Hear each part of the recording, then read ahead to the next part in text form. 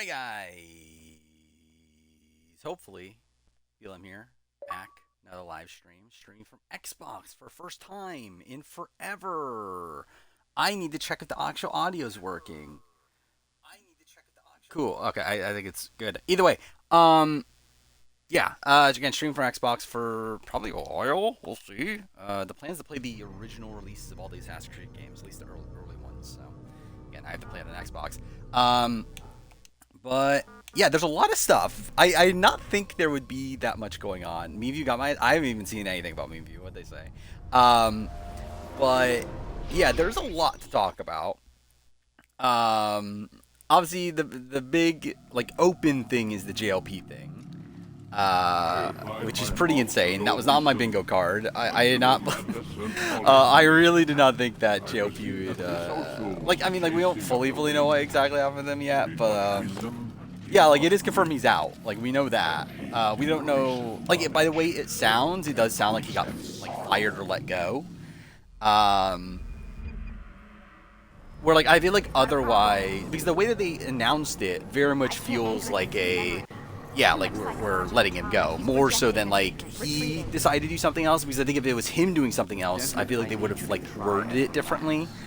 Let me try and stay. But, yeah, okay, what is this? Focus. Survivor YouTubers suck? Well, that's something. Yeah, I haven't seen this. But not shocking. I would agree myself. I don't think my content's in the slightest. Damn it, it's not working. Give it a moment, Miss Stillman. He'll adjust. Yeah, I'm like scrolling through the video. I think it is actually. I see some things here. That's kind of funny. Who are the people? Once Upon an Island, me. That's enough, Miss Stillman. Who's this Bandit Survivor? I've never seen Bandit Survivor. Like I know of Bandit Survivor. I mean, I've never seen like actually like We're going to try any of and the bring you videos. out. And then Russell Muscle. Yeah, that's fair. I would agree. Yeah, it's different, Mike, because I'm playing on Xbox. Because for some reason my headset is not compatible with Xbox, so I have to use a shittier mic. Bastards! Now, I just say. I will agree. I think David being the replacement makes a lot of sense. David is someone that has. I did hear about the pre-gaming stuff. We'll talk about it. So again, there is a lot. Like I will say at this point, beware 50 spoilers. There are 50 spoilers out there. Again, you could debate how reliable these things are, but there is definitely 50 spoilers out there. What do you want me to do? Teach you how to mix a martini? Game is louder than Chris. Is it really too loud? It shouldn't be. Like I literally have it like on like 3 out of 10, or like I'm at 10 out of 10. So it really should not be that loud. But I'll turn it down. Let's see. Then again, it just might be that one. Oh no, I have it on 2 out of 10. I'll put it on 1. We'll see how this goes. Not that I don't fucking care anyway. It's not like because like either way, I'm gonna hear it the same. It's more so about like how it comes off on stream, and obviously most people that are watching stream want to hear me more so than the game anyway. Yeah, I will not be spoiling anything until the very. I won't talk about the actual spoilers until the very end of stream. But there are spoilers out there. So yeah. By the way, season's not done yet. Also, the Most fortunate for of course, crushed. About what? For you to What happened with Will use Neff? I assume you're talking about Will the Neff, right? animus will allow us to locate what we need. Are the alum coming back to the U.S. on Independence Day? I believe they're flying back July 2nd. Is what I know Survivors Unite has said. And continue I believe tomorrow is day 26. I believe. Any spoilers that haven't been mentioned on Discord or Reddit? I don't know what has been mentioned on Discord or Reddit. insane. So what is it, Mr. Miles? Probably not. Live or die? I would assume it's the same ones. Lie down. But I haven't looked on like what exactly is like being said on Reddit and that sort of thing. I'm pregame we'll talk about. Pregame I have no problem talking about before. Like because like that's obviously stuff that happened before the game. So like I feel like that's free to talk about. There's other stuff that are spoilers that I won't talk about till the very end. I am talking about the one thing Redmond revealed, but other things related to that. You're inside the animus. Which is Where, yeah, there's like other information about that thing that makes it very spoilery at this point. Seems you'll need And to very, it's a spoiler in itself, so it's like whatever. Very well. We'll start simple. Yeah, we'll talk about the. So Survivors Unite essentially gave a full rundown of all the pregame they heard about. At the end of the day, Survivors Unite is Survivors Unite, and like I don't know how reliable they are anymore, considering a lot of their 50 information turned out to be fake. Or at least not a lot, but like some of their 50 information turned out to be fake. I mean, a lot of their fake stuff was like stuff about like, oh, I heard this person got called. But it's like, yeah, I still feel like I'm not like taking this like fully as like this is definitely real, but there was some interesting stuff there. Whatever you call it, the fact remains. Okay, for some reason my audio's glitching out. Knowledge That's not a great absent the sign. requisite first. This is why I don't like stream for Xbox. It just feels like the stream is like a lot less like stable. And like obviously just the equipment used is audio's off. That's what I thought. Okay, let's see. Passed down from previous generations, but memories as well. The memories of our ancestors. Okay. And the Animus lets you decode Still- and read still these doing it DNA right. files. Precisely. I can hear it. It's like essentially as if it's like going in and out or whatever. Actually, no, it wouldn't even be that, right? Yeah, how would I even fix it? I don't even know how I would even fix it. Should I stream at 480? What happens if I stream at 480? But there's a problem. I want to see if that fixes it, because I think it'll be funny if that does fix it. Unfortunately, when we try and open the memory, your I don't mind think it is, stops. because I can You still lack hear it confidence being a to bit step into fucked. your ancestor's body. That's what happened earlier. You got knocked out of the target memory and pushed back to a more I think GOP not hosting is a mistake. Why? It's your subconscious. Not really, Existing. to be honest. We found similar reactions in patients who undergo I'm like, I think it's like, we don't know the reasoning for everything, but like, I don't think it'll matter, realistically. So how do we I have a feeling my mic is still fucked. Actually, I'm gonna actually listen to it myself. Okay, it is still fucked. How do I fix this then? Like, This is the closest we can get, so it's where we'll have to start. I'm uploading the tutorial program now. actually, then again, it's like stapling out now. Maybe it's just that section of the game.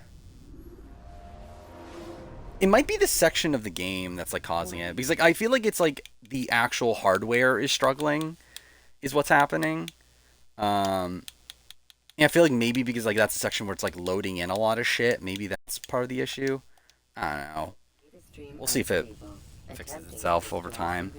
Better, yeah. Yeah, I have a feeling it was probably just that one specific section. This tutorial has been prepared in Oh yeah, what's this post? Animus's control system. Instructions will follow. Random question about Micronesia. Why didn't Tracy, Chet, and Amy vote for Synchronization bar represents how in sync you are with your in the route that memories. Chet went home, Whoever follows they the need Animus Chet's sync. vote as the vote The would end up Animus will restore you 3-3-1. to I your don't think they last thought about it that conscious much. It position. is probably You the are reality. currently dangerously close to I think they were just like, desynchronization. fuck, we need Chet's vote, and Chet isn't gonna be here, so we might as well not go through it. Also, to be fair, I believe Amy was like a lot like sketchier. Like I think they needed, like, really needed to like lock in Amy, and Amy was just like in a spot where like, okay, Chet's fucking leaving the game and everything. It's like, am I really gonna like quit, or am I really gonna am I really gonna vote with this group where like Chet's probably gonna quit and everything? It's like, I think that was probably the bigger issue with all that. While standing still, use the head I forgot I never got button to stream observe on your my environment. phone.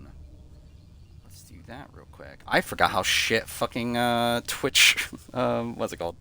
The new Twitch stream manager is. Let's see.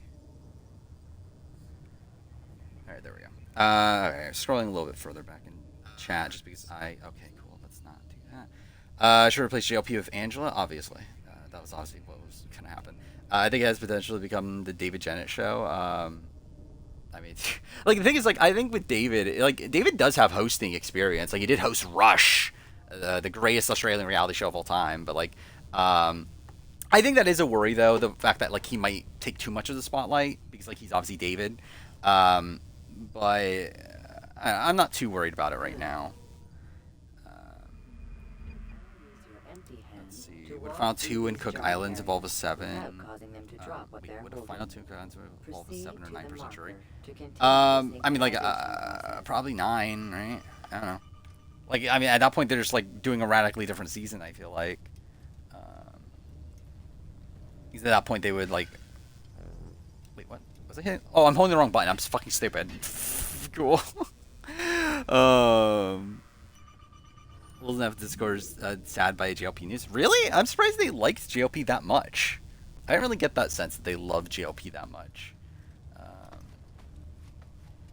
If Q plays 50 the way he played in 46 before Final 10, he could win, but he probably sank his reputation too much. Could he though? I don't think he was like headed towards a win even before all that, but yes. The Animus differentiates between two fundamental actions. B27 cast and sequester. Yeah, I believe they entered sequester. Low-profile actions was are it this socially weekend, right? acceptable. High-profile actions are more action-oriented. I mean, I don't think they forced Chet. Like, Chet was getting medevaced either way, but like they didn't force Chet to say, "Hey, you have to get voted out right now." Like they didn't tell everybody, "Hey, you have to vote for Chet," and Chet is going home. But yeah, Chet was going to leave either way. It's just a matter of like how did he leave. David being picked over George is tragic. I mean, David is going to be a much better. Like, you think George would be a good Survivor host? Like, George would be a shit Survivor host. Like the I don't feel, again, that's part of the reason why I'm talking about this. I don't think that's real. Like, I don't think Rob Cesternino was pre-gaming with Sean Rector and Jerry Manthe. Like, I feel like that seems like part of the like part of the Survivor Unite stuff that feels like fan fiction to me. Has 50 finished filming? No, it finishes tomorrow, I believe. Oh, I did watch Squid Game season 3. It was not great. It was like, I think it's better than some people are making out to be, where people, like some people online are like, "Oh, this is like worst piece of shit ever." It's not terrible, but it's not good though. I think it was just a lot of missed potential. Rupert said he wasn't called for. I did see that. Which, yeah, again, that's another thing that, like, and to be fair, that was also Redmond also had Rupert's name as well. But like, yeah, like Survivor Night is like, oh, Rupert got cut. So yeah, that's something. If I go on Redmond's Discord, will I get spoiled?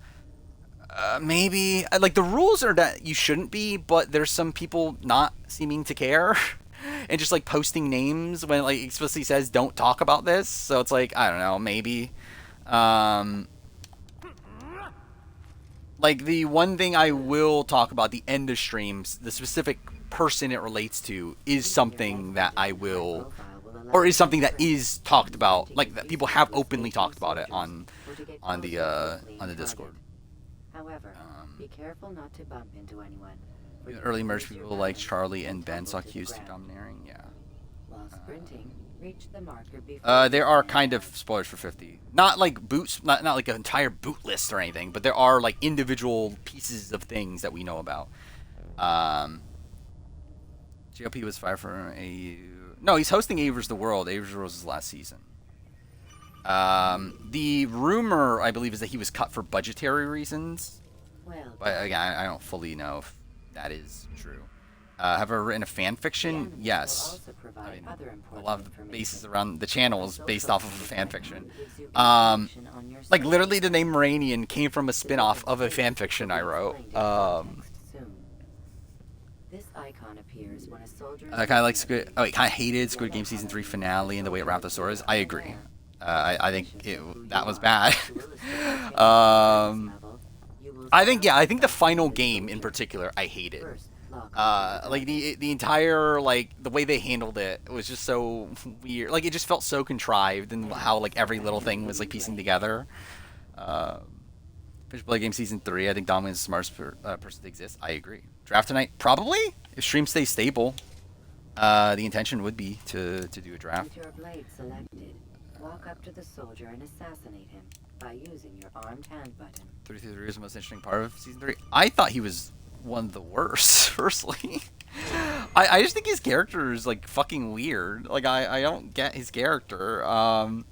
Lauren Genevieve, the one watching 47. Yeah, I can see that. I don't think she's that great. Top storyline Squid Game is absolutely useless. I agree. I think that was also a weird thing that doesn't lead to much. Mother Viva about to win, obviously. No sense why they use awful ADR. I actually don't mind. Like, I know that's like a major criticism. Like, to me, it's like I feel like they're meant to be cartoony. Like I don't know. It's like, yeah, like a lot of people are like really complaining at like how ridiculously over the top they are, and like I feel like that's the point. Like I feel like they're meant to be that. At least like my interpretation of it. Doesn't Kim Spradlin. She's a boring person. Oh, I said about JP's exit. Not really. I think it's a weird thing that happened. Like, it's a weird choice. It's not really a thing that, like, to me is, like, that fundamental. Like, I think Australian Survivor should be fine without him. And I think if it ends up failing, it's not going to be because GOP left. It's going to be because of other factors. I think GOP is good. Like, he has, like, grown into his role. But I don't think he's, like, the only person that could ever host Australian Survivor. When he's 2 days, that is the thing. We're just late on Squid Games 3 is a spirit animal. Okay. What are the spoilers on Twitter? Kinda. I mean, like, it's on Survivor Sucks.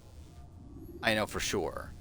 Because, like, Survivor Unite confirmed some of it. Or at least imply, like, Survivor Unite has said what they have heard. By the way, also, Survivor Unite is going to spoil the season, by the way. So it will be spoiled. Like, someone already asked them that, will you post the boot list when you hear about it, and they said yes. So prepare for 50 being spoiled in like a week or two. Excellent. But yeah, what are the individual pieces relating to? It's not game format, not necessarily placement either, but a thing that happened. If they edit GOP out of Aver's world, that would be pretty insane. GOP said that it was because they're trying to increase the ratings. Interesting. So is that like? So do they think that adding David would increase the ratings? Because to be fair, like, I'm realistically, I don't think it'll matter. But I kind of actually do see that rationale. I can kind of see that being their mindset of them thinking that, hey, maybe if we like. Again, change up the host and like add in somebody that like the like casual audience loves. Like maybe we could do something with this. Like I don't think it will actually work though. But I could see that being their rationale. There are no reliable first boot spoilers. By the way, Redman has gone on to confirm that, yeah, pretty much every spoiler that's out there outside of this is fake. That they have now gotten confirmation from their sources that, yeah, this stuff is fake. Like the stuff from Sepia J, the stuff that Gamer had heard, like all that sort of stuff, they like Redman knows it's fake. Not necessarily that he knows what it is, like what the actual like first boots are or anything, but more so just the fact that he knows that the way that they got the information, who they got it from, is not reliable. Will assist you with staying in sync. The creed consists of 3 tenets. First, hide and seek was amazing. Yeah, I thought that was a. So what were the games of season 3? It was hide and seek. It was the bridge with the rope thing, and then it was the final game, right? Yeah, I think the other 2 games were like fine enough. And yeah, hide and seek, what I think was like. I actually wonder how they'll do it in the reality show. That's gonna be interesting, right? You have successfully completed. Because like we know that they're doing season 2 of Squid Game Challenge or whatever, and I'm assuming they're just gonna obviously do like these games. Seeing how they do hide and seek there. When next AU season starts, we find out the next host. Imagine it's David Oldfield instead of David Jennett. That'll be funny. There must be another way. They should film a video, JLP ceremoniously passing the torch. I have a feeling they don't want to do that. But an excellent kill. Yeah, the 3. I don't know how far back in chat I am, by the way, but again, I'm still trying to scroll through. I think 33 does in the final 2 episodes make sense. I agree. And how would you have done it? I would not have drawn attention. Yeah, these were useless, shallow characters. Yes. I I think part of it is the point, but yeah, I think that is, yeah. Everything is permitted. I think, yeah, it's like I think it's more so just a representation of like the like darkness in humanity or whatever, right? I feel like there's meant to be these like one note, like comically like villainous characters. But yeah, they don't do anything with them. It's still an issue though. The Master believes the Templars have found something beneath the temple I mount. don't give a fuck that JLP left. I do not I know. kind of agree. Like, I really don't care that much. Like, I'm kind of fine with or without him. Like, again, did I... No, like, I wouldn't have fired him, personally. I would have kept him on. But also, it's like, the fact that he's gone, like, to me, isn't, like, that big of a deal. I think it'll be interesting to see how David fits into the role, though. Which I think David will be fine. Like I saw him host Rush. He was fine there. In general, like I think he kind of has all the skills you would need for a Survivor host.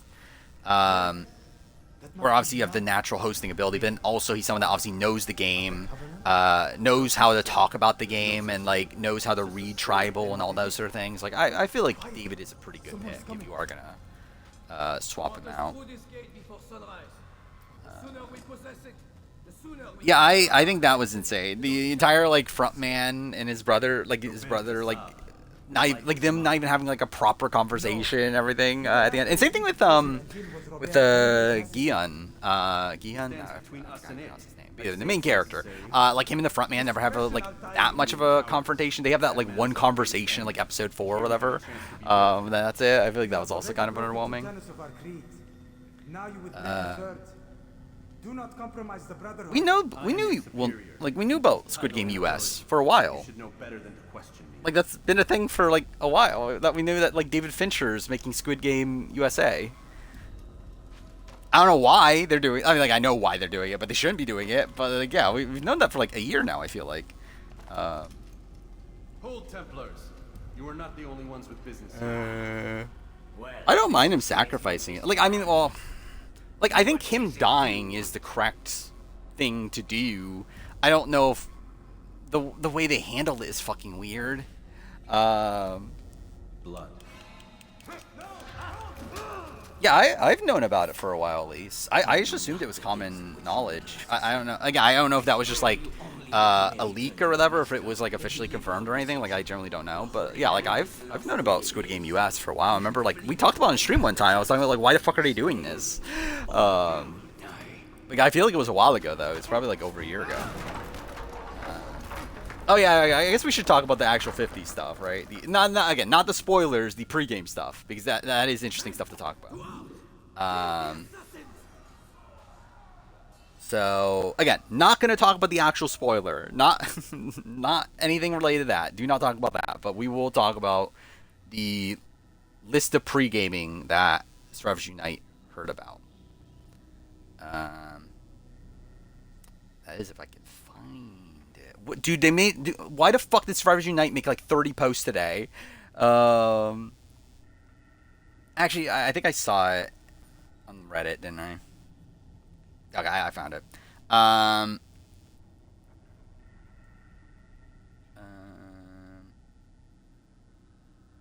like Genevieve will be targeting old scores. I believe it's the opposite, isn't it? Or, oh wait, this is her husband. There's not a single accurate word about Genevieve. Well, that's a shame. But still, again, I think the spot. Also, saying I need to know who told him Jen loves old school. Please hit me.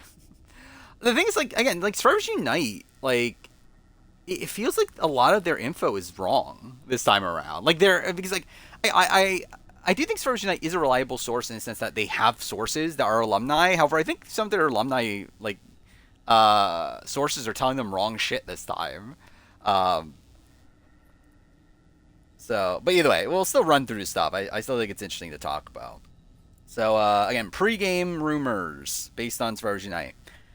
Steph was not targeting Suri, from what close sources say to Steph. New Era kind of seems pushing Eliza's buttons.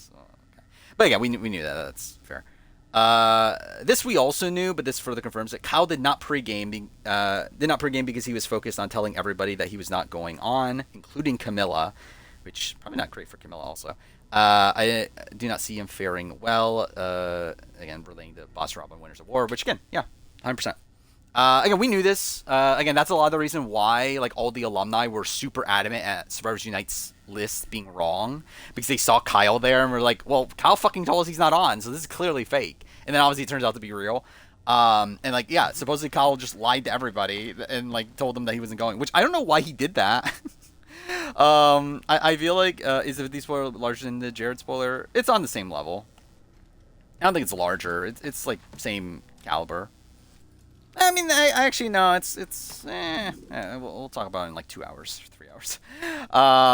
It's not like it's not like this person's about to win the game or anything, but it's decently big. So Genevieve was super excited to play Suri and Jenna. Okay, well, that's good then. I mean, at least that part of it's real. Doesn't mean you say I'm a complete idiot. I haven't listened to it, but that's fair. To a more recent one. Yeah, well, what's next? Heard Jennifer's having conversations with Angelina, Christian, and Chuck. This is the... Oh, fuck off. Cool. I know this game's prone to crashing. I've never actually had it. Last time I streamed this, like, I was able to avoid the game crashing. So whenever the closing game started, and they even Xbox don't allow to do that. However,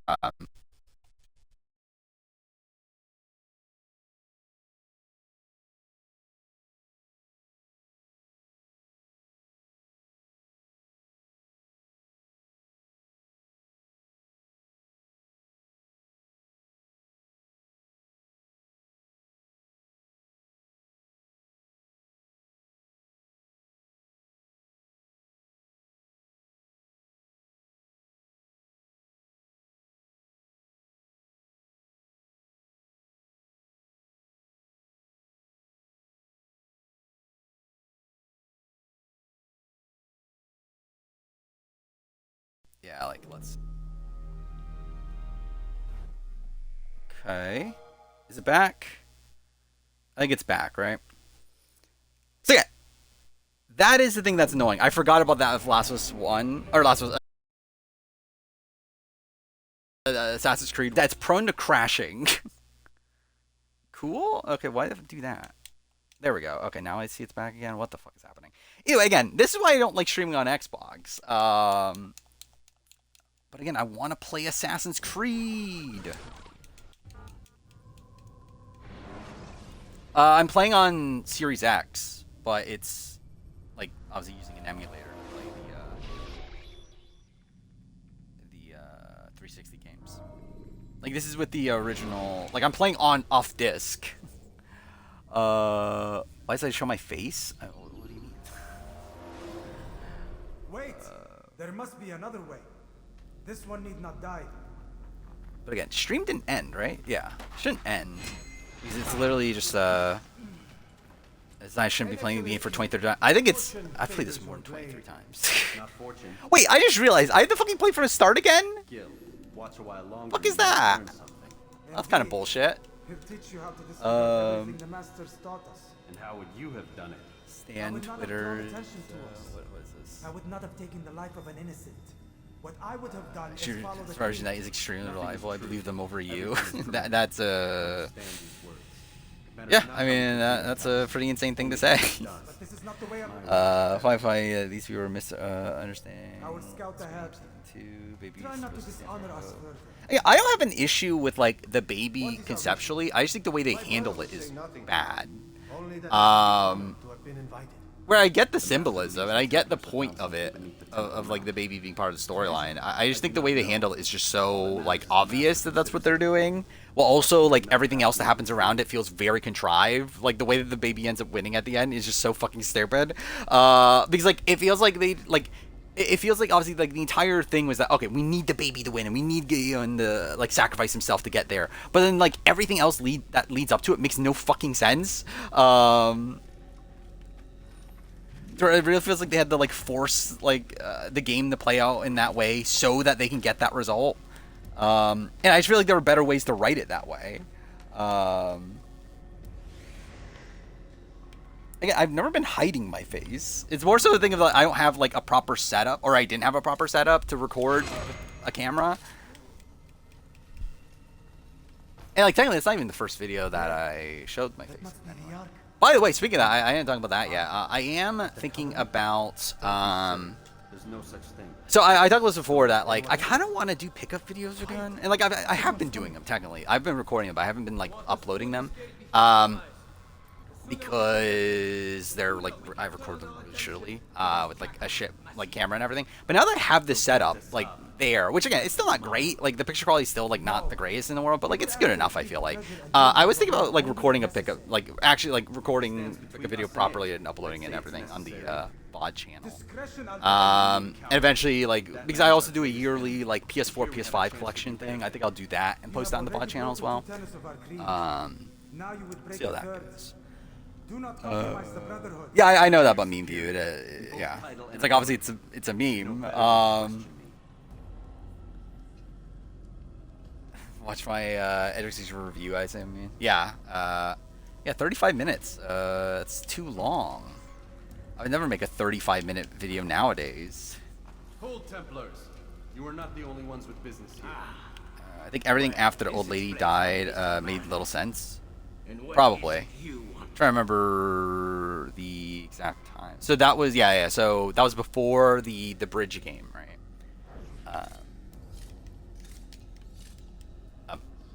Game. Wait, what?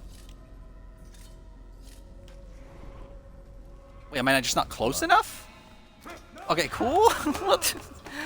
I saw that. Yeah, Cassandra's pregnant. Good for her. I think everyone. Oh yeah, I already read that. She could have stuff right before the jump. Yeah. Yeah, like everything from that point forward, I did feel like felt very contrived. It felt like set up for the baby ending.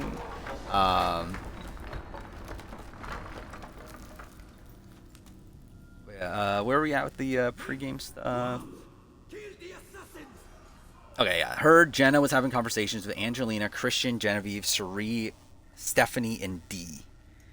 Which is a really random fucking grouping. I said, wait, is that the one that they were implying was together, or is that separately? It was told Genevieve loves old school. It sounded like she was thrilled about getting to play with pre-20 folks. To be fair, I could see this being a thing that Genevieve told, like, Jenna. Or, like, Cerie, and that's why this spread. So, like, there's definitely a chance that, like it's kind of both. That Sorority Knight is right and Genevieve's husband is right.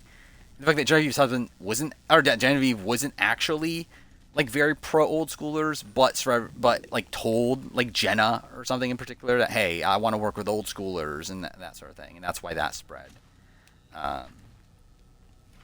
But I hope that's a good, I mean, outside Steph, like, that's a good group. I would like that group to do well.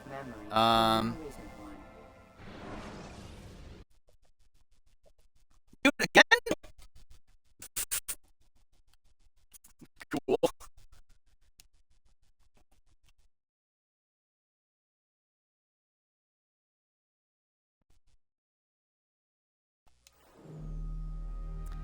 So that's really fucking funny. I think I have to switch games, right? At this point. Like, is it just not gonna let me play the game? Like, what the fuck is this?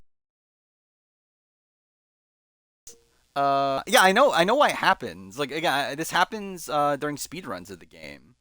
Is that, like, the game just crashes during loading screens. But, like, I've never seen it happen twice on the same loading screen back to back. Like, that is insane. Like, thank God this is on Xbox, by the way. Because if this wasn't on Xbox, this would be 3 streams already. Like, 3 different VODs. Do I give it another shot? That's fucking annoying, though. I mean, either way, I would switch to AC2 because the actual like, I didn't even need to play AC1. I just wanted to play AC1. But honestly, if the game's just gonna fucking break on me like every single time, then I'll give it one more chance. If it crashes again at the same spot, then I'll move on to AC2. I think. Wait. There must be another way. This one needs not. Cool. Playing this again. Trader Sports? I've not seen Trader Sports at all. I haven't looked or anything either. An excellent kill. Fortune favors your blade. Did you not accept anything through the new carrying or cross dumb or characters just wanna He'll teach you how to disregard everything the Masters taught us. Yeah. How would you have done it? I would not have I mean, done I the assume it Hector just rule. means that, like, I would not have taken the life of an innocent. What I would have done is follow the creed. Nothing yeah, I mean, is either way, yeah, I get permitted your explanation of that. or understand these words.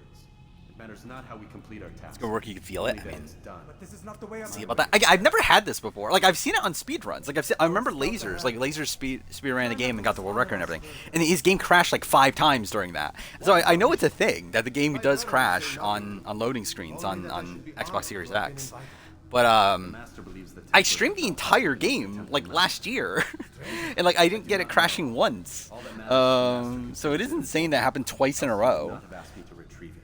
On the on the Trader's Cast, a scene at a wedding. Okay, so that's probably genuine spoilers then, right? You say that's like more of a like, yeah, this person's not there when they should be filming. Worst Survivor player to survive a tribal? I don't remember. Did I do a video on that? No, I did. I did top players to never survive a tribal, right? I never did worst to survive a tribal. I think Banu's in the conversation. Who is there anyone that made my top 10? I don't think so, right? That survived the tribal. There. That must be the Ark. The Ark of the Covenant. But yeah, Banu's pretty bad. There's Like, no such thing. It's just a Uh, What is it? Quiet. I think it depends on what we're like like what are we actually ranking, right? Because it's like with this spot, it's like I feel like it's one that like their games or like their potential on any given season. Their potential on any given season, I think Banu is probably the answer.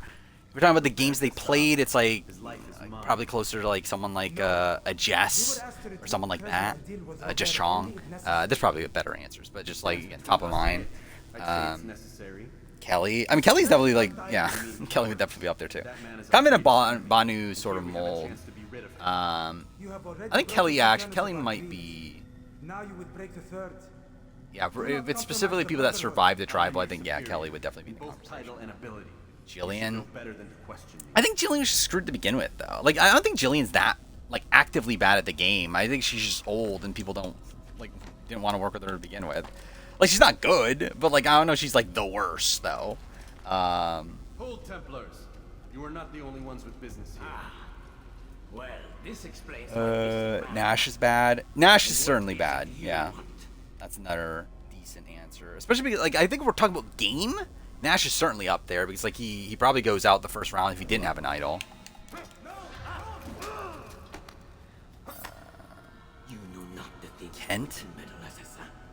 I spare you only that you may Like, Kent, we're talking about 2017 Kent? The Holy Land is lost No. to him in I wouldn't say he's, like, should flee now. I think there's probably worse than Kent. Stay. He's not good. Oh, I forgot about Kent from Brains. I forgot he existed. Oh, yeah, actually, he definitely is. Yeah, I think he might be a pretty good answer. Indy didn't survive a tribal, right? All right, let's try this again. Like, this is... let's see if the game crashes on me again. Yeah, I generally forgot Kent existed. I kind of forgot, like, generally, I don't remember Brains Run 2 that well anymore. Like, I haven't thought about it, like, since I listened to the last deep dive of it. To where it has kind of faded from my mind. I think it's a very bad sign.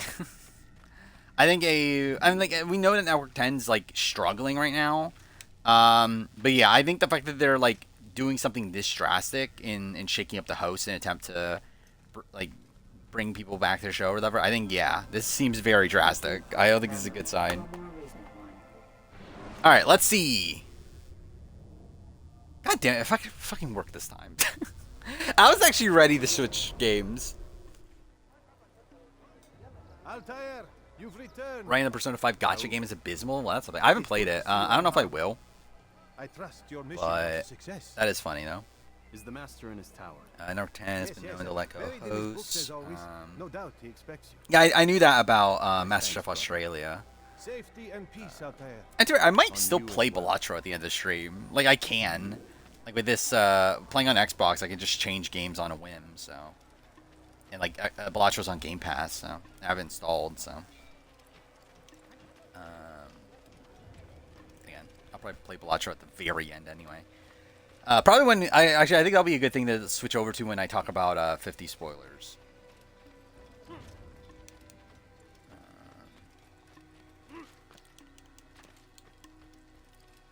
Yeah, I think that's the best idea is to do it when we talk about. I believe that's what I did with AU versus the World spoilers, right? Is I played like I switched to Vampire Survivors when doing that. And that's the sign. I will only play Balatro and Survivor. Yeah, if you see me playing Balatro or Vampire Survivors, that means I'm talking spoilers. Kelly Jeremy. It's gonna be an A. I mean, I assume he actually would make the cut, right? If they did do it A versus World 2. I mean, like, I think they're still, like, from what I understand, they're still planning on doing that. He's like, I believe Network 10 as a whole is fucked, not Survivor, in, like, on its own right. Or like, I think it would be more so a thing of does Network 10 just completely shut down more so than does Survivor get canceled? I think it's the situation. Because like Survivor's I believe their second best performing show or something like that. It's like one of their best performing shows on the network. So it's like I don't think Survivor itself is under risk of getting canceled. It's more so just that Network 10 just kind of sucks. No doubt you're eager to put your tongue to his boot. I think Bo will probably be let go after season 8. There'll be plenty of time for that later, brother. It's their Society game. Interesting. I watched the first like half of season 1 of Society game. I don't think I ever finished it. I didn't love it, but also that was like 10 years ago, so maybe I would like it now, but really don't know. I think another network would pick up. Maybe. I mean, again, like I think it's successful enough that we're like it might be like in the BB Can where BB Can currently is. Where like it might not be right away, but like maybe in a couple years. Game. Thank you. Network 10 streaming services is on the brink of being shut down. Yeah, it's not shocking. Tell me of your mission. BB27 without Angela that won't feel right. I guess. The Bo Ryan. Bo Ryan's just kind of whatever. I used to hate him, like when I watched his first few seasons. I don't hate him anymore. Like he's just like, but he's not that good though.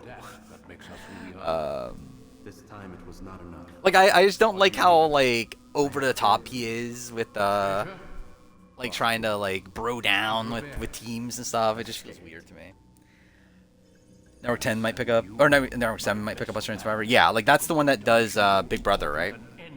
Which yeah, I could definitely see that because like with BB Australia, that was like with the new format and everything. I feel like that was done to compete against Survivor. So it's like, yeah, I feel like they definitely would be looking to buy the rights to Survivor. I swear to you, I'll find him. I'll go in. No. Again, I don't think Australian Survivor will get canceled. I think more so Network 10 could just shut down entirely. Where are Malik and Kadar? And then, like, it'll probably take, like, a year or two for, like, another company to get the rights to Australian Survivor. So we're like, I think it'll be gone for, like, a year or so. And then eventually it'll come back. Gone. Because of you! Robert threw me from the room. There was no Because you way can't even back. go to 10 play without Because you and would not heed my warning! sites. All of this could have been avoided! Interesting. Yeah, because I remember I went to it and yeah, it just wouldn't let you like load the videos itself. But I remember like I went on to like look for like images at points, see if there's like any like screenshots I could use. I've watched your favorite fail to find. Want to do a reality TV host ranking? I don't know. I'm not dying to do it. I really don't care. It's the reality. But I don't know. Maybe someday. But yeah, where are we at the pregame thing? Might as well still finish this. So he seeks a battle. Very well. I'll not deny him. Let's see. Before the massive cuts, Jenna. So this is the part that I don't think is real, or at least I think this is kind of sketchy. But yeah, Jenna, Jerry, Sean Rector, Rob C, Sari, Angelina, Christian, and Genevieve had open communication. It will be done. Once the drops happen, as I stated, Jenna, Sari, Angelina, Christian, Genevieve continued with the addition of D. Which would imply, obviously, like, yeah, D would be like a late addition to that alliance. But I feel like that just doesn't, that feels very flimsy to me. Like, a grouping that big. And also, like, I really don't see, like, Rob C pre-gaming with Sean Rector and Jerry Manthe. And like all those other people, I just feel like it's like a weird grouping to come together. Where like I don't know, I wouldn't believe that personally. Not sure what Coach's lying did for him. So yeah, it seems like Coach just genuinely lied to everybody that he was on also, which is like, wait, what did I do here? Oh, wait, I'm in the wrong part of the game. Yeah, I'm dumb. I'm supposed to go to the front first. It's almost as if I don't know Assassin's Creed 1. I do not expect the 249er. Wait. Oh, I do not think anyone expected the 249ers on. So I don't know how that worked for or against them. And then Mike was kept secret by 2 different Goliath people. That part is interesting. So yeah, like it seems like. So yeah, like we now know for sure that Mike White was on the cast the entire time. Just the only people that knew about it were his fellow Davis Goliath players, in that they supposedly pre-gamed without him and didn't tell anybody that he was on. Yeah, the Figgy thing's not real. I don't know why people genuinely believe Figgy was like in the run. I don't know why people believe this. Like she posted a video like mocking like the Carolyn and Jesse situation, and then like took out of that oh, Figgy was just cut or whatever. It's like I'm pretty sure she was joking.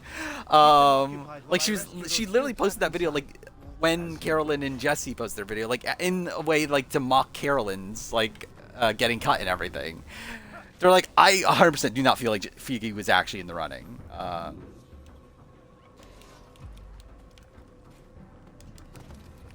No idea why they didn't call Rachel. Well, from what I understand,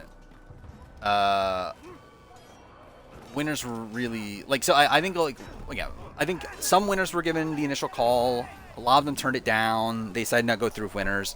Then I think winners were not brought back in until like March when they had like specific winners in mind. So my assumption is that I think they literally knew who they wanted at that point and only called like those people. So I think it's just a spot where like Rachel just didn't seem to get picked. Now I don't know why Rachel didn't get picked. I think that is a weird thing. But I guess to them, I assume that just means that they just looked at Marianne and Dee as bigger locks, and they probably thought we don't need 3 New Era winners. But I am surprised by that though. Yeah, we knew that about Ty. That Ty, or at least again, if you believe Stars Unite's information, Stars Unite was like, yeah, Ty got cut and then got called back or whatever. So like, it was implied that Ty was like a later cut, ultimately. I've not thought about my final juror ranking for AU like ever since I made the first one. So I don't know. Probably high. I would assume he's high.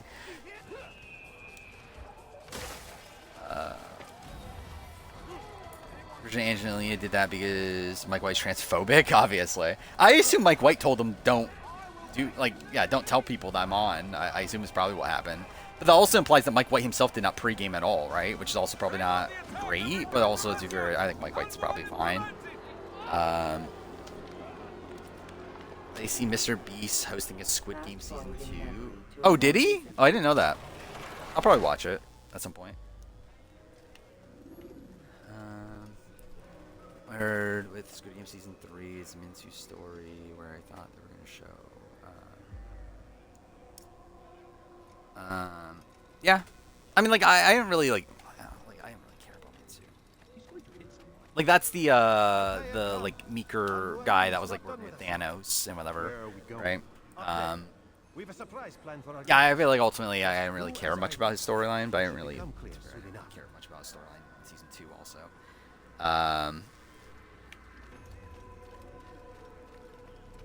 I believe it's day 25 right now. Actually, it might be 26 morning. I don't know what the fuck it is Fiji time. It might be the morning of day 26 right now. By the way, the game will finish tomorrow.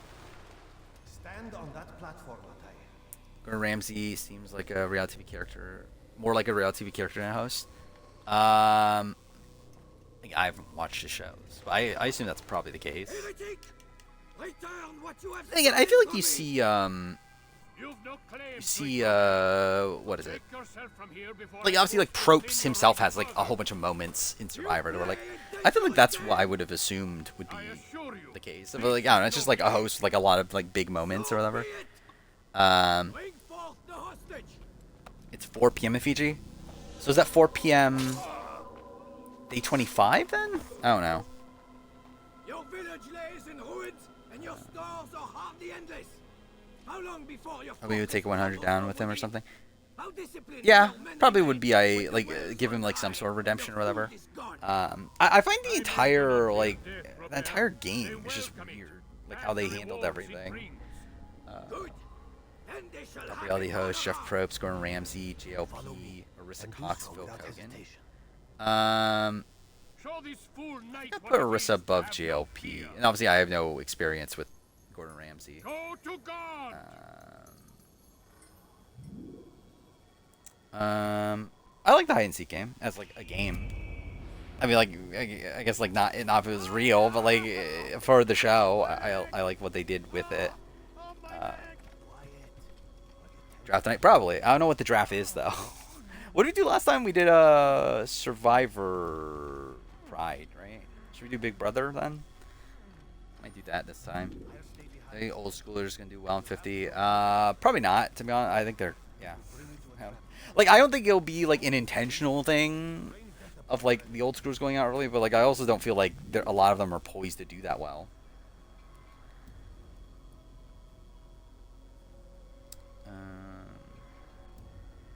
Wait, what? Person involved in the production of Mr. Beast's last video died during production? What the fuck happened?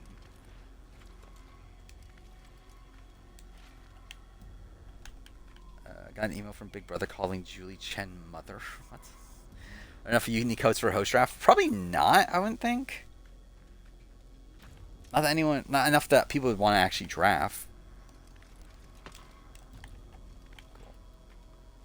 Cool. Survivor game was fine. I mean, they just felt like them retreading the other bridge game from season 1. Like, obviously it's not exactly the same, but I feel like it like kind of serves the same purpose, like narratively.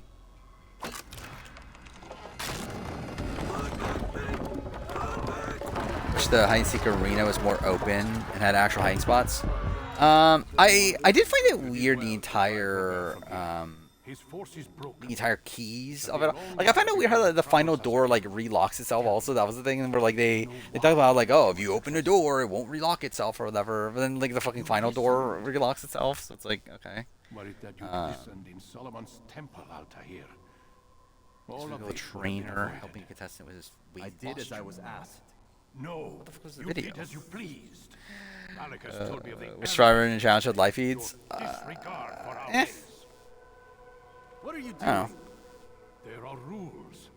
We are Like I feel bound like to not abide by the it'd just be Assassins' worse creed. though. Three I feel like it's the simple thing. tenets, which you seem to forget.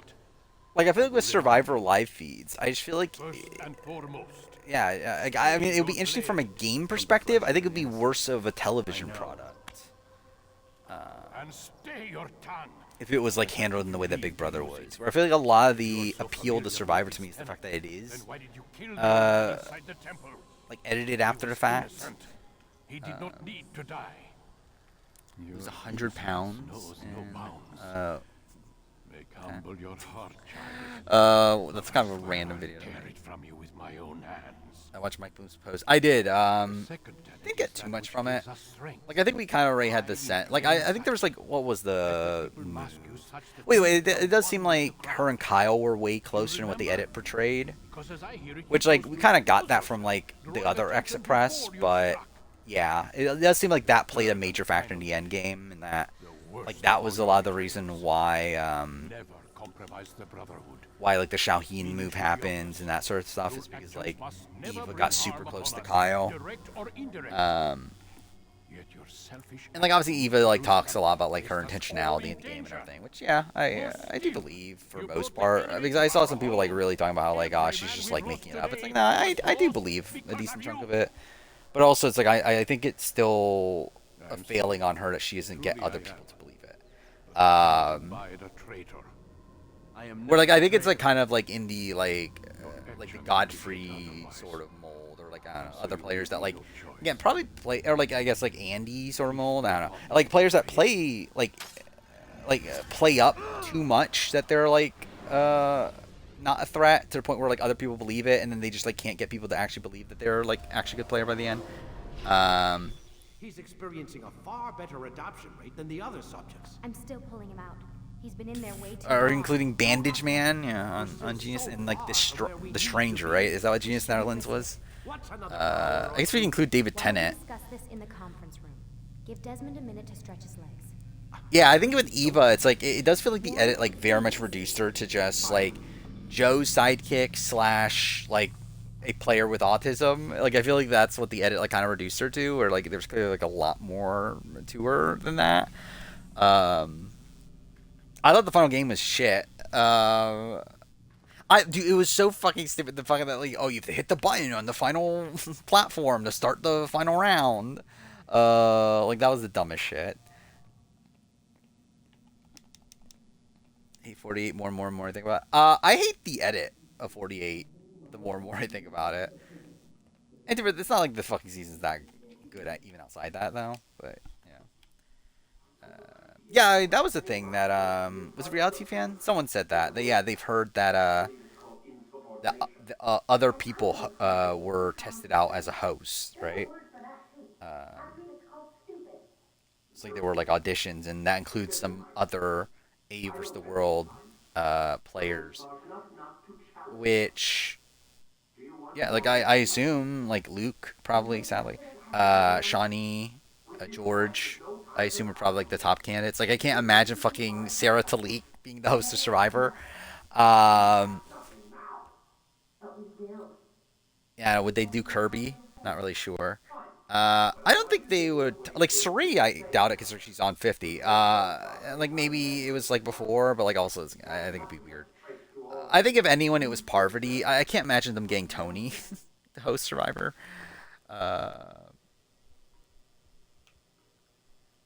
Was Joe ever seen as the front runner? Like on the island? I think there was a point probably. Or like I think like when like Chrissy goes home and that sort of point, I think people were looking at Joe as the front runner. But I think it shifted like once the jury started to get bigger and they were like looking at the reactions from the jury of like people making faces when Joe and Eva talked or whatever, and they realized they were goats. I have to leave first, right, and then go back in.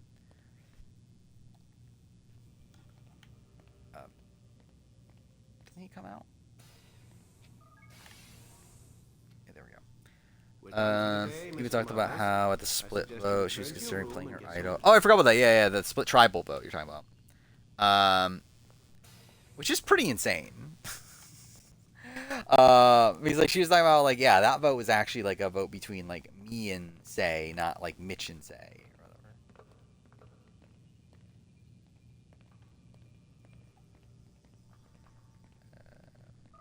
For the edit, should have shown how close Shaheen was to Joe and Eva.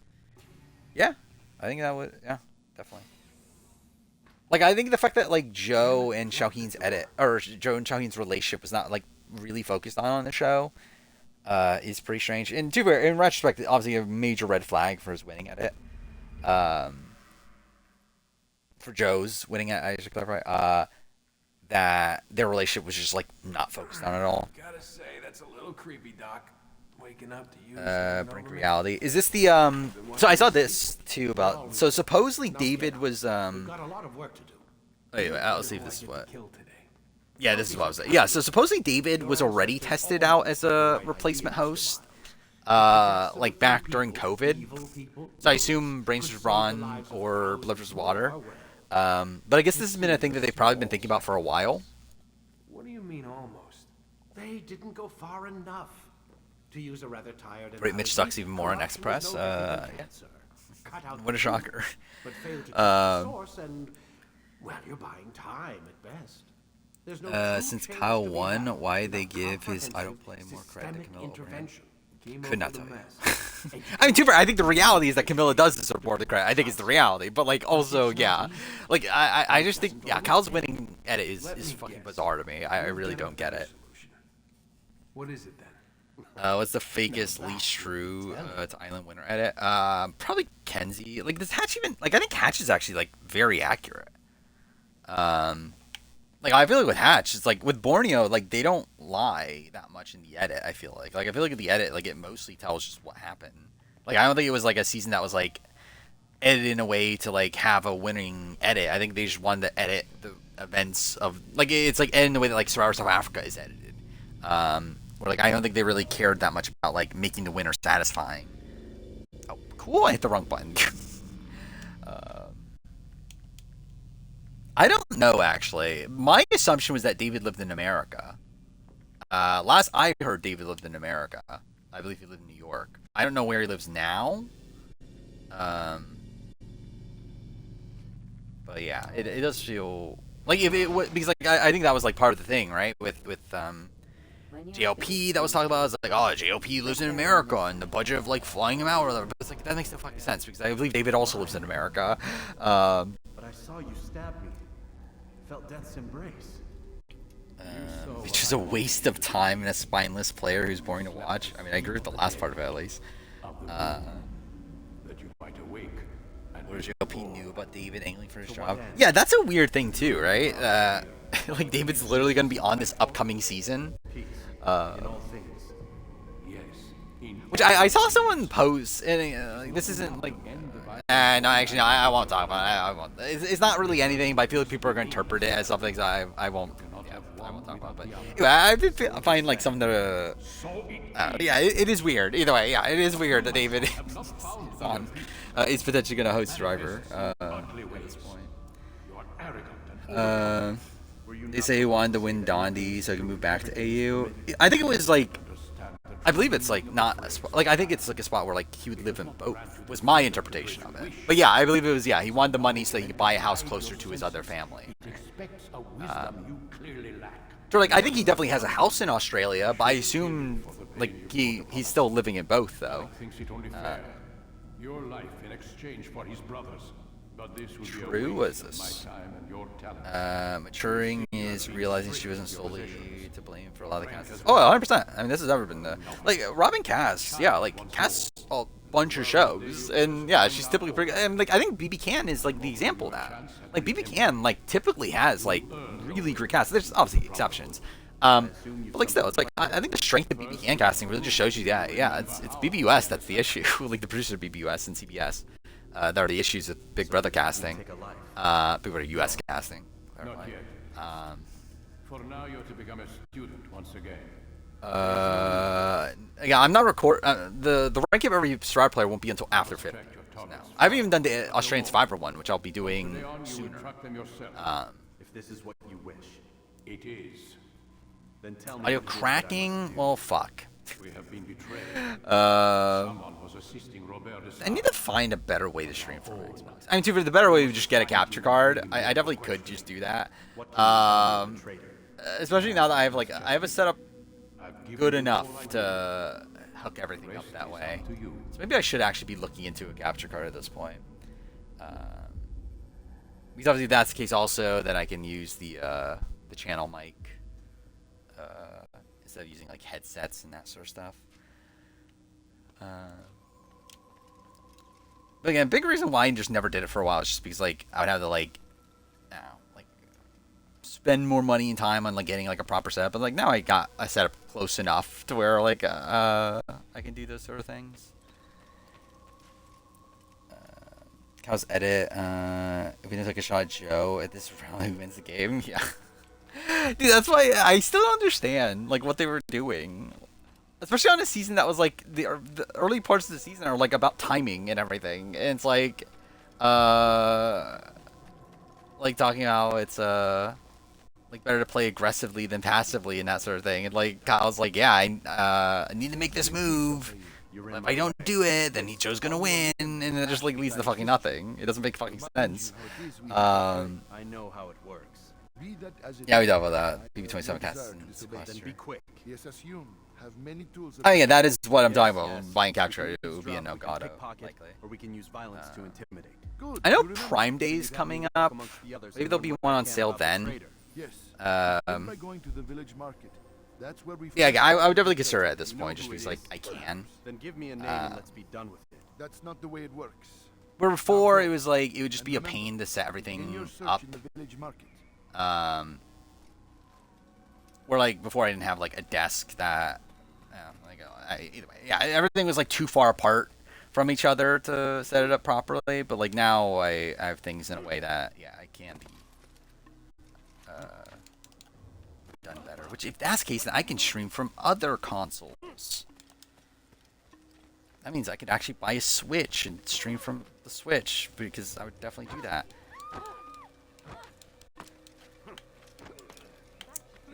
Worst edit season 43, 48. I think 48, right? Like 43, I think is like. Oh, what? What the fuck was that? What the fuck happened there? Yeah, like 43 is like. I think the round by round of it all is edited poorly, but like the overall like storyline of the season isn't edited poorly. Where I feel like with 48, it's like both. That's like bad.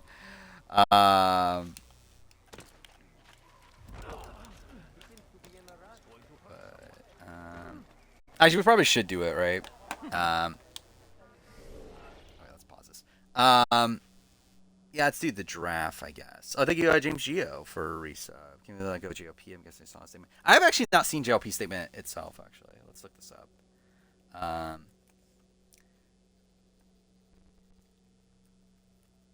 Because I was too busy getting caught up on the Survivor Unite pregame stuff before stream. But I've seen that like they confirmed it and all that stuff, and obviously I saw the rumors from earlier, and like people talked about it. But yeah, I want to see what. I assume it's was it on his Instagram? Oh, it's on the reality TV post. Okay, let's see. Reality TV fan.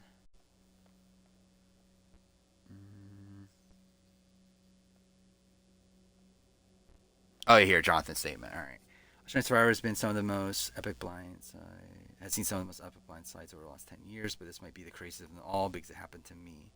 Received the call from Network thanking me for all the hard work and dedication to the show, but for next season they're going in a different direction. Ratings have dipped a little bit recently, and they want to do something drastic, shake things up. So for the first time ever, this is not a tribe swap, but a host swap.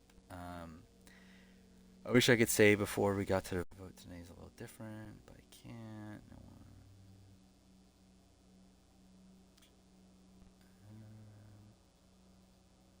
Yeah. That's insane. Like, so yeah, I think it's like it is a spot where like, yeah, it just feels like this is a ploy to get ratings. To like I think it'll be one like the appeal of like like how's fucking Golden God gonna be as a host. And people being excited to see the Golden God back, even though he's just on Naive vs. the World. But then also like yeah, just people liking him to begin with. Yeah, it's a weird like I don't know why they did this. Like I do think it's a weird thing for him to do. He's slinging straight. I've seen you in Corey's chat talking about Will's BB2 game. I 100% agree with Corey. I think you're wrong, but whatever. Imagine if CB has Legos Jeff Probst. That'd be insane, right? Yeah, I think it's like. Obviously I think it's a different like sort of thing though, where like obviously Jeff is like more of like an icon, like iconic. Dude, I just realized I'm gonna have to put fucking David Jennett on my banner next year. That's gonna be kind of funny. Like it's gonna be fucking David Jennett next to Jeff Probst. But yeah, it's like I think Jeff Probst is like just on a different like kind of league where I feel like Jeff is like kind of the face of Survivor. Where like I don't know if JLP is necessarily the face of Australian Survivor. Where yeah, like I think like realistically, it probably actually makes even more sense that someone like David would host the show. But like, I do think it is a weird like shake-up to do. Where like I don't know if they're gonna get much out of this.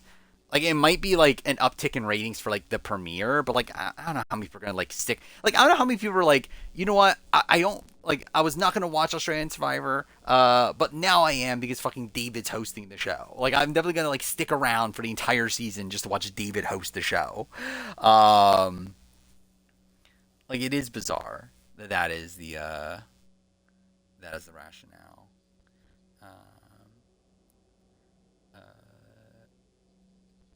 Oh, I agree with that, actually. Looking back on it, I do think Shannon was probably going most of the time. It doesn't change the fact that Will's game is still shit early on. Like, even if he wasn't necessarily going home in week 3, I still think it's bad that he's in that position to begin with. Especially in comparison to the other winners there. out there to compare him to. Like JLP more than Modern Jeff. I think they're kind of on the same level for me personally. But yeah, I've grown on JLP definitely more over time for sure. Can you do anything but the BB Pride draft? I mean, what draft should we do then? I don't know what draft there is to do. Is there a lot of spoilers out there for the? There are some. I think there's two big tidbits of information that are out there. And then, yeah, actually, no, that's pretty much it at this point. Yeah, because everything else has been debunked. So yeah, it really is just like there's two bits of information. One. Okay, yeah, either way, one implies elimination. One implies a place, or I guess a placement, kind of. I don't know, not necessarily exact placement, but either way, whatever. I think the full thing's gonna be spoiled eventually. Yes, 100%. It'll probably be spoiled in the week. Again, Survivors Unite has already said they will be spoiling the boot list when they get it. Which filming ends tomorrow, so I would not be shocked if the season gets spoiled by a week or so from now. We'll see how it goes. Is there the stuff related to stuff that's been speculated prior? I don't know what stuff that's like.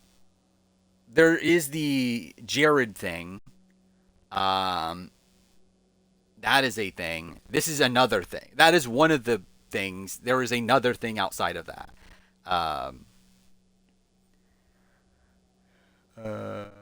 Not the Jared thing. Probably, maybe. I don't. Like, I'm not sure. I'm not sure which thing was talked about before, but probably because I know it was in the ether at the time, but wasn't confirmed yet. How do whispers work? But yeah, if you can whisper it to me.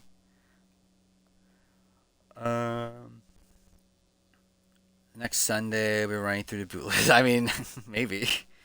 At least the final three or whatever. Will they just have up to the final three, or will they have the final result?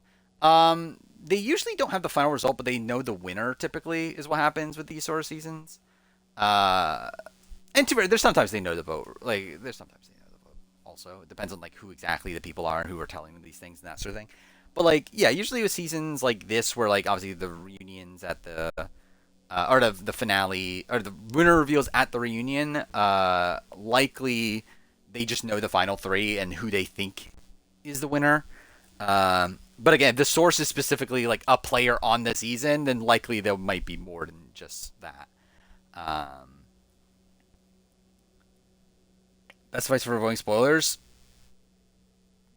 Don't think you can.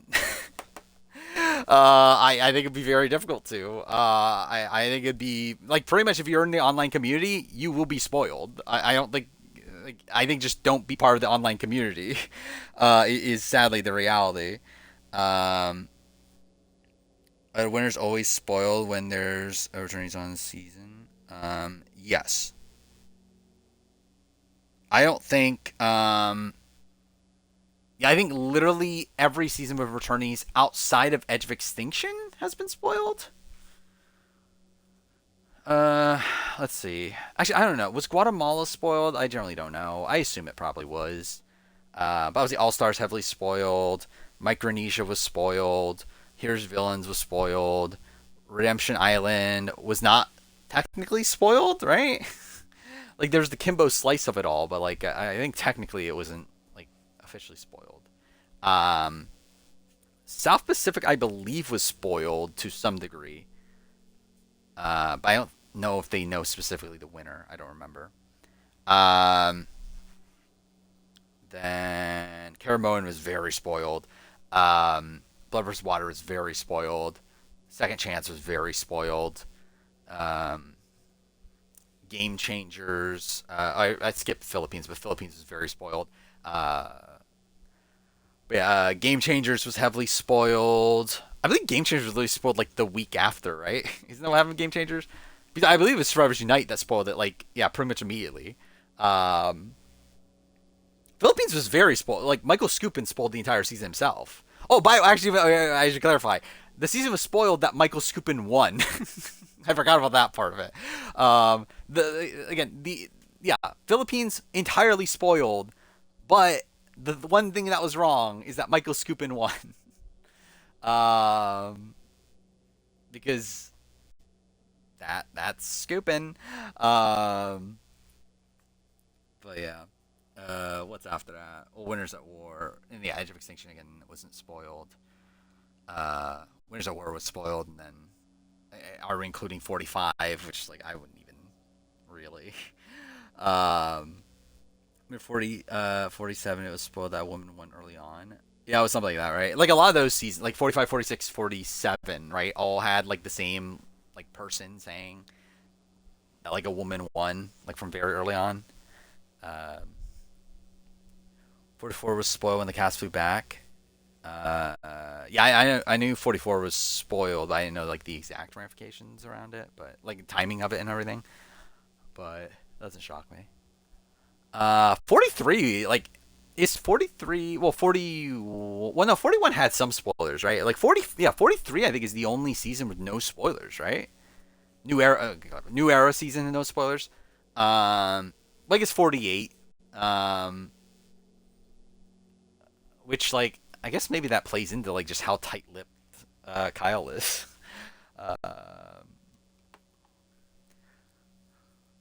Meavy says my spleen may not be with you. See, what the fuck does that even mean? um,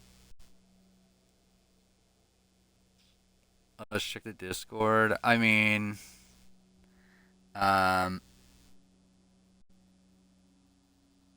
like I think it's related to like. Do you know the thing that Redmond confirmed? Like Redmond confirmed a spoiler, confirmed a thing that happened on let's see, I'm getting very wonky. Anyway, Redmond confirmed a thing, and then there are other sources that say the person related to that thing. Um, but yeah. Only 48 versus CBS spoiling Mitch. That was a thing, which is funny. I mean, how big is again? It's tough to say without saying it. It's a thing that happened on the season. Was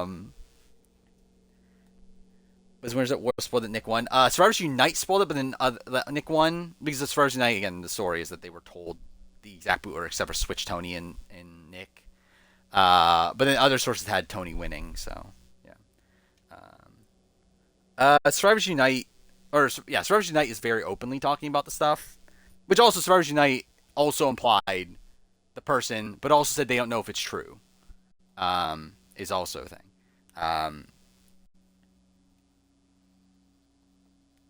They say any name? No, Redmond has never said any names. Redmond just said this thing happened. And actually, I don't believe Redmond knows himself who it happened, like, yeah, who it is. But just other people are running with that, and then now there's other information that might lean towards a certain person, and then Survivors Unite said at a point that they also think it's that person, but then in the more recent post also said that they don't know if it's that person. So again, who knows? I mean, again, if you go into Discord, you're going to see the person's name. Like, it is talked about in the Discord, but Redmond himself has not said the name. But people are saying the name, despite they're not supposed to. Yeah, also time frame too. Yeah. But yeah, again, we'll talk about the end of the stream. We'll talk about it in like 4 hours or 4 hours, 3 hours, like 2.5 maybe. I don't know. Draft. We're doing a draft, right? NPR 3. What do you mean? Ria's Rewind? You mean? I haven't watched season 3 of NPR yet. But anyway, Ria's Rewind. Just kind of mid. Okay, beat him up. Not great. Pissed off. I got pissed off at the end sections, but whatever. Death Stranding 2 has been fun so far. I wish I had more time to play it. What annoyed me is I lost an episode of the Let's Play, and I ended up re-recording it. So that wasted like 30 minutes of my life, but I'll say that. I think it's good. Um, any updates on Squid Game Challenge Season 2? I haven't heard anything, but I would assume like not that far from now. It filmed, right? I believe. So yeah, I would assume relatively soon. The CBS not care about these big spoiler people. Probably not anymore. Like I don't know if like I think it depends on how exactly they got their information. But even then, like I feel like because like supposedly they didn't give a shit about Rome, and it's like we have like, but then you do have other people like on Twitter spoiling things. They seem to be annoyed. I generally don't fucking know. Drafting returnee seasons. Are there enough returnee seasons to draft? I've never watched Kid Nation. Would be opposed to it eventually, but I've never watched it though. But yeah. Where am I at? Yeah, what's a good draft idea? We just include non-full all-stars. Even then, like I feel like it depends on how many people join. I think is the thing.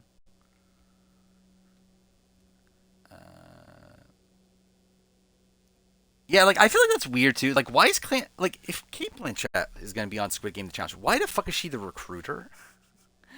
Like, I feel like that's weird, right? Like, I feel like I would have assumed she would have been like the front man, like not the fucking recruiter.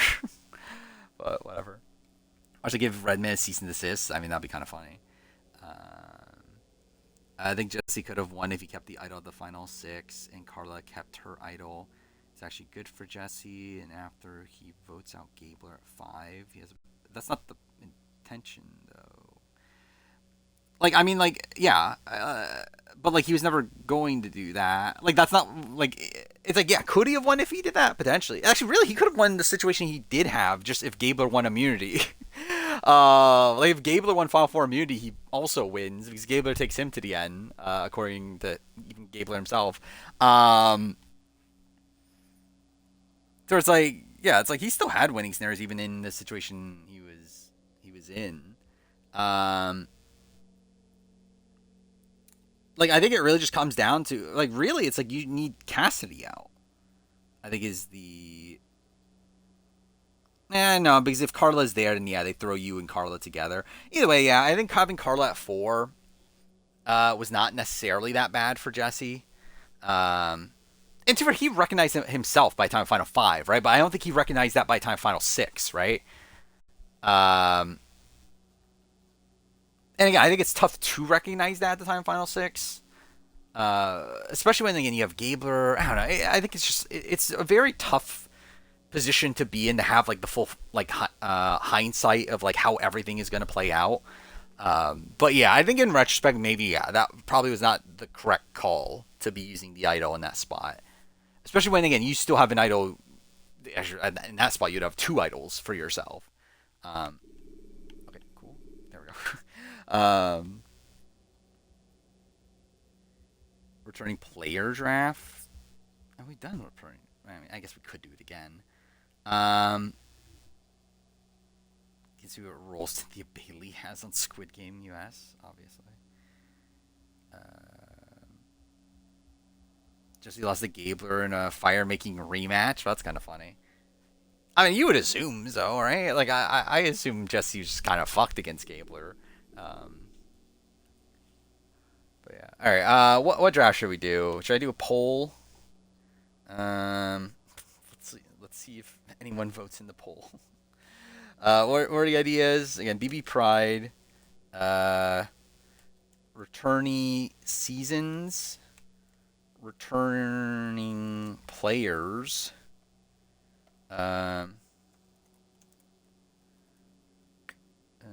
28. I feel like that's not that many though.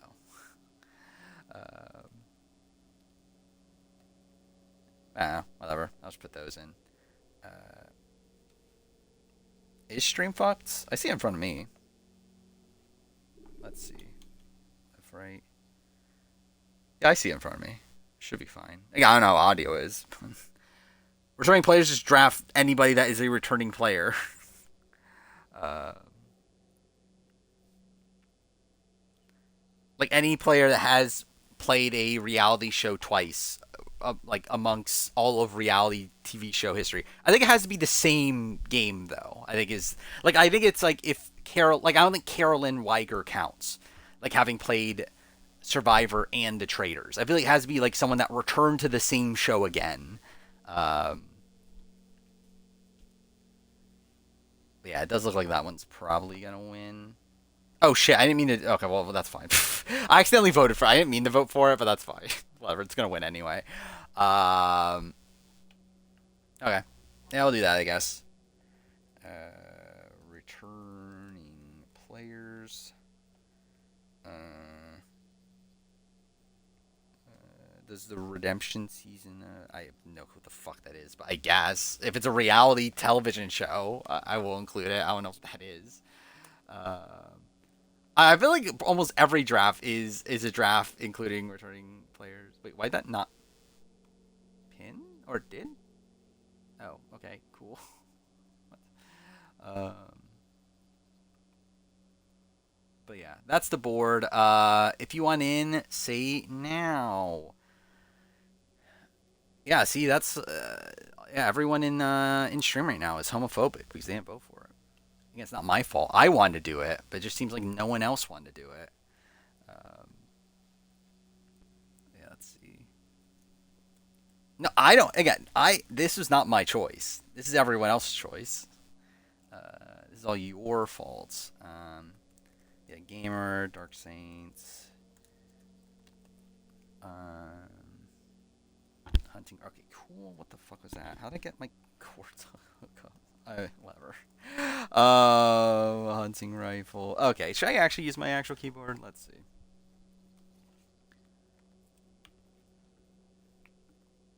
What's the next non-returning player, or the last non-returning player draft we've done?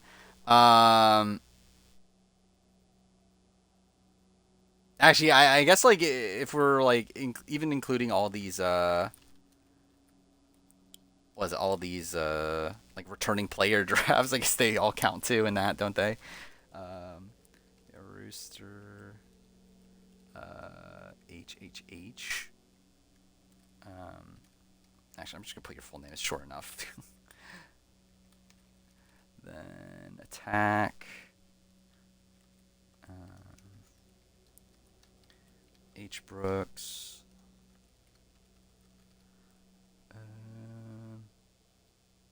First time since Dinosaur Era, what? That you've drafted? I feel like it has been a while since you've drafted.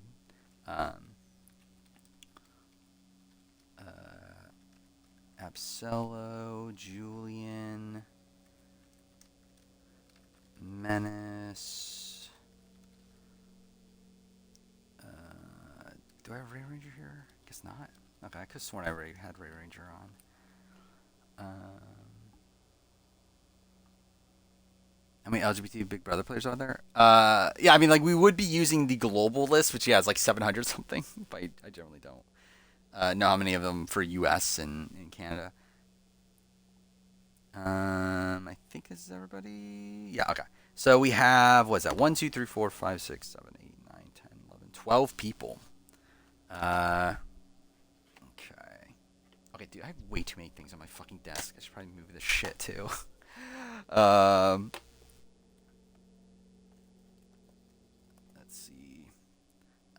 Draft every Quebec player. I mean, like, how many people here watch Quebec? I think it's probably like what, like 3 people. 5, 12, 2. So Rooster's first pick. 12 is Ray Ranger and then Gamer.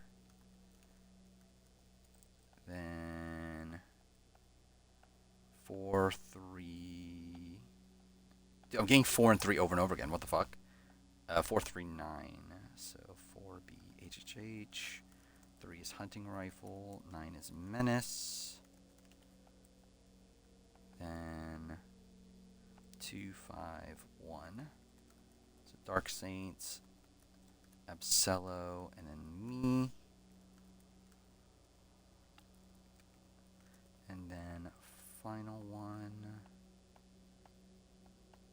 And I'm getting one. I had to push it like 10 times to get a number outside of 1. What the fuck? Either way, draft order is Rooster, Ray Ranger Gamer, HHH, Hunting Rifle, Menace, Dark Saint, Absello, me, Attack, Julian, and H. Brooks. So we'll go again. I think this is another one that like at least 3 rounds. We'll see how quickly it goes. If it goes quickly enough, 4. We'll see. But again, the rules, you can draft any player that has been on the same reality show twice. Actually, I didn't think about this. I think AU versus the, like, how's AU versus the world work? Like, does Cassandra work? And, like, Tommy? I would think no. Because I feel like they're technically different shows, right? Like, Australian Survivor and, like, Survivor Finland. Like, I feel like it would have to be, like, Survivor. Like, the Australian Survivor people count. Like, I think if it, like, Sarah Talik would count. Like, I feel like Tommy shouldn't count. Not that anyone's fucking casting, like, Tommy anyway.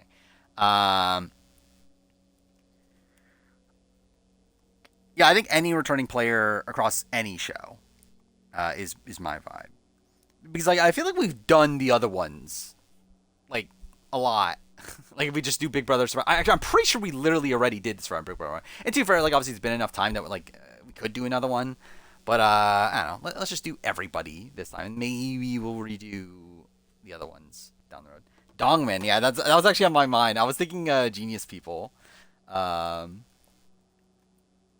like, yeah, I was thinking there was a shot that I was going to get one of the bigger Genius People.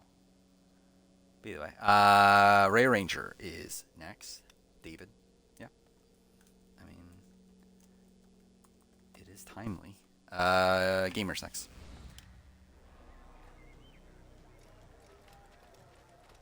Like, I think it's like, I think it's returning to the same show is the thing.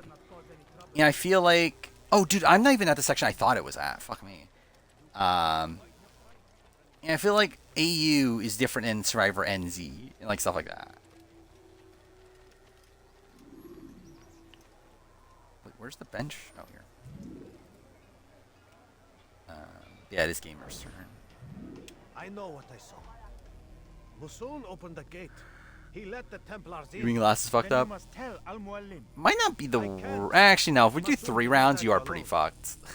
It's definitely not a great spot. 4 rounds, you might be okay. He exchanges letters with someone inside. The basket weaver carries them for him. That's no reason to stay silent. By the way, I'm also like debating exactly what I want to do with the Big Brother stream. So like, I won't be able to watch the Big Brother premiere until after. Like, I think it's like, so with Big Brother coming up, like, it is a bit weird, like, the stream schedule for it, where, like, typically, obviously, I'd like the stream, like, immediately after the Big Brother premiere, and then, yeah, like, obviously get, like, kind of a vibe check at that point. It's going to be weird that, like, based on the current stream schedule, I'm going to be streaming the day before the premiere, and I won't be streaming again until Sunday, which is, like, what, like, halfway through week 1?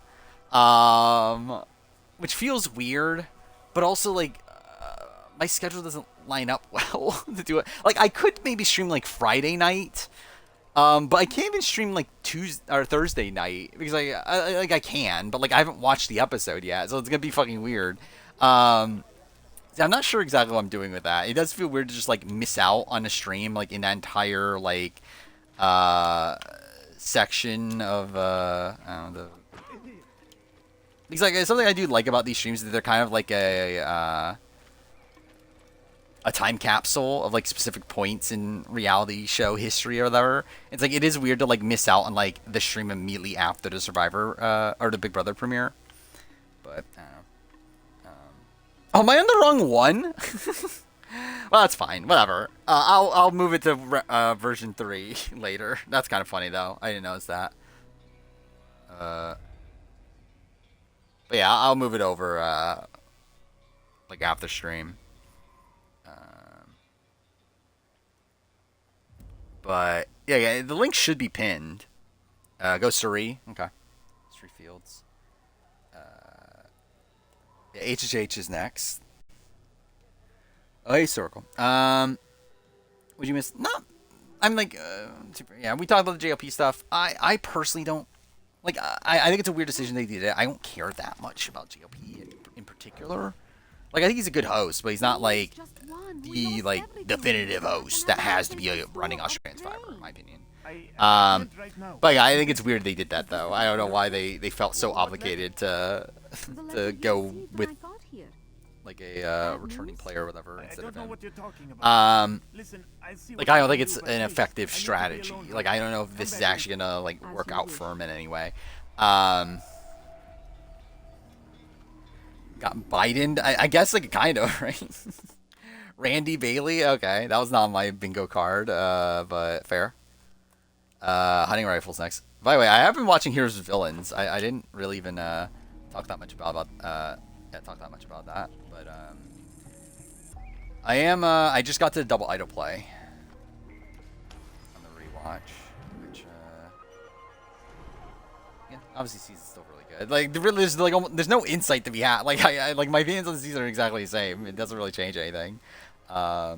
Francesca Hoagie. Well, there we go. And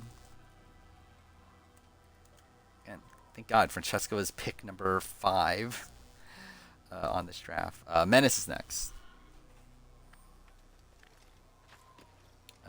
Yeah, we're doing a draft on returning players of any show. Obviously, he would be on Survivor. Obviously, he joined. Sure. I'll add you to the end then. So H. Brooks isn't the last pick anymore, so that's something. Devon. Rogers. Dark Chain's next. Actually, I just realized challenge is fucked, right? Because like almost every challenge person is available to be drafted. The question is, do you want any challenge people? I think it's probably the bigger thing. Today's attack was but the first. And more Randy is the funniest Survivor ever? Give up your wicked ways. Yeah, he's funny. Rise up I don't know if he's against my the favorite ever. madman But... of Masyav. See through his lies. Parvati Shallow. I did see Parvati was on, what's it called? Pride is Spoken, but I didn't listen to that podcast. To be fair, I assume it's more of the same, because like, I feel like I've listened to like a lot of Parvati interviews recently. I wonder if she spoiled They Use the World again, because that'd be funny. That would be a very Parvati thing. Dude, what the fuck is this? I'm like being complete shit here. I yield. Speak quickly then. I've no interest in your games. Favorite episode of Squid Game? We serve the Dude, I generally don't remember which episode was which. just. Like, I didn't like the back 2 episodes, I know. Because I think the show just went off the rails with the final game. You betrayed us. We, who called you brother and kept If I were to safe guess, I would from say episode 2. Like, episode 2 is like the end of Hide and Seek. And if you must kill me for it, so be And then, like, the aftermath of it, right? Like, if that's the case, I would probably say episode 2. I believe it's been confirmed that D isn't MAGA. To a more recent one. Jerry. Okay. Jerry Manthi off the board. Who should I go with? I was thinking about Sangmin. But that wouldn't be very mother of me. Should I go Kyungran? I think it'd be funny if I get Kyungran. The problem is that, like, I really wanted to draft... Like, if I want to draft a female genius player, my first instinct is Ah Young. But, like, she's not a returning player. Like, unless we count the one episode she came back for, like, as a guest, which I don't feel like that counts. Kui Chong. Oh, should I pick Mother Vive? Actually, you know what? Yeah, I think I'm gonna pick Genevieve. Yeah, I have to pick the biggest mother of them all. How would I have a very mother team without having Mother Vive? There we go. Again, Mother Vive's on my team. Tax next. What if it was Julie Chen getting fired to the JLP? I'd be fucking celebrating. I don't know if I would. I think it would also just be a weird thing for them to do. For him to unpromptly fire Julie Chen. Like, if it's a spot where Julie Chen quits, then I'm like, okay, that's fine. But same thing with JLP. Like, JLP quit, then I'm like, okay, makes sense. Like, does he want to be a Survivor host forever? Tony, yeah, that's too boring. It's Tony off the board. Julian's next. doing so, you'll sow the seeds of peace. If you weren't last to have drafted Mother of Eve, well, you're too late. In this way, Is Reindeer Games technically a different show? I'll let Reindeer Games slide, I guess. It's the same production team and everything. So yeah, I'll let it slide. only where I need begin. I do find it very funny, me ranking Reindeer Games on the... Oh, that's the thing also. I did edit the North American season rankings last stream. Which, yeah, I do find it funny. Yeah, I have Reindeer Games, like, towards the top. It ranked, I think, 13 out of 43. Taylor, okay. I do. Yeah, that's fine. Besides, you cannot begin your mission without his H. Brooks is next. What nonsense is this? Dude, like generally I rewatched because that's the thing. Before I made the video, I rewatched Reindeer Games, and I loved Reindeer Games on the rewatch. By the way, also like in that video I recorded in it was in October. Like it's been a while since I recorded the video. But yeah, I did rewatch Reindeer Games and still liked it. So I was like, you know, fuck it. I'm going to put it this high. Who cares? I had BB26 like at 6 or 7. I know it's 5 of my US ranking. So I believe 7 on the list. Which might be high. Dude, I think if I were to record now, I maybe would reconsider that. But I don't necessarily like disagree with it though. I had it one spot above 20. It seems my students do not fully understand what it is to wield a blade. Perhaps you could show them Reindeer Games episode 4 is the only episode of any. Do you mean episode 3? I see. Like, do you mean the Danielle, like wheel episode? Yeah.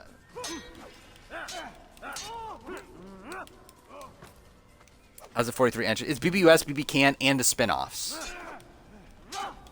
So it's celebrity OTT and Reindeer Games.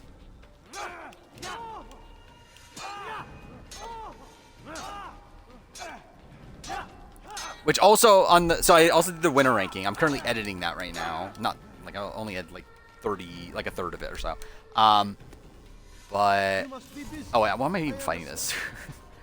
But yeah, it's so fucking, like, I don't know why I did this. Like, the only reason I did it is because I did it last time, including the spin-offs. It's such a fucking weird thing to do. Like, fucking having Tamar Braxton and Marissa and now Misha Tate in the winner ranking. Like, it just makes no sense to do it. But, like, I did it last time, so, like, fuck it. I guess I'll do it again. But, like, it feels, yeah, it just feels weird to have them there. Like, I did not include OTT or Ranger Games or BB1. I still left those people out, but like still, it does feel weird to just like have Tamar Braxton, like I talk about Josh Martinez, and then right after there's fucking Tamar Braxton. Anyway, did H Brooks pick? I haven't been looking. Tiffany Pollard. Okay, there we go. And then Brandon has 2 picks. Ensure your first attack is also your last. Actually, it is insane that Tiffany Parr's been on 3 seasons of House of Villains now. And Cassie Clark doesn't like. Oh yeah, I forgot. You weren't here when we specified the rules. It has to be a person that has been on the same show multiple times. So like, yeah, someone like Cassie would not count because she's not been on 2 challenge seasons. She's not been on 2 Survivor seasons. Things will give your enemy an opening and send you to an early. So yeah, it has to be like, if it's a challenge person, it has to be like someone like Michaela would count. Someone like Desi would count. She's been on 2 USA seasons. But like, Bruce counts. He's been on 2 Survivor US seasons. But again, like Chanel won't count. She's only been on like 1 Survivor season, 1 USA season or challenge season. Michaela Bradshaw and Haley Ford. What a combo. Actually, I guess Michaela would have counted for Survivor also. Actually, I forgot about that.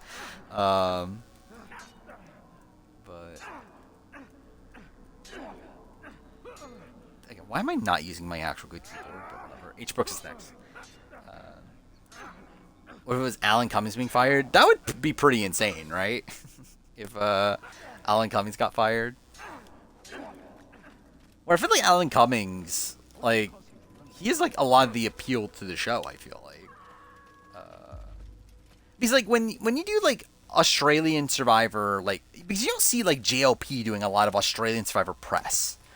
Where like Alan Cummings is like the person they go to for traders press. Like you see like Alan Cummings going on reality shows to promote, or going talk shows to promote the traders. Like it'd just be where like you just don't see that with JLP. Where like I feel like it is like a pretty big difference there. Would Phaedra be the maybe? I don't know, who is their top person right now? Imagine it's like Boston Rob. Like that'd be funny. But you would think they would want to keep it to like the Bravo world, right? Yeah, obviously MCU. Wouldn't that make them want to keep him more? Like, oh my god, we got the guy that's in the MCU. Our bottom 3, BB1, BB Can 8, Celebrity Bird 3. I believe so. Those were the bottom 3, right? I know they were not initially the bottom 3, but I think they ultimately ended up being the bottom 3. Because I believe BB22 was initially in there, but then I moved it up. What TJ 11 got fired? I think it'd be like JLP for me. Like a spot where like, why'd you do that? But also it's like, yeah, that's fine. Or actually, it might be Dylan Efron. Maybe they get Dylan Efron to do it.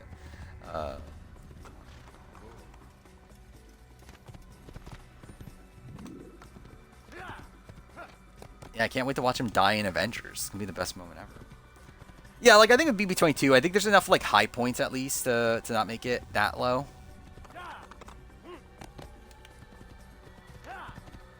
Because also just the entire like appeal, like I think with BB22, it's like I still do remember just how much hype there was coming into it. I think that kind of bleeds into like the beginning of the season at least.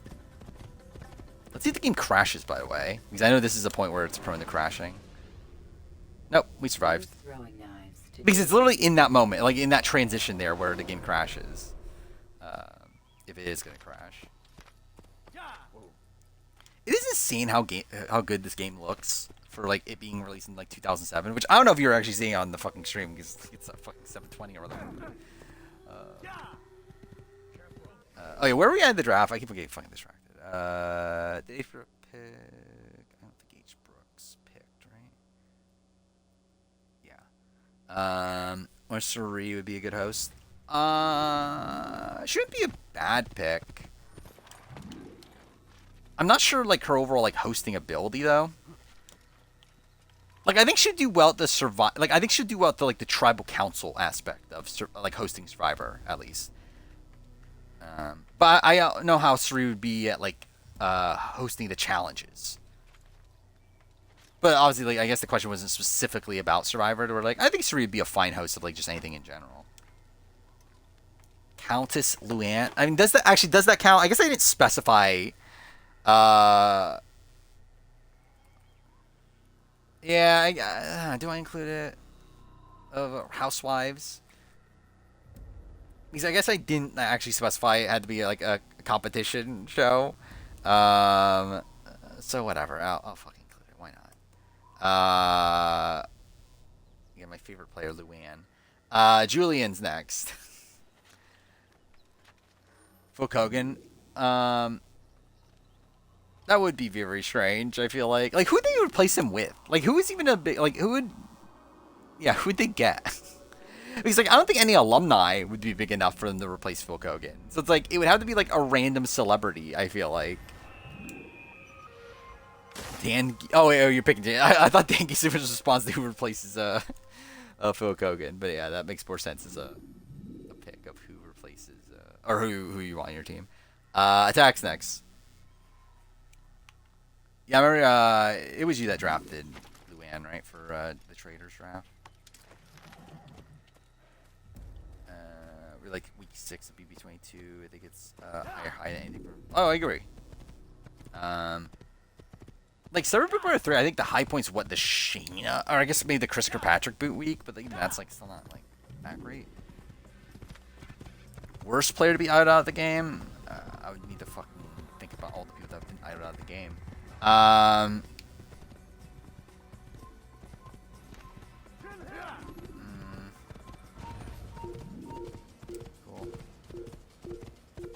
mean, like Stacy Kimball's pretty bad, but like I feel like there's probably like people that got taken out earlier than that, right?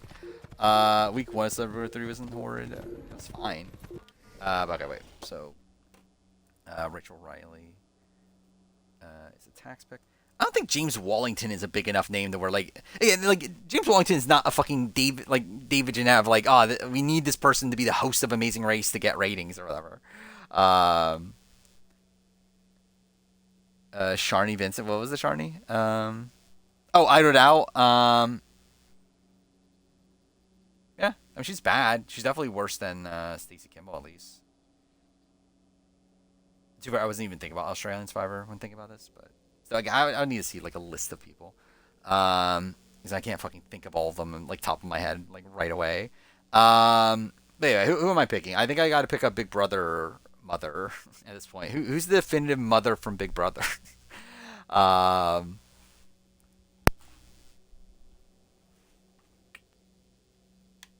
um, like Jen Johnson's the first person to come to mind.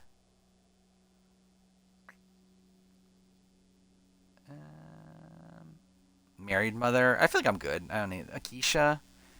Yeah, Akeisha would be good too. I feel like Keisha is very like. Yeah, actually no. Wait, Keisha or Jen Johnson. Yeah, I'll go Keisha. Why not? Yeah, Keisha Smith. And I missed the fucking H key because yeah. Upsello's next. Is Libby the answer for first player? Libby's definitely bad.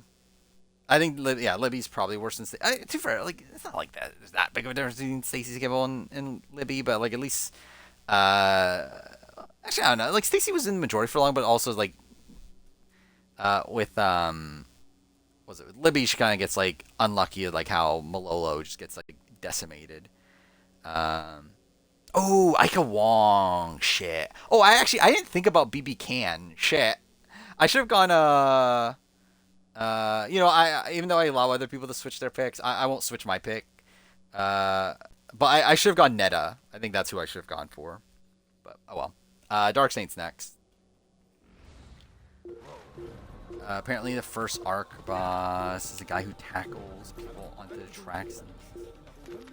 Okay, that sounds weird. I haven't played the mobile game yet, but someone did mention earlier that the dialogue is bad, or the writing is bad. I think it was mentioned, right? Which I can see that. Anthony Douglas, good pick. Actually, even a Spicy V would have been a funny pick for me. But whatever. Menace next.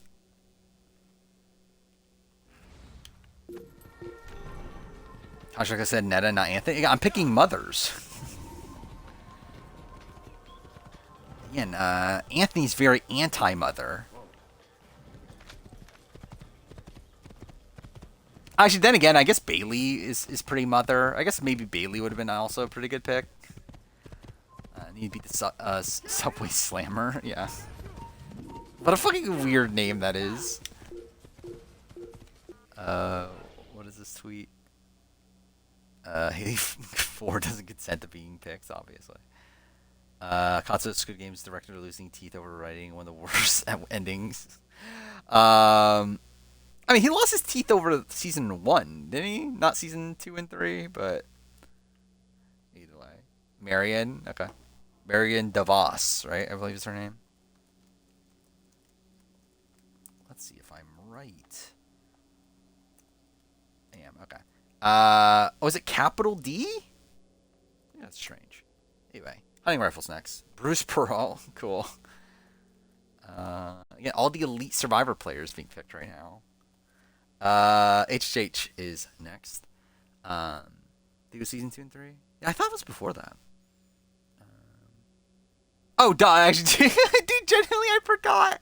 I forgot this returning players. Yeah, that's just me being dumb. I generally forgot what draft we were doing. Yeah, I literally can't pick Jen Johnson. But oh well. Again, I definitely knew what I was doing the entire time. You can see that was very purposeful. Call in for Amazing Race. What is Colin's last name? I actually don't even remember. Gwyn? Colin Gwyn? Okay. Gamers next. Ross Perot for Survivor, obviously. I believe it's implied that's not gonna be like if it's taking place after. I think it'd be very weird if it's literally a one-for-one remake of the original for Squid Game. Or yeah, it would be very weird if they do Squid Game US and it's literally just the same thing. Yeah, it's also in the same world where the original happened. Also, like it would be very strange.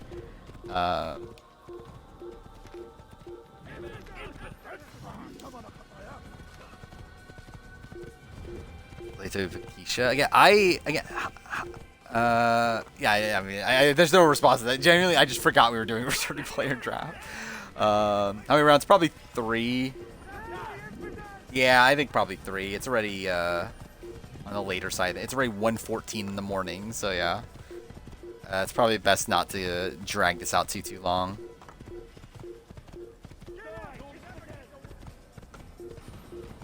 Total Drama. Does Total Drama count? I mean, is Total Drama reality television?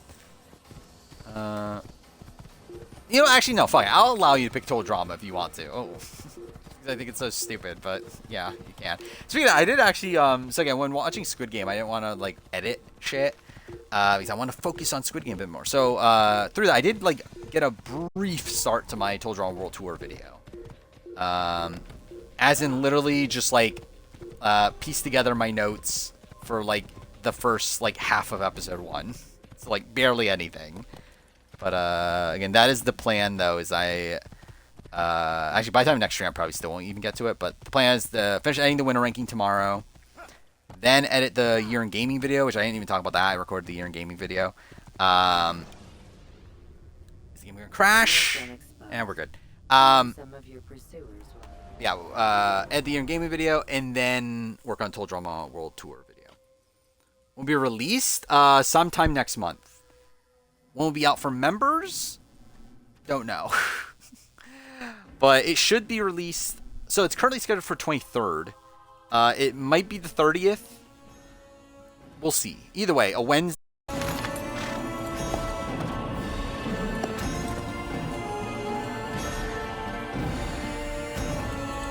Is it back?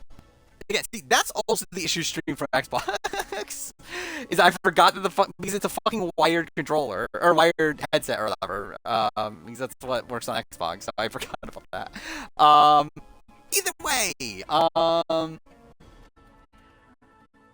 yeah. What was I talking about? Anyway, gamers taking Jeremy. Season ranking release. Oh yeah, that's what I was talking about, the release of the Total Drama video, right? But yeah, it will be a later Wednesday of the year. Yeah, okay. So I assume Jeremy Collins, right, for gamer, and then Ray Ranger picked Kevin Martin. So Rooster has 2 picks. I didn't break my. Literally, what happened is my controller, my controller dropped. Because again, it's connected to my controller. So I put my controller down on the desk and I started to walk away from it or whatever. But my headset is it's a wired headset, so it dropped the controller, which unplugged the mic or whatever. That's what happened. Giving Ainsley again? Well, that's kind of shit. Okay,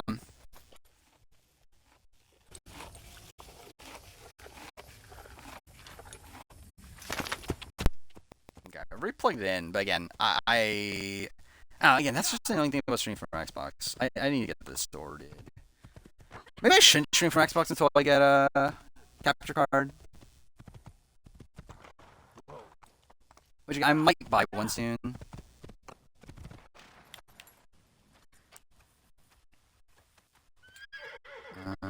Might can't work like Biden.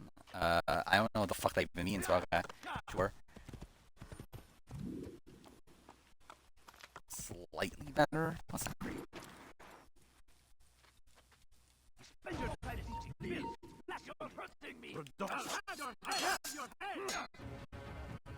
Still pretty bad. Actually, let's see. Actually, wait. I'm an idiot. I forgot this happened. Wait. Okay, wait. What I meant to do. I just realized that's what the audio settings reset.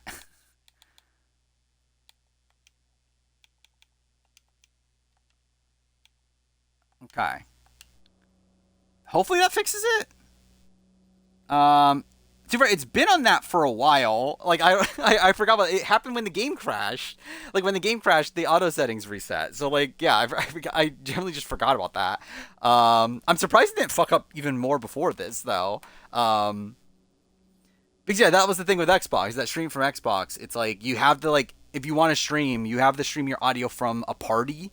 Because otherwise, for some reason, the console just can't fucking handle it, which makes no fucking sense. But I guess that's the thing that happens. But yeah, I forgot that happened. Because like every single time like you start a game, it restarts the party thing. You have to like make a new party or whatever. Either way, where are we at now? Oh yeah, Rooster, 2 picks. What was the semantic question? John Hennigan. It was in a casting special for Tough Enough Season 2, but wasn't cast, but then it was on Season 3. Does it count?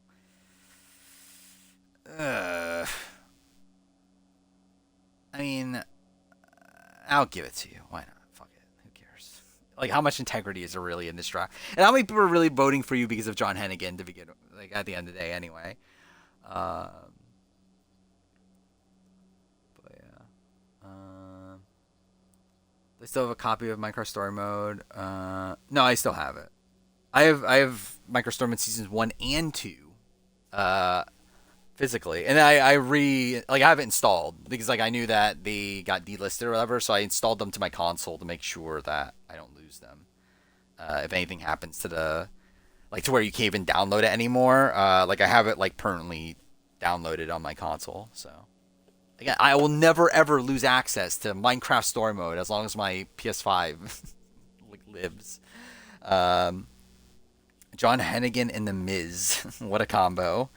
Fucking Dongman, John Hennigan, and The Miz. So thank God. Ray Rangers next. Take Dr. Will. I'm surprised Will wasn't taken earlier, actually. Gamers next. So many men being picked. That is true. Yeah, look, Rooster's entire team's all men. Ray Rangers team's all men. HHH's team's all men. I guess that's it. Yeah, that's actually it. Actually, there are actually a lot of women picked earlier, but still, a lot of men recently. They were tag team. Is that a thing? I didn't know that actually. John Hennigan and The Miz. We're on a team together.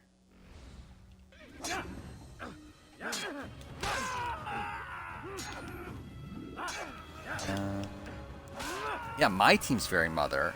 My team would never. Oh, fuck me, didn't mean him. But would never be not mother. That's just not who I am. I am a mother lover. So. Do good. Wait, do the characters from the South Korean version will come back for US? I don't think so. He's not the last of them. Like, I don't know what the point would be. Still, best not to take any chances. I'll hurry home. Don't think I'll leave it again anytime soon either. Wait, they're still together now? You've done me a kindness, young man. Be assured, I won't forget it. These are dark. Like generally, I have no clue what the fuck John Hennigan or The Miz or any of them are like what they're actually doing. I'm not a big wrestling guy. Oh, not as a team. Okay. Like you mean they're just still like there? Okay, as individuals. But yeah, George Mladenov. Wait, I just was. Weren't you just complaining about how like so many? Wait, was it you that was complaining? I don't remember how you spelled George's last name. God damn it. I was close. Just got one letter off. Anyway, HHH is next. Oh, it's Brand I could play. Okay. But I think that just proves that Gamer doesn't care about gender equality, which is a shame.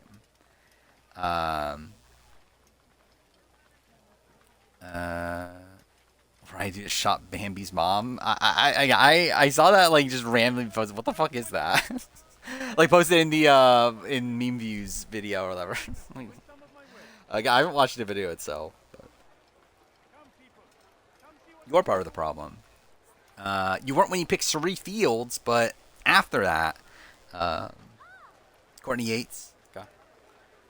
See, HHH is at least striving to do better. But yeah, hunting rifles next. Outlive, Outlaugh, Outlove. Best survivor book title. What is like Coach's book title? Actually, I forgot. I never talked about this. Not that it's that relevant, but I did think about buying all the like survivor-related books at a point. But then, until I looked them up, and they're all like $20 each. I'm like, I don't really want to spend $20 each, just like for the like concept of having all of the. Wait, wrong button. All of the survivor like autobiographies or whatever. Taking David Alexander. Yeah, people aren't taking the message that we don't want men to be picked. But yeah, Menace is next. 15-year anniversary on this. What is this? One day. Oh, actually, I thought it would be funny. I did think about this. I forgot. Did I ever write it down? I wrote down the Scorned idea, but yeah, 1080 would be funny. When was 1080 released? June. So like June of next year. Yeah, it would be funny. I did watch it like a long time ago. Like when I got into Survivor, I think, like around that time. But yeah, it would be funny. Start book ranking for April Fools. That could be something. Oh yeah, I'm gonna like I already have this like thing that I think would be funny is that so like, I thought it was I think I'm gonna record a pickup video for the VOD channel. I think during it I'm gonna show off the Survivor related things I bought recently, which includes J Maya's CD. Again, my favorite piece of Survivor memorabilia I own.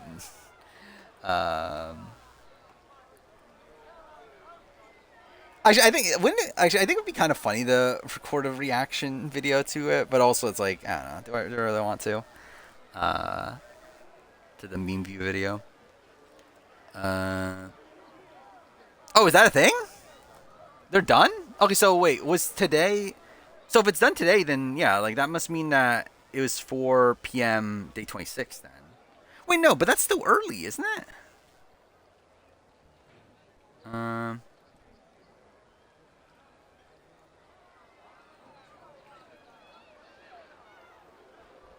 Does that line up time-wise? Yeah, let's see. Well, look at this. This is where we shoot Survivor. We love it. We just finished 50. We already finished 49. I just want to send a video and say the same thing we always say. Thank you. Because you make it possible in ways that are visible and in ways that nobody ever sees, but we know about. And we love our partnership. We're out here today just kind of cleaning it up. We take down the challenges too. Wait, so that means yesterday was day 26. I personally build a lot of them and then take down a lot of them, right? Yeah. Anyway, we're looking forward to coming back. We'll be back here for 51 and 52. Anyway, thanks for the continued love. Oh my God, Survivor confirmed for 51 and 52? I can't believe it. Jeff Probst here. Huh. That's interesting though. Like, so yeah. Isn't the timeline off then?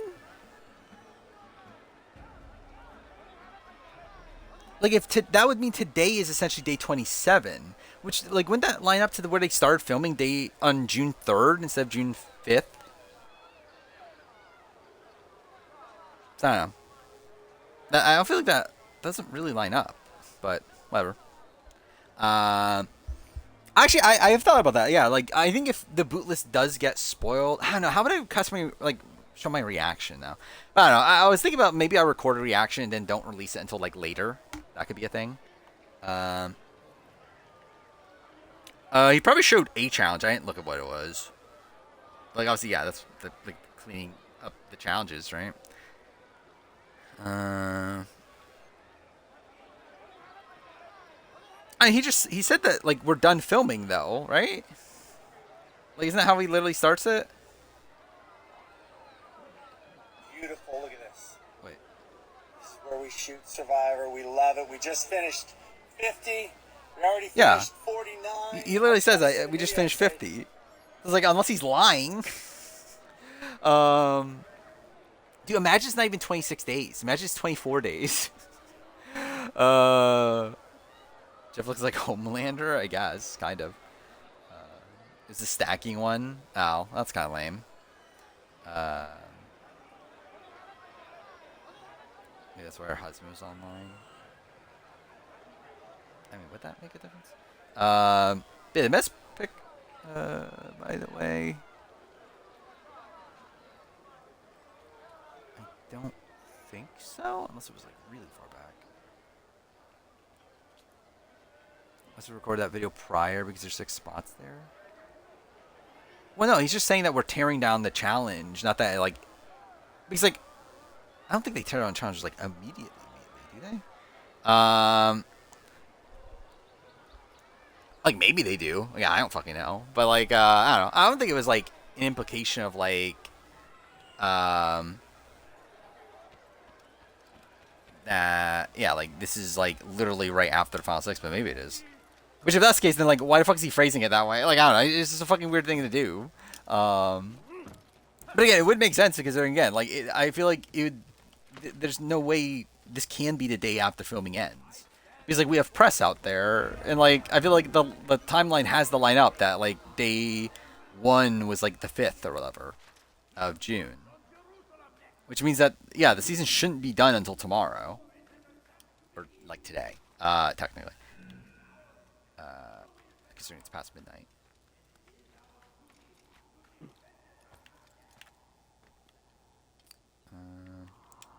Why would Jeff go with them to tear down the challenge? I don't know. I think he's just there. Actually, too fair, he is in his Survivor garb, though, right? Yeah, actually, yeah, it definitely is actually immediately after the challenge. Because, like, he wouldn't be wearing that, right? Because, like, he's in his, like, Survivor outfit. Because like we've seen him like on like randomly on set at points, and he's not wearing his Survivor shit. He's wearing like a random like T-shirt and everything. So yeah, I do feel like actually yeah, that does lead to me thinking that this is like probably immediately after the challenge filmed, which again makes it just questionable. Like, why the fuck are we saying it's Survivor 50 just finished filming? I think that's fucking weird. But whatever. Going Coral. Okay, Coral Smith. Dark Saints next. These are time zones. But even time zone wise, it doesn't line up. I don't know. Either way, I think it's just a weird. I think he probably assumed that it wouldn't be uploaded until after, right? I think it's probably what happened. But it is weird still.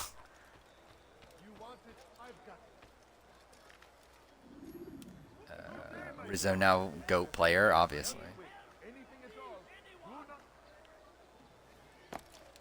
Actually, I forgot about. We won't talk about that later.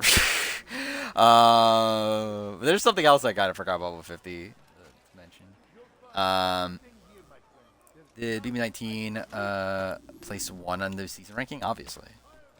I actually was kind of surprised. So, like, yeah, I recorded this video a while ago. I was a little bit surprised at how low 19 was, because I feel like I remember 19 being a little bit higher. Do you understand? Yes.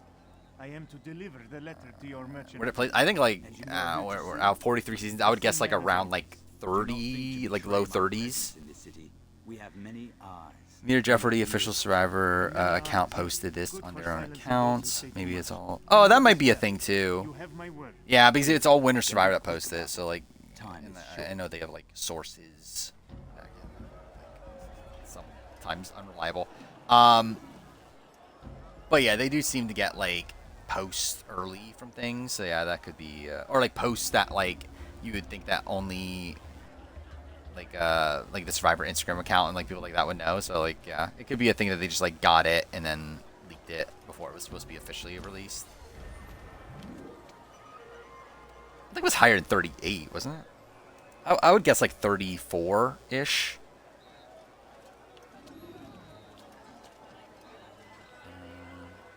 Maybe 11 make top 10.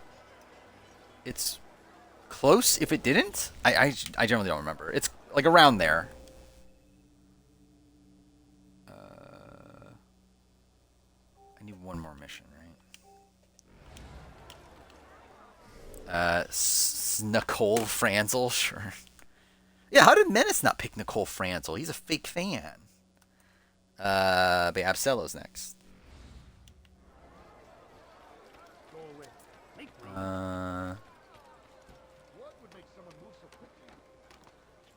Yeah, it's still number. That's number on the ranking. I don't even know if I actually stand by that, to be honest. But I feel like it's like whatever. I'm not gonna like. Yeah, it's fine. Like I feel like it's a season that like. I feel like one, I need to rewatch BB Can 10. I think it's a thing. So like, I think maybe if I were to rewatch BB Can 10, maybe BB Can 10 would be number one. But also, I feel like BB Can 5, a lot of it's like kind of more like nostalgia based than anything. But I don't know, it's fair. Brittany Haynes. Okay. Actually, I should. What the fuck was I thinking? I should pick Brittany Haynes. That was actually probably better picking Keisha, but whatever. All right, well, what other show should I go? Challenge. Who's very mother on the challenge? I guess like Amanda Garcia is pretty mother, but I don't know who. Actually, no. I want people that Twitter says is very mother. Who's like Twitter's number one like mother challenge person? Yeah, that's the top three. Siobhan, obviously. I get like I mean like Ash. Oh yeah, Ashley. Yeah, I was gonna say like Devon was the first one that came on, but obviously Devon got picked already. And also like it's kind of Big Brother pick anyway. Yeah, I'll go Ashley Mitchell. And this way GamerVev won't hate me. Thank God. I definitely care about what GamerVev thinks. Shake Tory Deal. I think I'm good. Attack's next. Nerys. Actually, Nerys would have been a good pick. Yeah. I've actually seen that. I find so funny. People saying, "Oh, JLP, JLP left so he could be the host of Survivor US," which is like obviously that's exactly what's happening. Again, CBS definitely is like clamoring to bring JLP to the CBS. Sangman, yeah. Again, if I wasn't going all mother, Sangman would have been my first pick. It's Lee Sangman, right? Yeah. Okay. Julian's next. Oh yeah, another man! I can't believe it. Too many men have been drafted. How many men is it? I actually feel like it's probably more women that got drafted. But 1, 2, 3, 4, 5, 6, 7, 8, 9, 10, 11, 12, 13, 14, 15, 16. 16 men have been drafted. How many people? Yeah, literally it's 16 men, 20 women have been drafted. But oh well. Sandra, okay. Sandra Diaz, Twine. H Brooks is next. We're almost done. It's finally over. I don't even remember when we started this.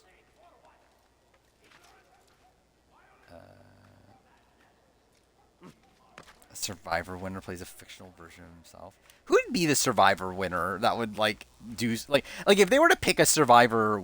Actually, a Survivor winner is like very specific. Like if a Survivor winner were to be the star of Squid Game, like who would they pick? It'd probably be like Boston Rob, right? Squid Game baby, not a returning player. They only played once. Again, you could pick Gi-hyun, I guess. It's Gi-hyun, right? Hyun.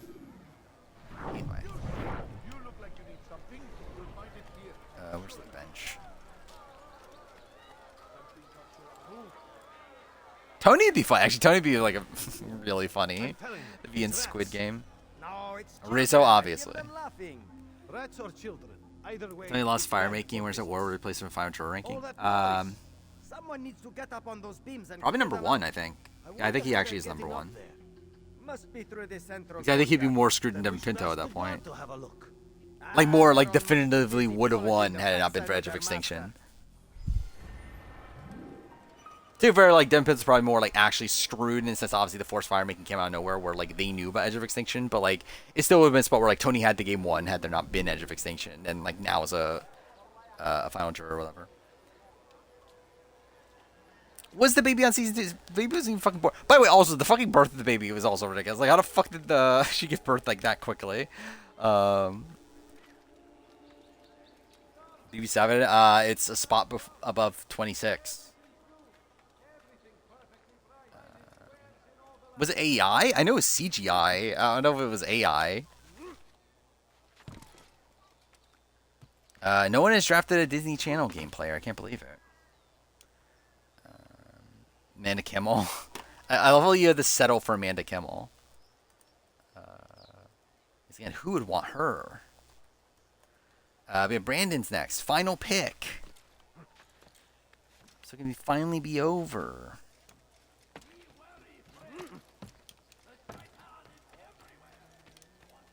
Yeah, CGI Dog was so funny too. Like that one, I was like, yeah, this looks fucking ridiculous. Disney Channel games retrospective, probably never, but oh, you can hope for one, I guess. Need a funny pick. It's good to see you. You can pick Brad Culpepper. I don't know. Monica Culpepper. That's the thing. I don't know who is from Game Changers. I think it should just all be Siobhan, maybe, I guess. It's quite all right. Yes, you've never like yeah, who's the next like random Game Changers person though? I guess Sierra Dawn Thomas, right? Yeah.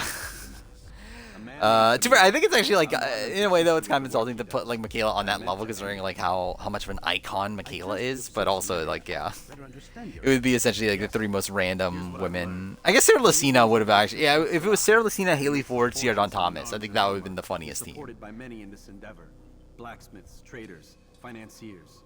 He's the single largest death dealer in the land. That's for sure. Cartoon Network kid. I was initially, like when I was, like actually no, I was initially a Fox Kids kid. And then yeah, I watched Cartoon Network, and then when Power Rangers moved on to Jetix, I moved over to like Disney related stuff at that point. You want that? Yeah, that would mean you gotta get Sarah Lucina though. That's a bit of an issue. Oh, and Sierra Dawn Thomas. I just realized, yeah. You get two. That's not great. Besides Sifu, can I name 5 Beast Games Season 1 contestants? Their names? No. Jeff is the guy that won, right? Is that his name? The wrestler woman that came in second? Don't remember her name. But she's a person. You do Sierra. Okay.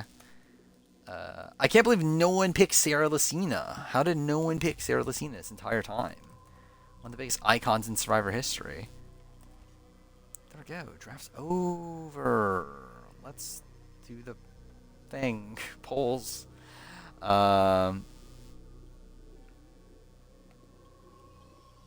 Wrestler woman from what was it? Beast Games. Let's see. All right, best team. How many do we have? 13 people. So what do we do? 5, 4, 4. Should do 4, 5, 4. Because I want to be part of the bigger group. Or I guess it would work 4, 4, 5. Yeah, let's do 4, 4, 5. I guess that makes it. Yeah, makes more sense to do it that way. So we got Rooster. We have Radio Ranger. We have Gamer. And we have HHH. I'll put the full name. Just so there's no confusion. There we go. So Rooster is Dongmin, John Hennigan, and The Miz. Ray Ranger is David Jeanette, Kevin Martin, Will Kirby. Would be a great team if it wasn't all men. Gamer is Sari Fields, Jeremy Collins, and King George. HJ's is Randy Paley, Colin, and Courtney Yates, which is such a random combination. Yeah, I think I would lean Gamer. because at least he has a woman on his team.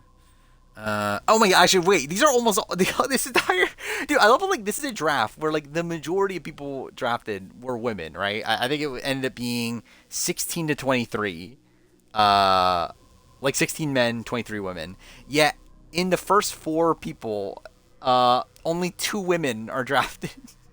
Like, that is insane, but, okay. But yeah, Gamer 1, can none of them get points? I mean, again, Gamer drafted a woman in the first round, mind you. So, I mean, yeah, should the rest get negative points? That'd be funny. But no. All right, what's next? So we got hunting rifle. We have menace. We have dark saints, and we have Abyssalo.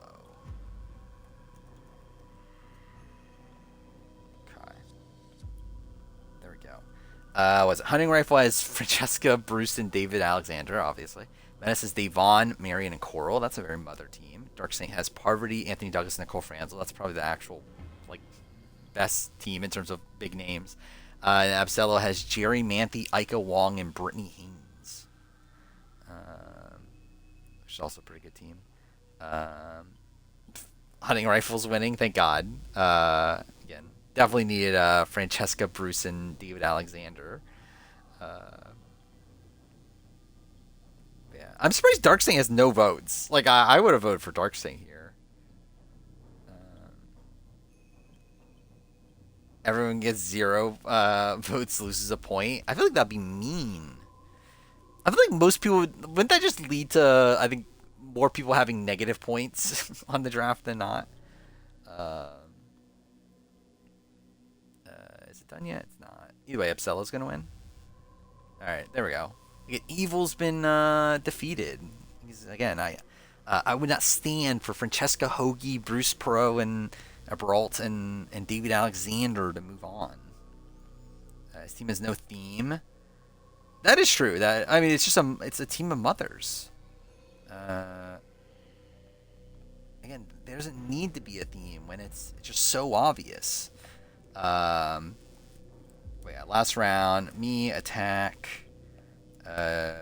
Julian, H. Brooks, and Brandon. There we go. Oh, Dark Saint. Oh, I mean, it's just big names. Again, do you need a theme when you have Anthony Douglas with 2 mothers, literal mothers? I don't, it's a fucking 1-1-1-1-1 tie right now, so that's great. I have Genevieve, Keisha,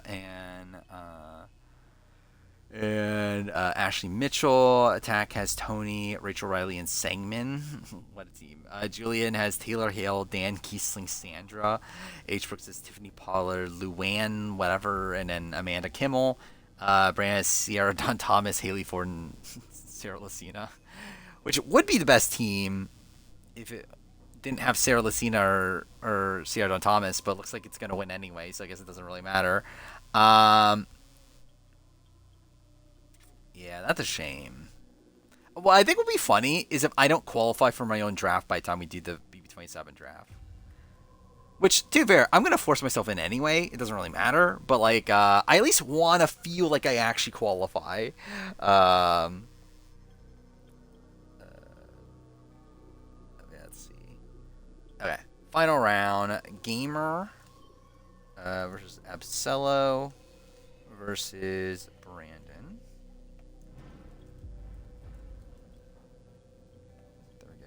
Am I at the point where I have to pick up the thing? I am, aren't I? Yeah, cool. You've just been waiting for me to pick up the feather the entire time. Yeah, so Gamer, Sari, Jeremy, George. Which, good people. Random team, though. Cello has Jerry, Ika Wong, and Brittany Haynes. Also random, but their mother. And then Brandon has Sierra Don Thomas, Haley Ford, and Sarah Lucina, which is questionable team. But at least has a theme. I'm surprised gamers winning that by that much. But oh well. Just want to steal a spot from the rest of you. I mean, no. See, I don't want to because I want to earn that spot. I don't want to be in the spot where I have to steal it, but I am gonna steal it if I have to. Looks like gamer's gonna win. Yeah. Oh well. Who is it? No, it was Yoviver, right? That was always like trying to get people to not vote for Yoviver. Is Gamer the new Yoviver, I guess? Actually, I do need to move this to the actual right spreadsheet this time. So I should probably do that in a second. But there we go. Gamer 1, Epsilon 2nd, Brandon 3rd. Now let's actually move it to the right spreadsheet because I'm an idiot and opened up version 2 instead of version 3. So let's get that sorted. Let's see. So it's copy to existing spreadsheet. And then where is version 3?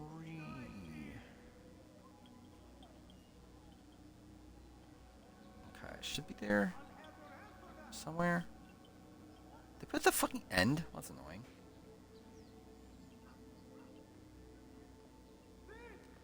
I probably should be doing this like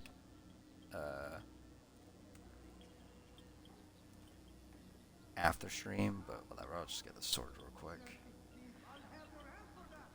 And that's the draft for the night. How many more streams do we have until Big Brother? We have 1, 2, 3 technically. But I guess like Wednesday. So I believe so I looked it up last time with the BB26 cast. We got it on the Monday before.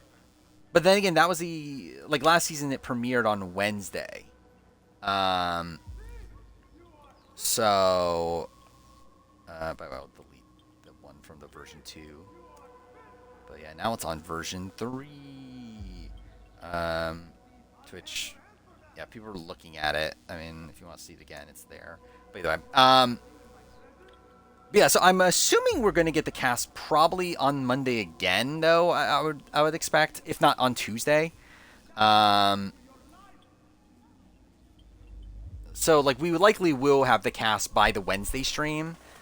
So we'll probably do the draft on that Wednesday. So I guess we really only have 2 streams left then. Before the actual BB27 draft.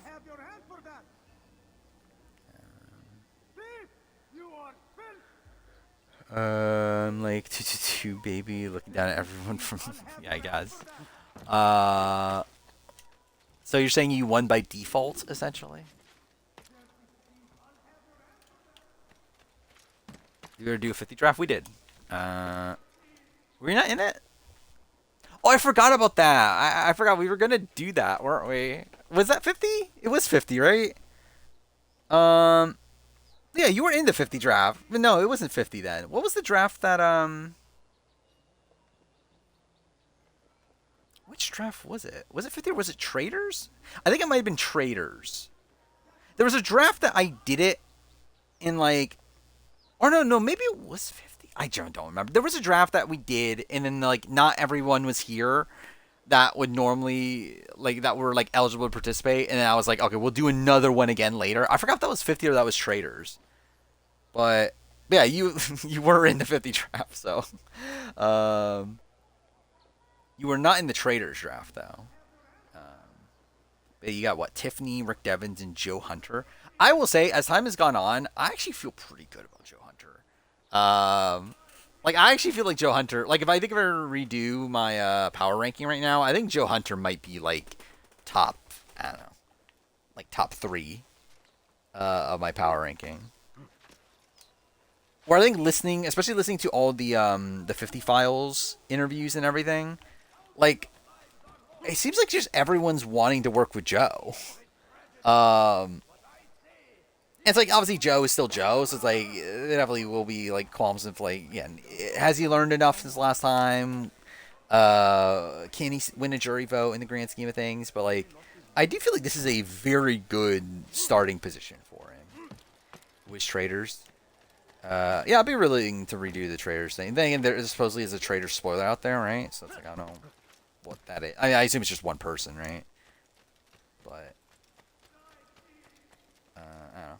Still would be willing to do another traitor's draft.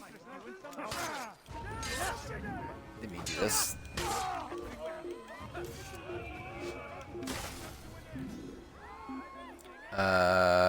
Alex podcast made me think, how did this guy get cast for Survivor? I did question that myself. I did not come out of that podcast being particularly impressed with Alec Merlino. But whatever. Alec did confirm he wasn't called though. I can't believe it.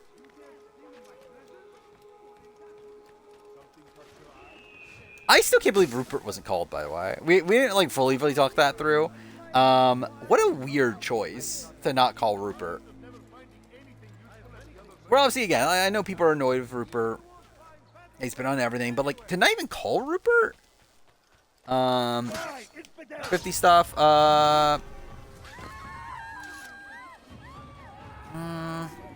or 230, or even 3. What am I doing? I'm just playing this like an idiot.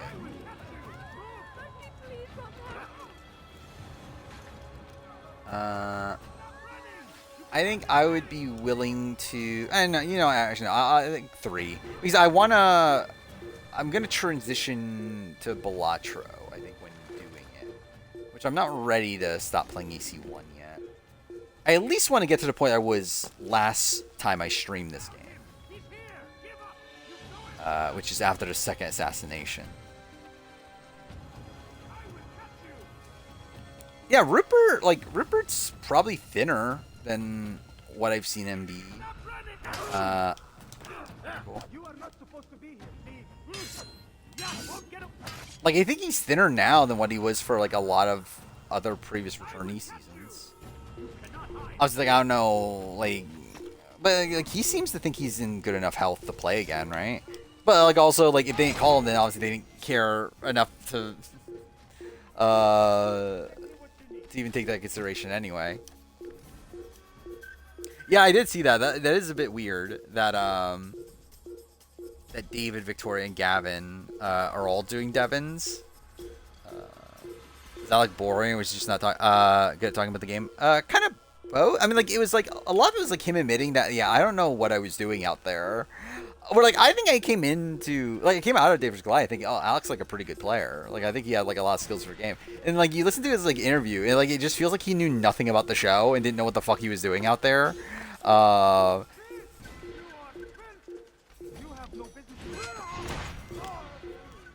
like, yeah, it's like he just did not like the way he like talked about the shows as if it was like just all about challenges and that sort of thing.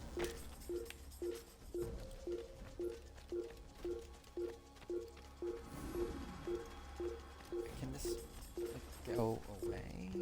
Where's a hiding spot?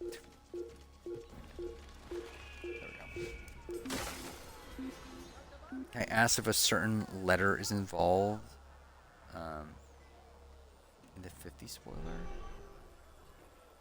A certain letter.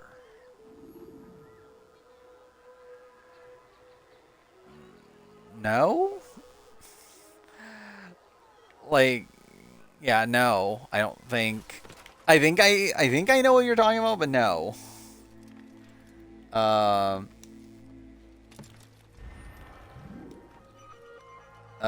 Gavin hating my Edge of Extinction review is insane. I agree.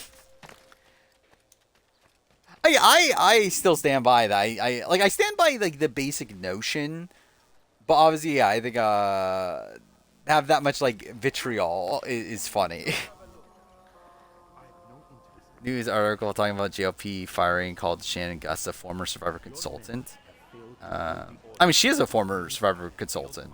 Or contestant. Oh wait, I read this. Oh yeah, contestant. Yeah, then that's wrong. Obviously. Which are you? Neither. Yeah, that's funny then. Tell me, what do you intend to do to solve what like are they thinking she's Shannon Lawson? Like is that they think like they look up like Survivor Shannon and like she came up and they're like, oh, she's the one that was on Survivor. It is a difficult route. Top 10 most overheated player. No. As you produce excuses. I have done all I can. Just mad that Gavin was hotter than me? I mean, that is true. Then So. perhaps you ask too much. Oh, I know, not talking about Q. I was thinking the other player that is the name of a letter, but even then, still no. If it's neither of them, then yeah, I'm not 100% what you're talking about. But I also not about player. I think I might know what you're talking about then. Which, yes, if it is what I am thinking about. I mean, I think when I get to the spoiler thing, I'll mention the Redmond thing, and then I'll talk about the other thing, like the extra stuff from outside that. So like I'll at least like I'll mention what it is that I am, yeah, the thing that I'm alluding to, which shouldn't be like it's a spoiler, but it's not like a major spoiler to where like, yeah, it shouldn't be like too detrimental. But no. I did see that Shannon's watching Quebec season 2, which obviously in preparation for Cassandra. Yeah, it'll be interesting to hear. Like, I believe they're doing a podcast about it, like about like just one podcast, not like a podcast about the entire series or whatever, but just talking about Cassandra on it. Which, yeah, it'll be interesting. Interested to hear her opinions on like Quebec in general.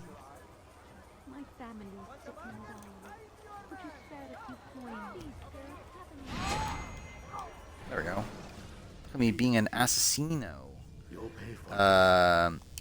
Episode 5 versus the World is the greatest episode of all time. Wait, no, would it be episode 5 today? Be episode 4. Well, I guess 5 would be airing soon, right? It'd be episode 4. See, that's how I knew that was a fake question, because again, there's no way episode 5 would be airing by now. You believe yourself different then. Oh, we're up. Was this? But I serve a far nobler cause than mere profit, just like my brothers. Star Toomey's rumored to be, obviously. I can't wait for fucking Star to be hosting Australian. Dude, imagine Star and A versus the world. That would be funny too. Mike Holloway underrated Survivor player? Probably. They won't take kindly to what you've done. Good. I look forward to ending. Do not say what round it happens. Such pride. It will destroy you, child. I don't think we 100. Well, we'll get to it. She loves Quebec. Does she love Quebec? Why does she love Quebec? I saw that she posted like she made a post about Olivier, or whatever the fuck his name is, the country guy from last season. I saw that post. I haven't seen anything else, but I also haven't been looking. But yeah, she's really loving Quebec. Why is she loving Quebec? Oh no! Tiny Chef? What was that one? Quebec does have the shittiest rock draw. That is my main takeaway from that season. Is, oh yeah, that's the season with the shitty rock draw.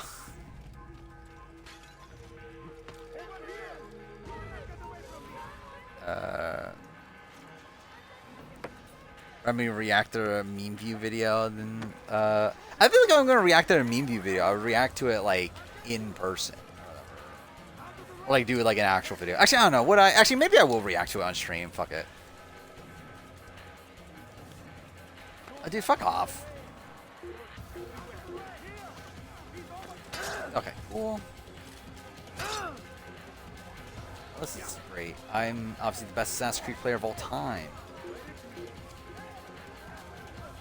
Will the world be saved when Colby loses his vote at Sanctuary? And dude, I can't even imagine Colby singing Fried Chicken and Waffles. Like, I think he's literally the last person I could imagine singing that song.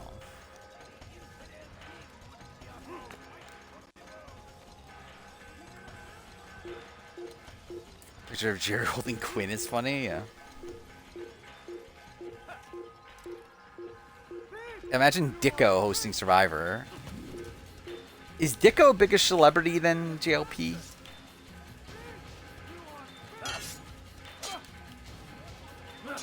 I can't believe they.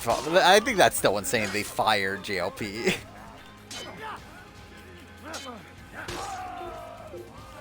Like, what a weird thing for them to do. Dude, fuck off.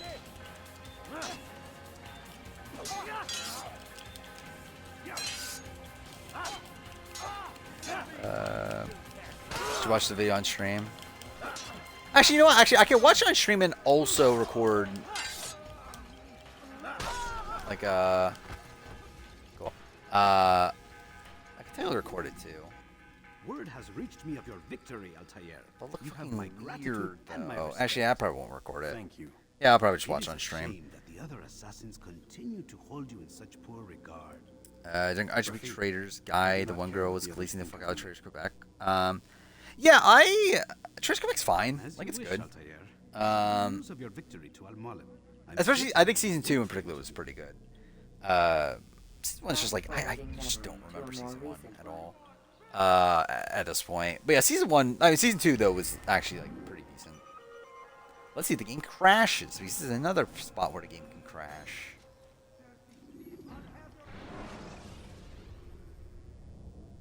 It survived. They didn't need to up the ratings. That is true. That is the thing. It's so funny though because it just feels like such a short-sighted thing. And again, at the end of the day, like I still stand by that. I don't really care that much about JOP, like he can be there or not. But it doesn't really feel like I feel like if that's their rationale, it just feels like a dumb rationale. Do you have to talk to her? I don't remember. I think they do talk, right? Or not? Can you skip it? I don't remember. Oh, you can skip it. Cool. Let's go to bed. Yeah, actually, that's insane too. Because yeah, that's so. David Forster also is leaving, which obviously that was like separate, and we knew about that a while ago. But David Forster's leaving, and JLP is leaving. It's like, what the fuck is this like new era of the show gonna be then? I mean, if JLP quit, I think it makes more sense. But to be fair, it's also like, why would JLP quit? It's not like he has anything else really going on, seemingly. And you would think this is like a pretty cushy like gig for him. Where's Lucy? Oh, don't worry. She'll be with us soon enough. So why are you doing all this, Doc? What are you hoping to accomplish? You turn the television I'm on. crazy. Read the newspaper. Never cared much. I mean, about I stuff. give a fuck, but I just don't. It's like I just think it's a thing of it's like why'd they do that? You've seen it firsthand. But I'm not like I'll never watch Australian Survivor ever again or anything. It's just like And society remains just. that'd be great. I would love to see JLP on Traders. That'd be funny. And your point is? Order. Imagine JLP hosting Traders AU reboot. Order. That is what That'd be we're funny. working towards, and that is what you're helping us to achieve. You expect me to believe you're building a better tomorrow? That's exactly Drop the what one we're ad doing. 2. Thank God. The human race calls out for direction.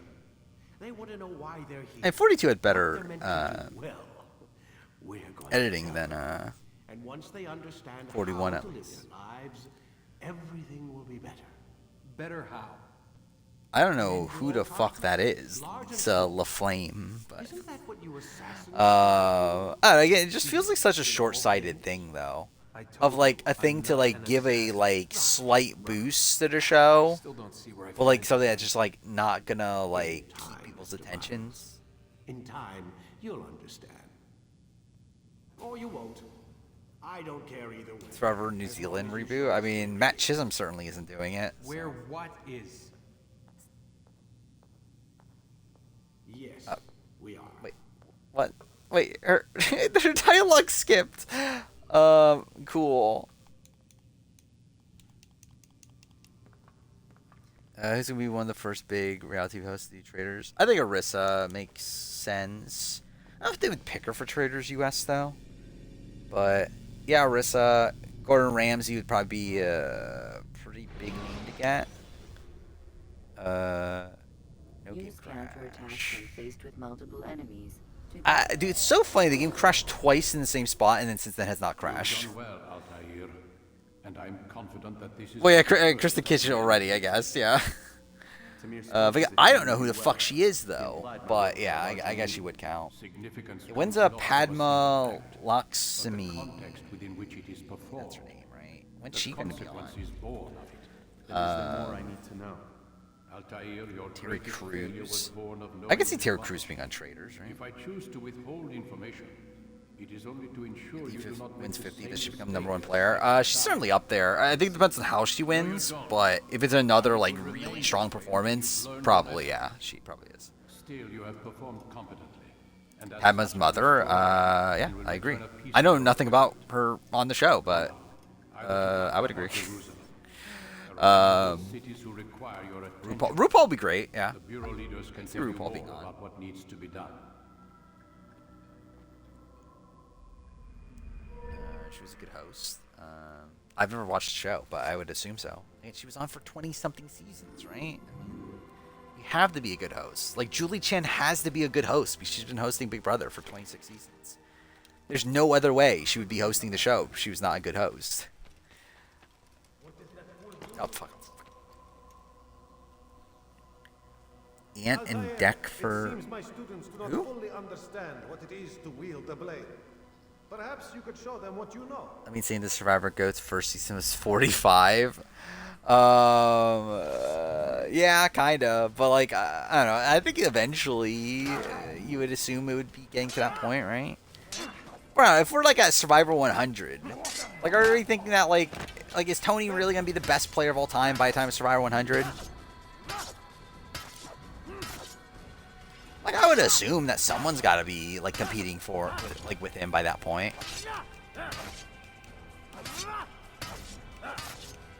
Oh, she even do 20 seasons? Well, she's a fake host then.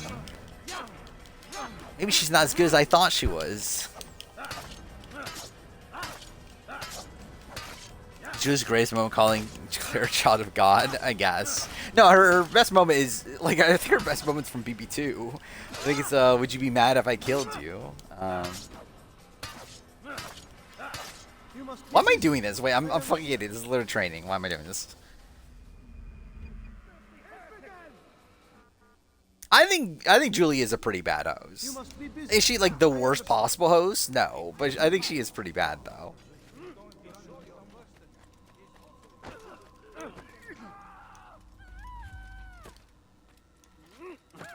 What the fuck was that? I'll watch the meme video when I get to the... I want to at least finish the second assassination. Before, like, stopping playing AC1. I think at that point I'll watch the meme video. That's, oh yeah, Sleeping Marcel's too. Yeah, that's pretty good too. Carson Garrett on our podcast? Thank God. Well, he is a believer of God 101, so I mean.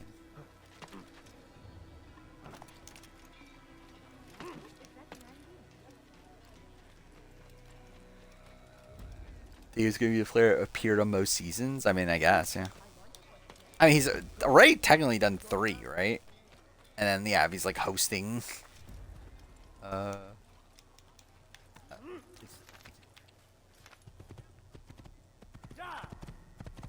I'm trying to remember, like, AU. So, like, Shawnee is the most played AU player, right? At 4.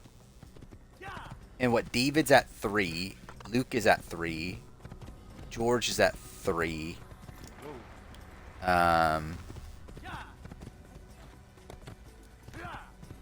Is that it for people at 3? He's what? Janine, Kirby, Sarah are all at 2. Yeah, so that'd be at 3, right? Next scheduling video? I don't know. I want to do it soon, though.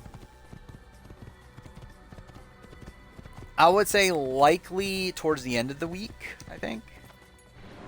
We'll see, though. I do want to do it soon, though. Preparation is crucial to your success. I don't need to do it until, like, the end of the month, but... Or, like, end of next month. But ideally, I would get it done, like, a little bit sooner than that.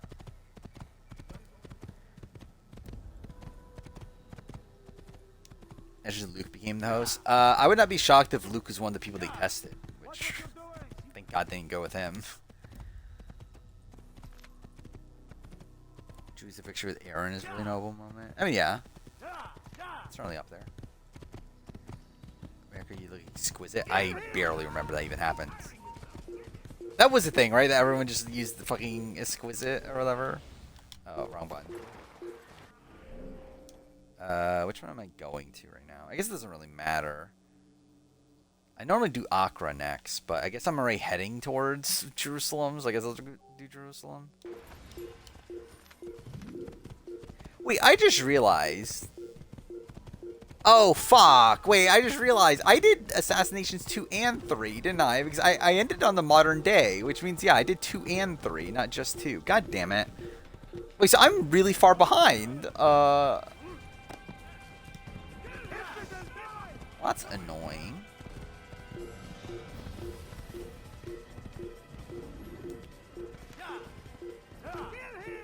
Got through the Christine boot with BB16. Feel really bad for Christine getting booted. Yeah, I definitely feel bad for Christine getting booted. Like, I think it's insane that, like, Christine is, like, looked at as, like, the same level as, like, an open racist.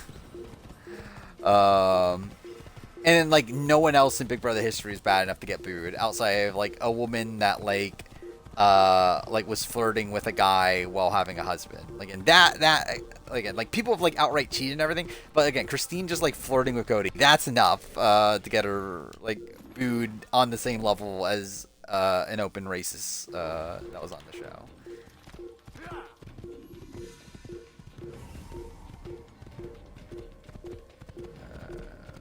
I cannot imagine George being host. I legitimately can't. I feel like that would be very strange if George, like if King George was hosting Australian Survivor. I don't even think he can host, like, yeah, I don't think he can host really anything. Like, I just can't imagine, like, him being the person, like, in charge of, like, corralling the players together and, like, talk to them at Tribal and all that sort of stuff. Did I go, like, the worst possible way? What the fuck? Watch Meme Views video and Boys That Cringy. Generally, I've not watched a Meme View video in my entire life. I generally don't know what to expect from like, I know it's meant to be a meme. But I don't actually... Yeah, I don't actually know. Cool.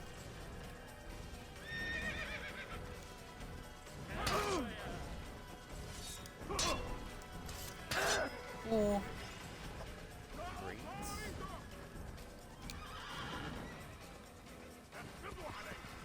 Dude, fucking let me get on the fucking horse.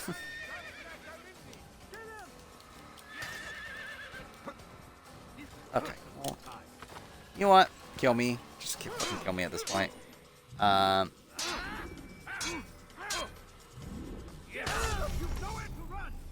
just couldn't take George seriously if he was host. I would agree. How would I do as host? I'd be terrible. The short blade is best for quickly fending off monkeys. Like, I can't even do fucking, like, speeches or whatever, like, in college. Like, I'm definitely not gonna be able to do, like, host a fucking entire reality show. Did I really lose my horse? That's fucking dumb. Oh, no, it's right there. Cool. Will Neff for AU host? Eh. Dude, if like, Will Neff was a host of Survivor, who'd be, like, telling everybody that, like, he would be, like, scolding people for, like, betraying their #1 ally. Like, he'll be, like, calling, like, Haley a rat at, like, yeah, like, at the, like, final 5 tribal or something. It's like, Nico to host, AU. Yeah. I genuinely, like, I think David is the perfect pick. Like, I think if you were to take out JLP and put in another person, like, I think David is the perfect person to do that with. Like, he has hosting experience, he has Survivor experience, he's a massive name in the Survivor community. It's like, it makes sense. But it is weird that they just did it to begin with. Ever see this? What is this? Yeah, he would like tell people you better fucking force them to go to rocks or whatever. Was this first I want to see Noon come back in future seasons? What her brother had to say. Story have her. She's lucky to have you. Producers have told her they'll have her back. She had a heap of airtime. Why would he say this? But also, it's like it doesn't really matter as much as they you. But that's not shocking. Yeah, like I did feel like coming out of that season, I was like, yeah, I feel like Newton's probably the most likely. Like, I guess like her and Polly are probably like the most likely bronze to be brought back.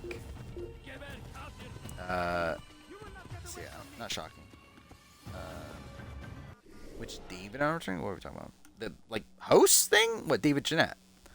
Like David Jeanette's the host of Survivor, Australian Survivor now. Or is that what the rumors say?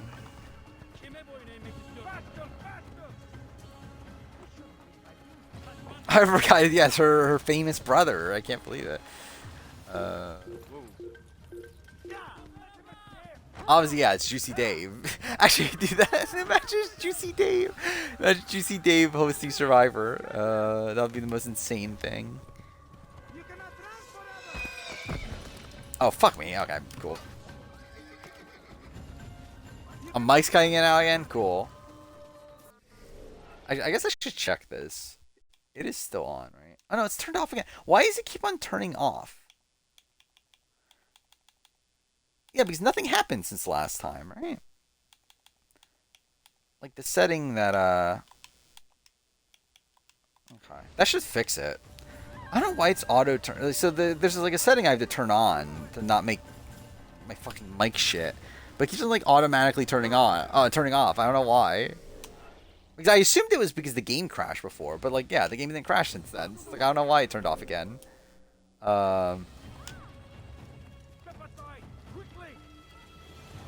This is like the worst possible way of getting there. What the fuck am I doing? Nash, obviously Nash would be, like, would anyone, like, Nash would be like putting Russell Hantz as like the host of Survivor.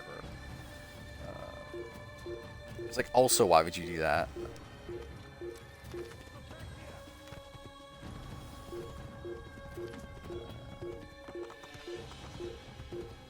Imagine Mark Wales and Phoebe hosting Survivor. They'll get Rewind Week. I mean, yeah, I don't get the timing of it necessarily, but they just needed an extra week. So, I mean, they just picked a random week, seemingly. But yeah, I don't know why they picked one that late. I guess, like, they wanted it after the buyback. But yeah, they could have picked, like, Final 7, Final 8. Or really, they could have picked, like, just do something entirely different. I really could have done 2 buybacks. AJ would be okay, yeah. I don't know how he is, like, with hosting experience and stuff, but, like yeah, he'd be okay as a host. In terms of, like, the, like, Survivor aspect. I guess I can't really see AJ calling a challenge, though.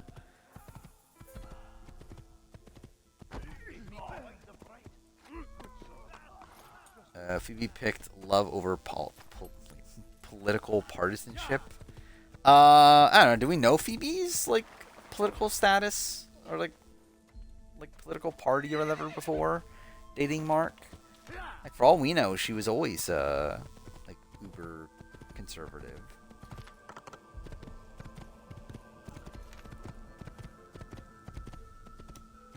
Yeah, I would assume not, but you never know.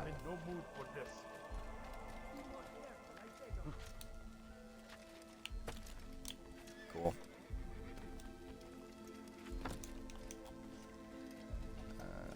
Rewatching BB16 sounds awful. I agree. That's why I won't do it until I have to make a video on it. Which won't be for another, like, 10 years. And I'll definitely be doing YouTube still by that point. All that is asked is an honest day's work. A small sacrifice for great rewards.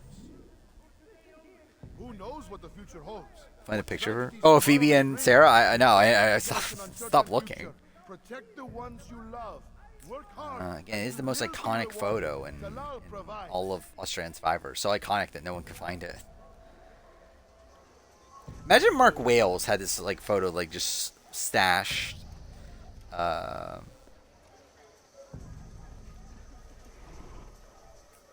Imagine like Phoebe and Sarah bring back their podcast because it airs the world, and then the photo finally resurfaces. Never have I seen such insolence.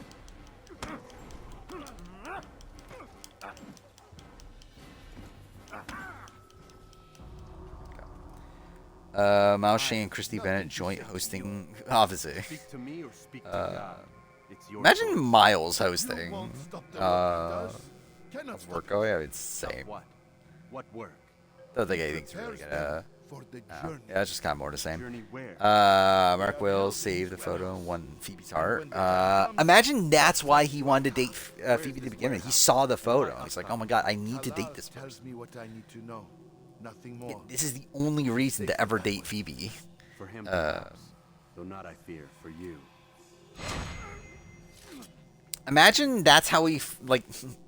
The first time you ever saw Phoebe was like not from watching 2016, but from seeing Sarah Talik's podcast and then seeing the photo of Phoebe.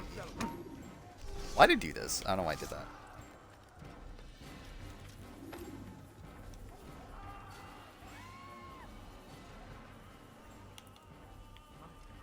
Miles would be okay. Fuck me. Yeah, Miles would be a ridiculous host. Like I think Miles would be even worse than George. Like as a host. This is the final stream I can make until the second stream after Big Brother starts. Yeah, I mean, hopefully we have a good season on our hands by that point. Watch it be like extremely problematic because that would seem pretty likely, but hopefully it's not. It was a picture of like so. It was a picture that like so. Yeah, Phoebe and Sarah used to have a podcast, and they did like a promotional photo shoot of them in like red bikinis, and like one of the shots was a shot of like Phoebe like what's the term? I don't even know what you call it. Like squishing, or it was Sarah squishing Phoebe's like breasts together. Like it was obviously with the bikini on and everything. It doesn't show anything. But yeah, it was that. No, okay, it's literally it's in one of their videos. Like, so they have it was on one of their Instagram videos. Like, you can see the photo. It's just that you don't see the actual breast part of it is like covered or whatever. So like, I know it exists. I'm not making up this photo. I just don't know where it's gone. Because like there's photos from the photo shoot like online. It's just that specific photo is just like not anywhere outside of that Instagram post now. What was their podcast name? I don't know. It's like P. Actually, let's look up. Phoebe, Sarah. Oh my god, my fucking keyboard's broken.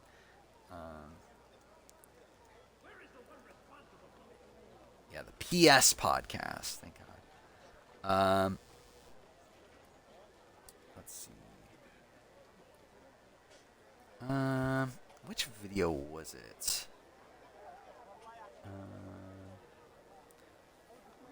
Is it this clip? No, it's not that one. It's on one of. Oh, it's here. It's here. I found it. Okay, so it's this. Okay, here. This post. Like, the photo used at the beginning of this post. It is that picture, but the rest of it. Or like this is only like the top half of the photo. But yeah, the rest of it is missing. I don't know what happened to it. It's nowhere online anymore. And it was the greatest photo in reality TV show history, and now it's gone. Do you remember? That was the most insane thing, though. Like, we spent like the entire daytime stream just like searching for it. Like, I scrolled through all of Phoebe's Instagram. I scrolled through all of the other person, Sarah Talik's Instagram. And again, you just can't find it anymore. I mean, it was literally on stream. I mean, it was probably like what, like 8 hours or something. Like the stream itself was what, 12? Like over 12? It probably wasn't 8. It was probably like 6, 4, maybe. I don't know, 4 to 6 hours, somewhere in that range. Because I don't think we even started looking for it until like 7 hours in. Or maybe less than that. Maybe 6 hours in. I remember the point in the game we were at. So, okay, I was playing Life is Strange 1, the entirety of it. And I was in the, it was the beginning of episode 3. It was the section where you're getting all the supplies to open up the door. Like, you get, like, Warren gives you, like, the list of supplies you need to find or whatever. So I remember it was in that section where it was first brought up. Did I try sending a DM? I have not. I'm not gonna fucking, like, yeah, imagine, like, yeah, like, yeah, like, Phoebe doesn't know who the fuck I am, and all of a sudden I just, like, fucking DM her, hey, I really want to see this photo of you having your breasts squished by Sarah Talik. Can you get me that photo? I would just really love to see your breasts being squished. I mean, someone on the stream made a burner account that has, oh, I forgot about, yeah, that was the thing that, yeah. Oh, yeah, isn't that what led to the Carolyn Rivera's a totally hot MILF? I mean, GILF? Or is that a different situation? I don't remember anymore. Yeah, it's, I think that was in October of last year. So it's been, what, 8 months? Like, it'll be around the time of the next daytime stream. So next daytime stream, we should try to find it again. That should be the goal of the next daytime stream. I don't know what I'm doing right now. I need to find another viewpoint. Let's do this one.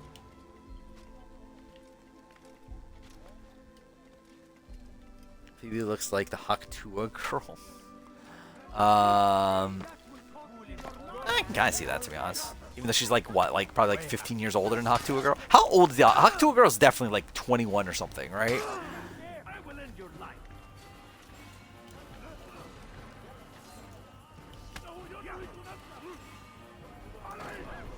Yeah, Phoebe's like literally probably like 15 years older. This is the biggest lost media case of all time. Obviously, it's bigger than Survivor Africa Panama, that's for sure. Ah, dude, fuck off. No, I was in the Life is Strange one, which, yeah, that was, dude, fuck off. Cool. Which, yeah, that was in October. Tackle people who are in your... See, the Tales from Borderlands one, that was a normal stream. That one didn't have a lot of weird shit going on. I still think my favorite daytime stream is probably the AC Origins one. Well, that one felt like more of a big, like, long journey, even though it was actually, like, shorter than, like, Tales from Borderlands and Life is Strange and Double Exposure. Double Exposure is such a weird one. Actually, I wouldn't mind rewatching that one because, like, it's such a weird one because it was right after the Carolyn Jesse cuts. It was like, it was the day that we learned about, like, Sean Rector and Jerry getting cut. And also it was the day that we learned about Emily, right? Or like the day after we learned about Emily. Where, like, honestly, it was just like, yeah, in the midst of all the 50 stuff happening. But it also was like weird in the sense that, like, I had to replay like multiple sections over and over again or whatever because I kept on failing the like I kept on like accidentally skipping something I need for the 100%. So that was a bit of a weird stream. Yeah, I'd lean towards waiting till 3. That's annoying though. I might not play Bellagio to this stream because I'm pretty far behind. I at least want to get to the point it was last time. I think we'll wait until 3 and then I'll talk about it. But yeah, I might still just play this the rest of the stream though. But yeah, I do intend on playing Bellagio at the end of these streams for as long as I'm playing on Xbox. As long as I if the guard won't get take enough action, done in the it game. falls to us to do something. What you propose Jeff was replaced by a previous player before season 12 filmed. Would it be? Probably Boss Rob, right? go missing? Like, that was around the time Boss Rob was doing that Taltine thing. Not yet. But if we continue to do nothing, it will. And what do you propose? Maybe you use this case against me if he was aware of it, probably. There is to know about his operation. Dude, imagine like get AI to recreate the photo. Like tell AI, hey, can you make a photo of Sarah Talib squishing Phoebe's breasts? That'd be cool. Actually, I wonder if AI can find it. Like, can you tell AI to find the photo of Anyway, it's a risk. How'd you describe the photo though? I think it's really the thing. Indeed, you'll need it. Vampire Survivors I have on Xbox. I have it through Game Pass.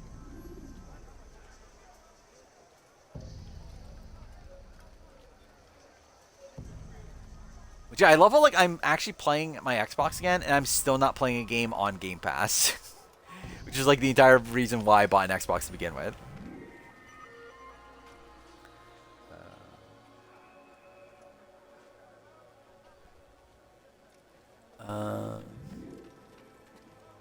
Yeah, what should I do with the meme view video then? Just watch it soon then. Dude, I'm an idiot. I'm just doing this fucking awfully.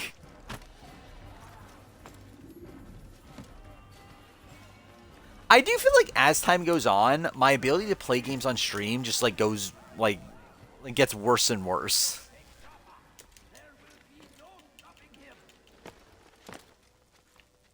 Or it's kind of insane that that I'm somehow like way behind my last playthrough of this game. Your presence here deprives me of both.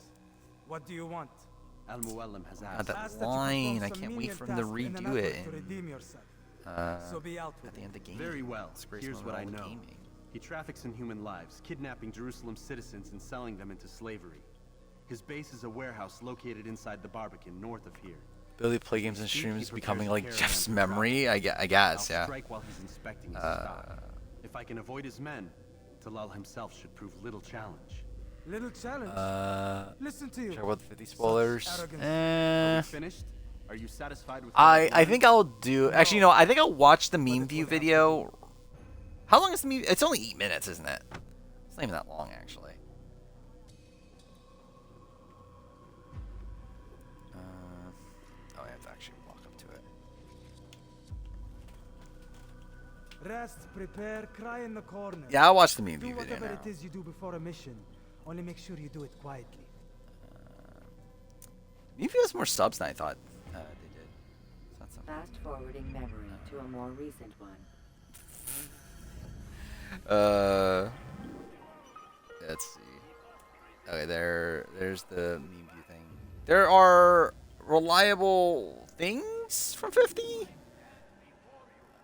Yeah, we'll talk about it in like 30 minutes or so.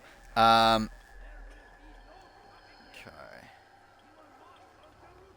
So yeah, that's the. Wait, no, did I post? Oh no, I posted the wrong thing. I meant to post the video. God damn it. Okay, that's what I meant to post. That's the video itself. Okay, cool. What they get like a. Okay. Oh yeah, I forgot that was the thing Meme View was doing, wasn't it? They were getting like cameos from all the Survivor players. I forgot about that. It's more than Jared, yeah. How's Kenzie's game differ from Michelle, Danny, and even Natalie White's? Well, Michelle, I think, is someone that gets saved by a medevac or whatever, so I think that's very different. Natalie was just, like essentially the second command to a dominant player, where like Kenzie wasn't. Her and Danny, I think with Danny, it's like I think a lot of like Danny's game comes from a lot of like unluckiness in the game, where like I think her position's like one where like it's a season that had like a very rigid like structure that like that again it was like she came into the merge down in numbers, and it was a spot where the other side just like stuck together, yet she was able to survive all that. Like Kenzie's just like she's obviously like coming into the merge down in numbers, but like not to the point where like everyone else is like actively working together against her. And even then her game's like kind of sloppy. But yeah. Okay. Is it? I have Okay. This is the video. YouTubers are absolutely cringe. You know what? I can't watch this at 1x speed. That's gonna bother me. I'm gonna go 1.5. I have literally no idea why you guys watch my videos. But anyways, I thought it would be a mega fun idea to go over all of the cringiest Survivor YouTubers. Let's get started with the cringe, shall we? The first crapper of cringe I have is Russell Muscle TV. Holy moly, this guy is some mega cringe. This doofus will title his videos Survivor 48, Episode 10, 26 Things You Missed. And all 26 things you missed from Survivor Season 48, Episode 10. We're talking all things Joe coming in clutch, Scar forming a revolution, a classic reward. I've generally not watched a Russell Muscle Muscle video. Like, number 26, did you know Jeff Probst actually narrated during the challenges? Number 17, Kyle and Camilla. Like, is bro making his videos specifically for Helen Keller? Like, what is happening? Like, I understand the point of the videos are just to recap the episode, but he's clearly using a clickbait. And if any Survivor YouTuber is gonna use clickbait, it's gonna be me. So knock it off! And he also does Survivor puzzle giveaways at the start of some of his videos. For next week's giveaway, make sure to subscribe to the channel, like the video, and comment down below your Survivor 48 winner pick. And I'm not trying to be like, oh, well, it's clearly a scam, but like, you know, it's clearly a scam. And bro also has a website where he sells plastic versions of the Survivor puzzles, but they are way freaking smaller. Is that also a thing? For an absolutely I didn't know that was a thing. $32, $20, $24. I mean, the entire thing is essentially just a roast, right? If you bought that puzzle, you need to be checked into a mental institution immediately. Also, how are you going to charge that much for small? Yeah, how many things did he have to say about that episode, the Mary Pooh episode? Like, where do you go, buddy? And I found Russell's Twitter, and I saw he made this absolutely unhinged tweet. Back in 09, I committed arson on my grandfather's house and his... This is back in 09. Yeah, that's like 2 seconds ago. But, yeah. Holy moly, you are a deranged... Again, the entire thing's a joke, right? Russell Muscle TV here is a pretty weird individual. Let's move on to the next cringe award. Bandit Survivor. Now, despite his name, I don't actually think he's a criminal. Hopefully. And Bandit Survivor actually has some pretty banger videos, like Everything Wrong with Survivor 47, Survivor Game Changers, but the cast are actually Game Changers, and Modern Survivor First Boot Ranking. All of those videos are absolutely... Okay, that's something I want to mention. Why didn't they just call it, like, New Era? Like, I feel like it's a weird thing to say Modern Survivor First Boot. Like, why not just say, like, First Boots of the New Era? Like, I don't know. Like, ranking the First Boots of the New Era or something of that nature. For real. And I know what you're thinking. I feel like, who the fuck calls it Modern Survivor? Videos, but there is one main reason why I can't stand his content. He has an Australian accent. Can you believe that? Firstly, though, I have to make 3 apologies. Number 1. Second apology is that I punched a kangaroo in the face. And not only does this absolute bozo have an Australian accent... Oh, fuck. That means something. I also found his Twitter account and found an absolutely devious tweet he made. I like living in Australia. I got shivers just reading that tweet. If that's not the most diabolical and devious thing I've ever read, then I don't know what is. You should be ashamed of Maybe it's more entertaining than also, shitty New Era Survivor. Does Australia not Again, I don't know. I haven't watched his videos. Yeah, but I think we can all agree that Bandit here has thrown one too many shrimps on the Barbie. Let's move on to the next nerd that creates Survivor content challenge. The Meridian Review. I don't know what it is about this guy's voice, but every time I hear it, I feel like I'm being tortured in a freaking prison camp. Guys, we're here back with a new video, and in this video, back with another player ranking for recently finished Survivor season. And the length of this dude's videos is absolutely insane. This bro made a Survivor 48 review. It was over 4 hours long. What could have possibly happened for this season review to be over 4 hours long? That's true. Did bro pass out during the video? You guys want my review for 48? It was mid. That was like 3 seconds. But my real beef with this absolutely... I do find it... Okay, actually, something I do find funny. Like, you could tell, like, obviously, like, he has my video running in the background. I find it funny how, like, at the end of the thing that he, like, talks about my review, like, you could see the short clip of, like, I think it's Charity's cast photo coming up. Only for him to then, like, immediately after, like, go to the, like, use that exact same clip again, and then Charity comes up again.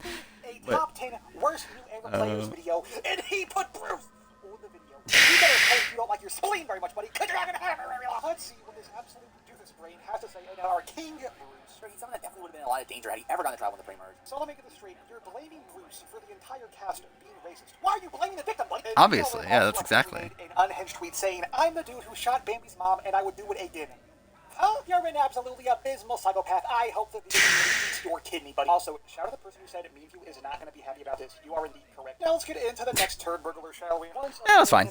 Now this guy actually makes I seem to be rougher. Actually, you know, I'll watch Once Upon a Time. Content. He makes story videos about Survivor players' games and goes very in depth. And you know, the videos are 4 freaking hours long. And he also has some absolutely base replies in his comment section. Like this is a straight W. But there are a couple things that make me very mad at this individual. Number 1, his name is Wesley. If you were on Family Feud and got the question, names of kids bullied in school, Wesley would be the number 1 answer. Second of all, this why not go by Wes? Stork hasn't made a single video about King Brucey Lucy when he should have at least 20.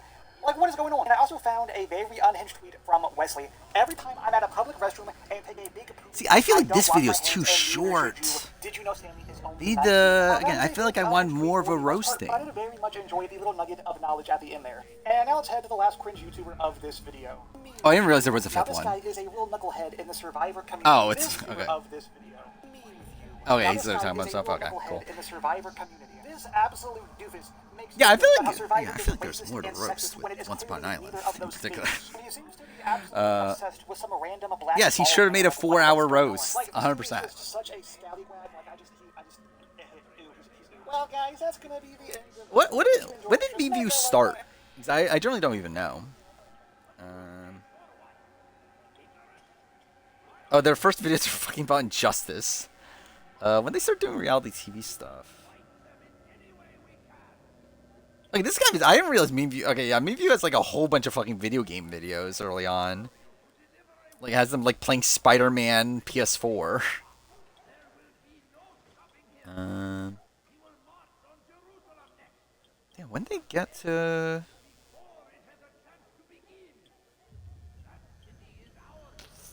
What the fuck is this? 2023 predictions featuring Andrew Tate, Joe Biden, and Kanye West. Thank God that's a video.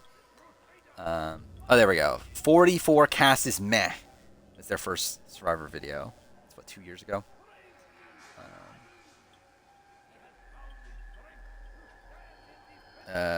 Maybe Survivor Spencer? Imagine. Yeah, it was like right after Survivor Spencer. Well, Survivor Spencer like did 44, right? And I think like left after 44.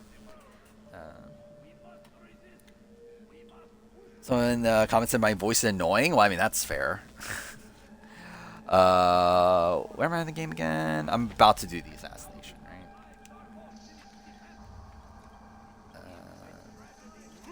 Yeah, where are we at time-wise? Oh, it's only 2:44. God damn it! I thought it was later. I thought it was about to be 3. Should I just talk about the 50 spoiler stuff at this point? I think I'm ready to. Feels like a decent point to start doing that. So yeah, I think I'll change the stream title. We'll do that, and then, yeah, we'll oh fuck me, I forgot the stream title's really fucking long. I guess I'll take out the end about don't talk about Survivor 50. I guess that's a good idea. Survivor 50 spoiler talk. Okay. So, there we go. Don't know if people are getting an ad. Again, I'll wait a little bit in the case people are getting an ad. Because then I don't control that. If it was up to me, no one would ever get ads on Twitch. Because I hate ads on Twitch. And I'm not going to make any money off of it anyway. So it doesn't really fucking matter. Yeah, alright. I'll probably wait another, like, 10 seconds or so. But yeah, it's... Well, actually, I guess we might as well start the preface stuff. You came for gameplay, obviously. No ads? Okay, that's something. So he's dead. Okay, so I guess we'll start with that. Okay, let's start with the... So, yeah, Redmond confirmed one thing.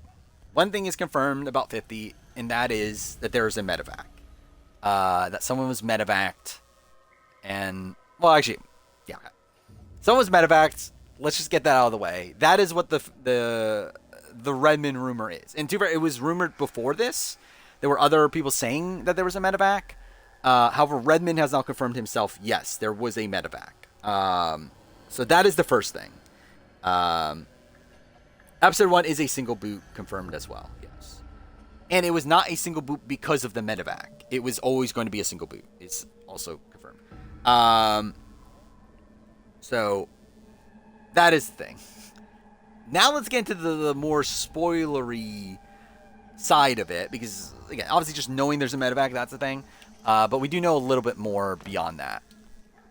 So yeah, if you don't want to know anything else, probably leave now. Yeah, we'll talk about it. First thing of which is the fact that it was early. We know it's an early medevac. We don't know exactly when, but it was early on in the season.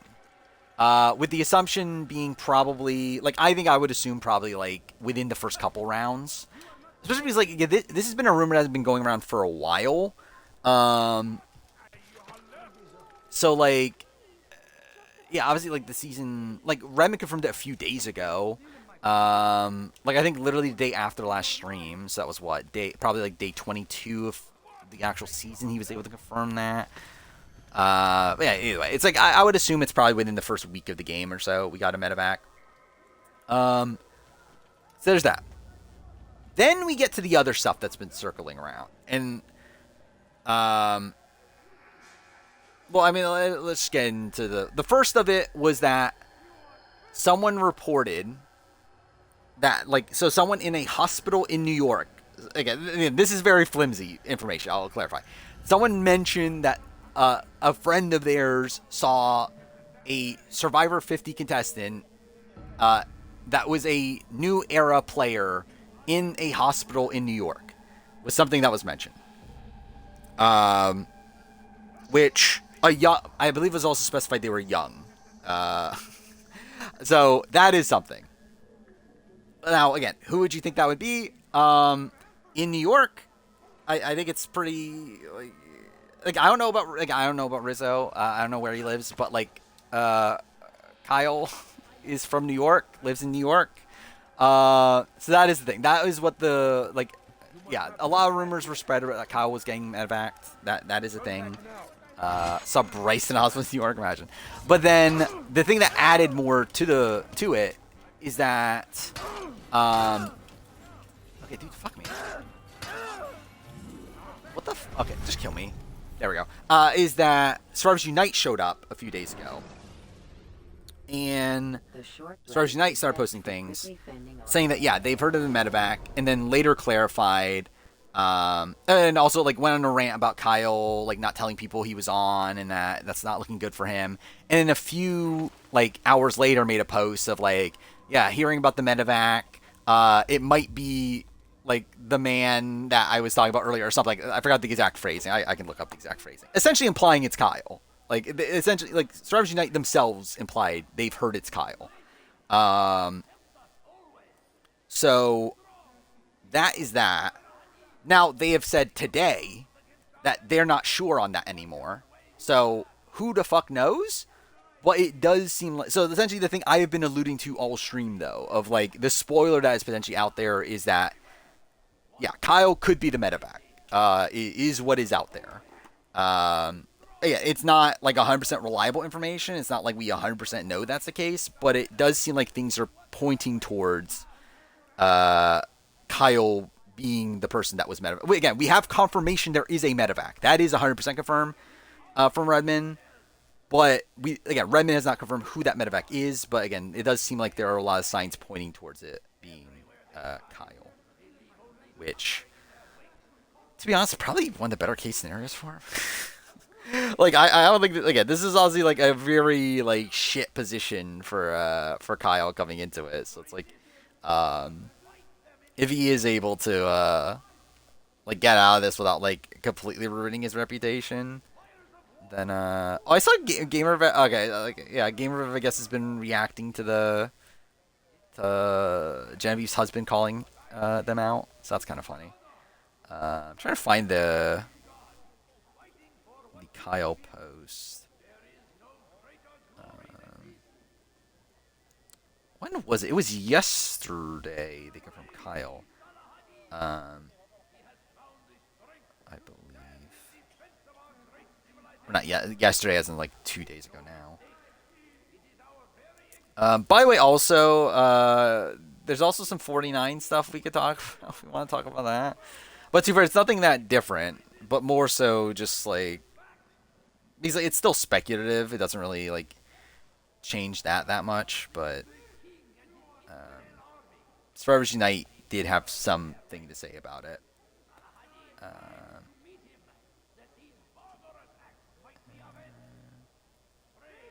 I'm still trying to find what they exactly said about Kyle, or what they exactly said about the medevac.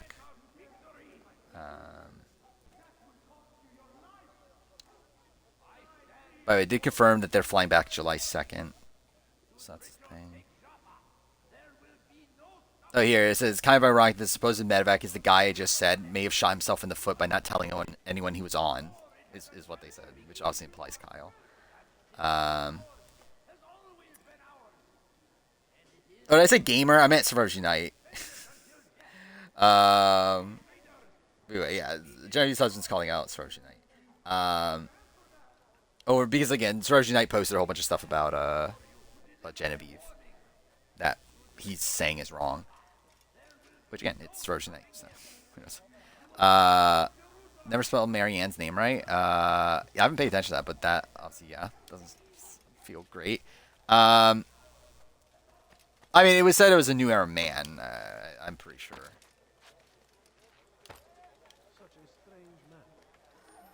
From the original person that said that they saw someone. That someone said that they saw someone at the hospital or whatever. But I believe it was a New Era man. And also, I believe Tiffany lives in LA now anyway. Inner spoilers. Nothing else new, right? Like, I mean, like, obviously there's the Jared Fields thing is still a thing. Like, I think those are like the only two, like, reliable bits of information we have is the Jared Fields thing, which, again, spoiler alert for that. Suri, so, like, Jared posted a tweet saying he's disappointed that his brother gets to go on the family visit, not him, which he promptly deleted right after that, implying Suri likely makes the family visit. So that is something, and then, or at least gets close to the family visit, at least enough to where his brother would be flown out. And then, yeah, the other thing is the medevac. That we know a medevac happens, and again, there are signs pointing to Kyle. I know there's also been a lot of I guess we could talk about the other speculation, right? Because there have been other names speculated. Even taking out the Kyle stuff. Like, I know some people, like, I believe the initial rumor was Emily, right? I think people were saying Emily got medevaced, but that just seemed to come out of nowhere. And, like, I think it was just someone, like, joking saying that. But I think, like, I saw, like, a claim that, like, Christian was medevaced. Then I saw Colby was a big name talked about. Yeah, like Colby, I believe came from people thinking Colby just because like he like supposedly had like some health thing like recently. Not the hand, like he did like injure his hand. Someone recently, but that's not what I'm talking about. But like someone mentioned he had like some sort of like health thing within the last couple years. And that was like a reason he could get medevaced, but I don't believe that came from any like person with actual information. I've not seen any cast leaks for 27. What's the 49 stuff? I mean, again, it's the things we've been speculating, but essentially now Survivors Unite saying that. Again, spoiler for Survivor 49 if you care. That yeah, they think Savannah won 49. What now, slave? And that the alumni community as a whole thinks Savannah won 49. Which, again, at the end of the day, like, Survivors Unite, like, thinking that doesn't really matter, but, like, yeah, more so the fact that, like, they have heard from all their alumni sources that, yeah, they are thinking that Savannah probably won 49. But they, again, like, it's still speculative. Like, it's not like the alumni for sure know. Especially considering, like, they have had no time to, like, actually get to know Savannah or anything. But it does seem like it's just, like, the commonly assumed thing that is looking like Savannah 149. Also, with a lot, or at least it looks like Savannah or Rizzo 1 to 2 in particular, especially considering Survivors Unite has said that they did hear that how the winners were handled is that they specifically wanted 3 winners. Again, don't know if that's true considering how much other unreliable stuff Survivors Unite has said. But yeah. Yeah, it's at the end of the day, it's essentially what we've been speculating anyway. Like it doesn't, like it's not anything that new outside of it's just like, hey, the alumni also think this. But yeah. Owen thought Cedric won 48, so alumni isn't super reliable. Well, that's kind of funny. Why do you think Cedric won 48? Like, why of all people Cedric? It seems I cannot. Hey, I think alumni are like I think some alumni are lying, or like just. I cannot allow my work I guess to it's be still flat. lying. Yeah, I think yeah because like clearly Celebration Night had some faulty information. Like so many of the people they have said like they've forgotten called like were not called. By the way, they have continuously reiterated that Greg got cut like in over the last day.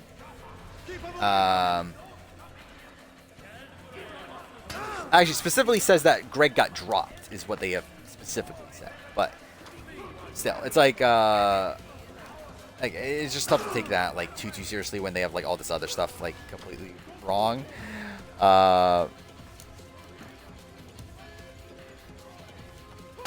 Which again, I'm not saying that Sarge Knight's like making it up, but obviously I just think it's a spot where, dude, fuck me. What the fuck? What? That's insane. Overheard at an event apparently. That's what happened with like with Brian Hike's wiener stuff, right? I spent half. Okay, spent half of 48 thinking I was spoiling the winner. Cedric. A lot of the cast was in NOLA for Steph's premiere. Cedric was in a nice hotel. Overheard someone say if I had won, I would have stayed there. Oh, well, that's kind of funny. But yeah, like that's what happened with Brian Hike's wieners. A lot of his like information. Like that's why Jonas was even talked about. It's like because like supposedly people were like overhearing talk about Jonas at the that charity event. Like the charity event in Celebration, Florida or whatever. So it just feels like all the information spread there just seems to be like fake or whatever. Imagine his source was Owen.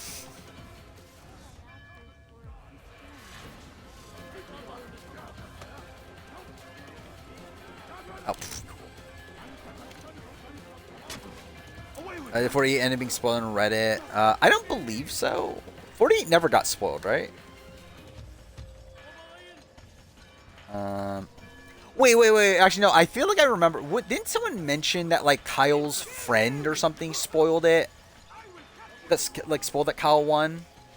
But like it wasn't like a spot where it wasn't like from a like insider or anything. But it was like Kyle's friend or something spoiled something that implied Kyle won. Oh, I'm an idiot. I had the wrong weapon out. Okay, cool. Great. You've nowhere to run now. It was this on Instagram. My part is plain. I do want The Brotherhood is stop. not so weak. My death will stop its work. What Brotherhood? Everyone from One World though, Jonas would be a fun return. I wouldn't be opposed to a Jonas return in general, but. And that's all. What was this? Then we are finished. Beg forgiveness from your god. He's long abandoned us. What is this post? Long abandoned the men and women I took into my arms. Okay, cool. If I went by the Beggars, whores, addicts, lepers. Do they strike you as proper slaves? Oh fuck me! It went back. Unfit for even the most menial tasks? No. I took them not to sell, but to save. Tarzan's Riz God, obviously. For no other reason than it was asked of you. No. You profit from the war, from lives lost and broken. Yes, you would think that, ignorant as you are. Wall off your mind, eh? They say it's what your kind do best. Wait, why'd she post this? Like, why'd Carolyn post this? Not yet. Wonder what Kyle did to get medevac. If he's it's like if this is like I'm not even sure this part of the story is true. Like I feel like it's just again like feels very sketchy, right? Like I mean that would mean that his injury was obviously like big enough to where like they felt like they need to send him home immediately. Because more times than not, I don't believe like even if you're medevac, you're not like usually even like flown back to the States unless it's like something like really drastic. Like, I remember, like, with Caleb. Like, Caleb didn't go home, right? Like, didn't he go to, like, some sort of, like, it was, like, a hospital in Asia, I remember. I forgot what country exactly. Because I don't believe it was Cambodia. I don't know if it was, like, Vietnam or something. Like, it was, but either way, like, he was still in Asia when he, like, was getting, when he was, like, in the hospital and stuff. So it's, like, it would have to be something, like, really, really serious, for Kyle to be flown home.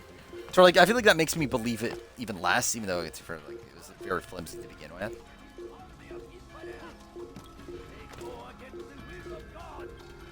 And I think considering the fact that like Survivor Unite now is not super confident in that, it does make me feel like I don't know if the Kyle info is reliable.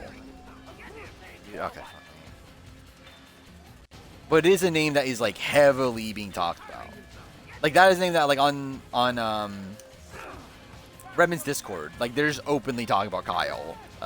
Like Kyle's name's just openly being talked about as like the medevac. It was actually like a while ago. It was like probably like a couple weeks ago.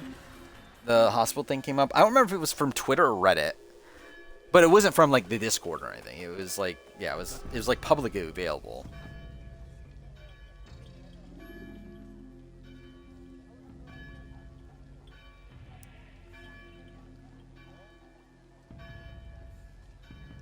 June 6th? I have no clue what fucking day it was. No, not June 6th. It was later than that. Like June 6th, probably when he got medevac. If like that'd be day 2, right? But it was like, yeah, it was probably like closer to like the 15th or so.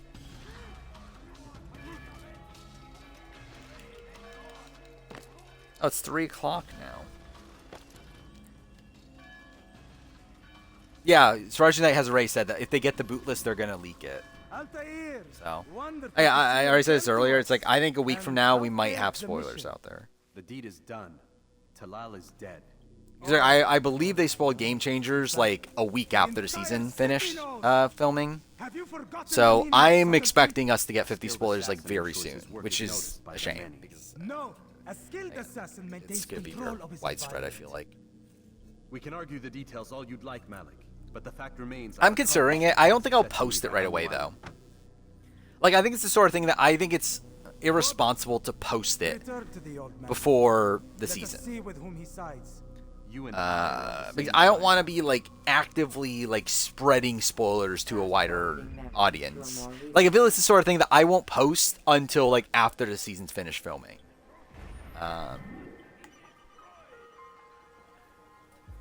Like to where maybe I can make it like unlisted and like just like post it for people in chat or whatever, but yeah, I definitely won't be releasing it to the public until later. By the way, this is a section prone for the game crashing, so we'll see how this goes. I think I survived it. Yeah, alright, we're good. The Game Changers? I would assume Sandra, probably, right? I trust you were successful. The final 3 is Angela and Coach and Q. I mean, that would be fun. I think the problem with that is that I feel like I might accidentally get spoiled. Like, yeah, just accidentally. Like, without even, like, I think I might accidentally see, like, Survivors Unite spoiling it before I am able to do the reaction to it, but we'll see. He saw it differently. Claimed they were not slaves at all, that he was helping them. Do you know how it Again, they talk. Like, you realize the cast talks to each other, right? No. Again, pre-mergers, like, 100% know what happens on the season. I don't understand. Like, Rome knew everything that happened on 47. Again, they know. Always rationalized. Always explained. So he lied. Are you gonna be safe from spoilers?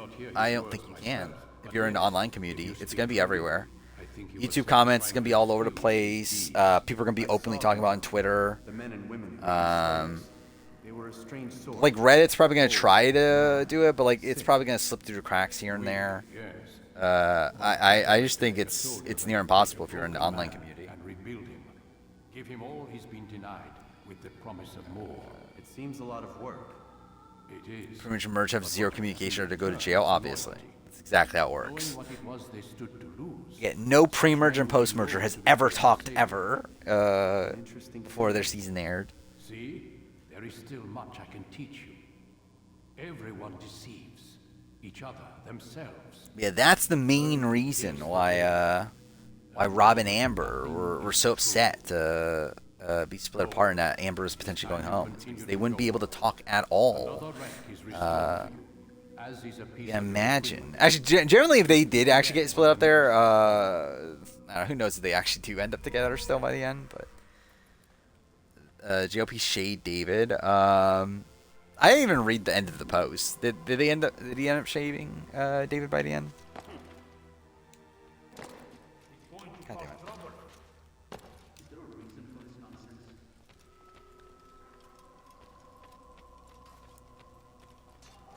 Amber would have broken up with Rob if she got voted out. I mean, I think the bigger question is like, would they have reconnected?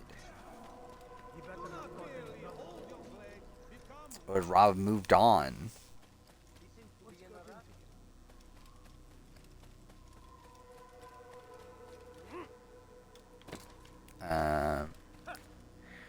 I talk about the 50 stuff. I mean, do you want to be spoiled on 50 stuff or not? Because there is some minor stuff. Well, I don't know if minor is really the right term. Like, it's major if true, it's just that it's not guaranteed to be true, even though there's something that is guaranteed to be true. Where's the War was spoiled almost instantly.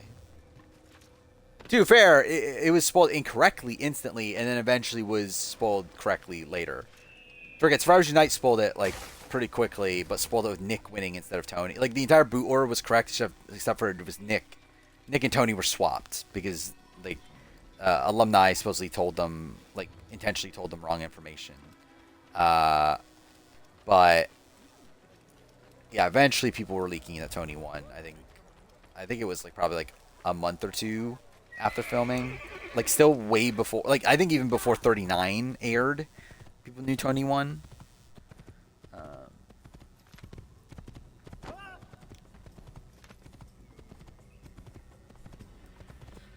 Korean predicted Tony as winners, players to win by having a big target. Was that preseason or mid-season? If it was mid-season, I think that's, yeah, I would have thought Tony had a pretty good edit by that point. Preseason, I think it would have been a strange choice. Like, I was very low on Tony preseason. Episode 2? I can see it. I mean, like, I think by episode 2, like, I think his premiere is pretty good. Like, especially his opening confessional, like, perfectly, like, sets up his storyline about how people are gonna, like, underestimate him, and then he's gonna, I forgot what he exactly says, but he does the, like, he, like, undercuts them or whatever. Fuck it, I forgot what it is.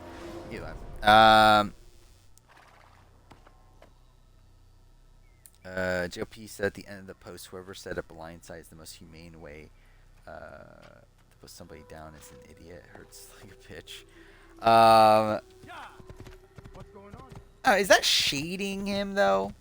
I don't know if that's shading David. Yeah, sucker punch. That's what it is. Yeah.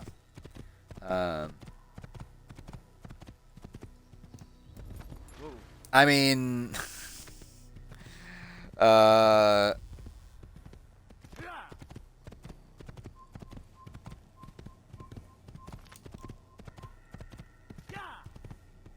who would win a Kyle, Joe, Eva Final 3? I wonder who would win that Final 3.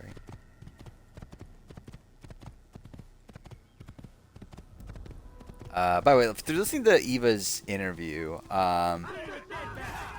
like, she's, like, I feel like, I think she still has a, at least from what I've seen, again, obviously we don't have everything just yet, but by the way that Shaheen was talking, I do feel like Eva probably overestimated her, like, win equity. Well, she seems to talk about as if she still thinks that she could have won, in like, a whole bunch of scenarios when it's like, I don't think she could.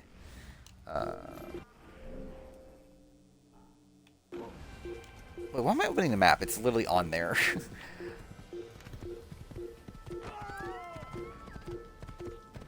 Which, I do think Eva's game is intentional. I do think, like, probably people did not give her enough credit for how she's playing the game based on, like, the way she speaks about the game. But also, it's like, the problem with her game is the fact that just no one saw it. And, like, even though she was able to explain it pretty well at Final Tribal, it still wasn't to the point where, like, I think people were willing to actually vote for her, at least the majority of people, where, like, Shaheen, like, I think Shaheen in particular is somebody that, like, I don't think he was ever voting for Eva, no matter how good her performance was.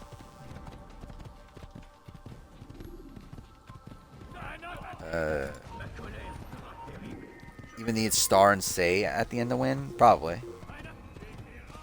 I mean, like, to be fair, I think she could out argue Joe. Like, if it was Joe, Eva, Star, like, I think there is a world where, like, Eva's able to out argue Joe. But even then, it requires her to out argue Joe. I think Joe is the person most likely to win just inherently. Where am I going? Am I going the wrong way? I feel like I'm not anywhere close. Oh, no, I am going the wrong way.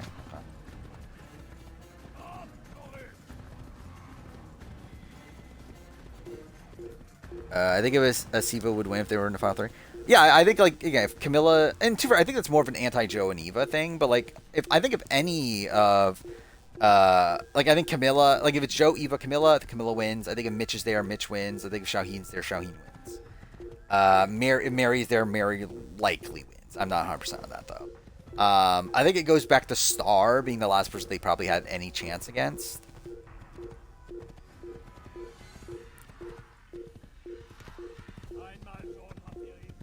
And does Joe suck at Final Tribal? Like, literally no one, like, literally the jury is, like, talking about how, like, oh, all 3 of you did really well or whatever. And, like, even Shaheen, who talks about, like, yeah, like, Joe, like, we wanted more out of Joe, doesn't talk about Joe as if he, like, sucked at Tribal. It's more so just, like, yeah, Kyle did pretty well, and then, like, Joe didn't, like, play up to what exactly we wanted. But it's not like Joe, like, bombed Final Tribal or anything. When you are exposed, throwing soldiers from rooftops and into structures. From what I understand, Joe was essentially in the coach position. Coach in South Pacific. Where, like, if he owned up to his game and, like, talked about it. Wait, I'm in the right. Yeah, this is awkward. This is definitely awkward.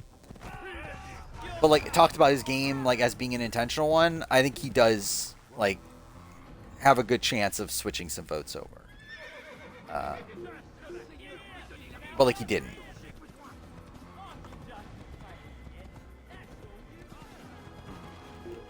But at least for, like, Shaheen, though, it was Joe. It was a battle between Joe and Kyle more than a battle between Kyle and Eva. Dude, okay. Oh, great. Actually, you know what? Fuck it. I might as well just run through then.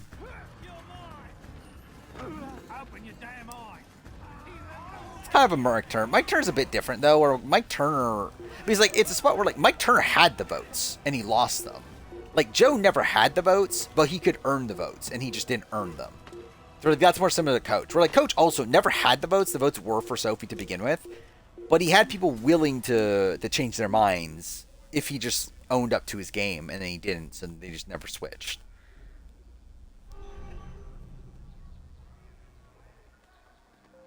Sean was never willing for a woman to win.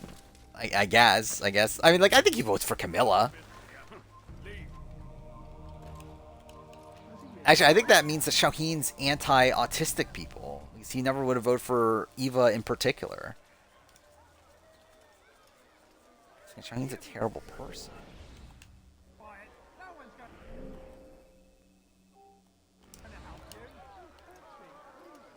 I assume Joe could have pulled Chrissy, maybe Shaheen.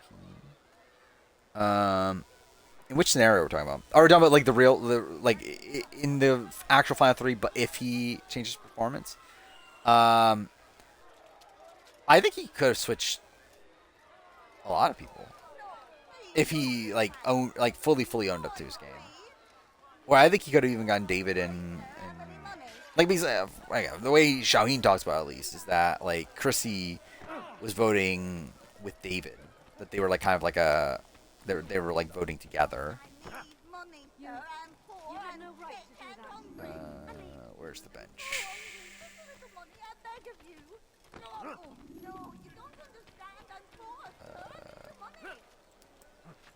So, like, if Chrissy was willing to switch her vote, I think it's assumed that, like, David was willing to switch his vote.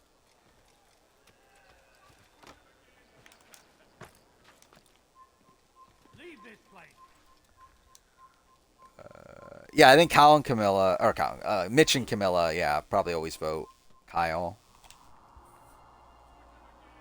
Then what? Mary, I think, is always voting Eva. I think Star is one that probably could vote Joe. Actually, I believe Star was pro Joe initially, and then it was Eva's performance that switched Eva.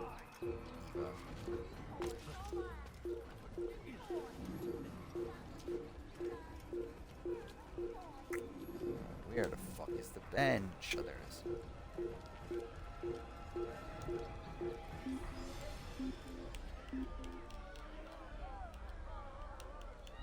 I don't think David poisoned the jury against Joe. At least not actively. You hear about a lane? I think he was pissed at Joe himself, but I don't think he like actively like made everyone else anti-Joe. I think all of them just looked at Joe as like a guy that's like spewing honesty, integrity, and so I cover for him when I can. You aren't there now. No. My family business. Look at Sophie's game favorably because of Then he'd coach. best hope the doctor doesn't learn of his desertion. Or he would fumble. Long as you stay silent. Don't worry. Your I don't know. It's like I can see both worlds. Like I do think with her, it's like at least it shows intentionality in how she played the game, in that it's not like she was like a coach minion. To where it's not like she was like being dragged by coach. It's like her intentionally wanting to go to the end of coach because she knows that he would fumble the bag. Which, like, yeah, she could had like obviously like 2 seasons worth of coach to realize that he would be able to do something like that. But I think there at least is like intentionality in her game to do that.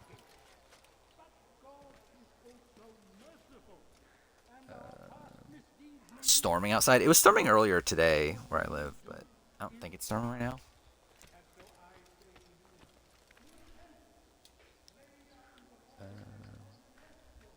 Yeah, if Joe won, I think he is like one of the better winners.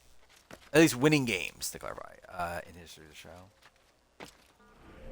I don't even remember. I only did one mission, right? Cool. Points. You're not supposed to be here. Leave. It's forbidden for you to be here. Such a strange man. Yeah, I think that's also a thing that probably frustrates some people is like just how tight Joe and Eva were. Now, I don't know if he did much legwork with people outside of his alliance.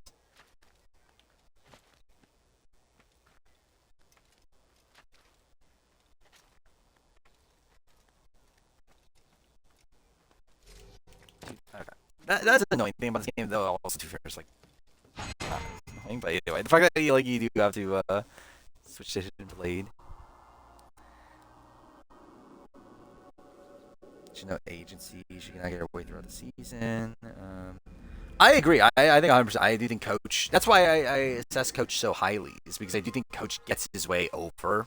Like Sophie and Albert, like despite the talk about how like Sophie and Albert were, like dragging him to the end because they knew he'd be a go. It's like he does get his way over them multiple times on the season. Though again, I think there is like for Sophie, like I will credit her for how she was able to get Coach to want to take her to the end, though.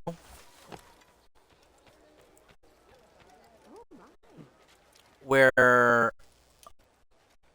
I think like. Yeah, if Coach truly turned a new leaf and everything, then like, why is he taking Sophie to the end? Where like, if he's not playing this like honesty loyalty game, then it's like he probably is better off not taking Sophie to the end. And to be fair, I believe like either way he would have lost like to Rick and he would have lost to Brand Hands anyway. But I do think one of the main intentions of why he goes to the end against Sophie is just because of like blind loyalty to her.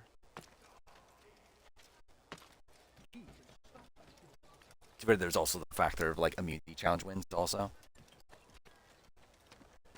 because they want people to beat Ozzy at the end.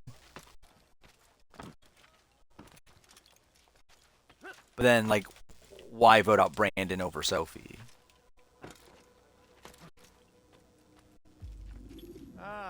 Altair. A little bird told me you. Like supposedly tomorrow's the final day. What can you tell me about him? He is the Grand Master of the Knights. Like filming's literally about to be done, even though there's a fucking video out there of Jeff Probst saying 50 is done. Beyond that, I cannot say. I suggest you search the city. See what you can learn from the people. Tell me where they gather and I'll see what I can find. Dude, how did this take me? Like, I don't understand. Like, how did I do this last time? In 3 hours, 43 minutes. and Maria of Jehoshaphat's church to the west. Last time was also in a spot where like it was before 46 started. I believe. It was the last time I played this. It will be put to good use. It's like it's not like there was that much going on at that time.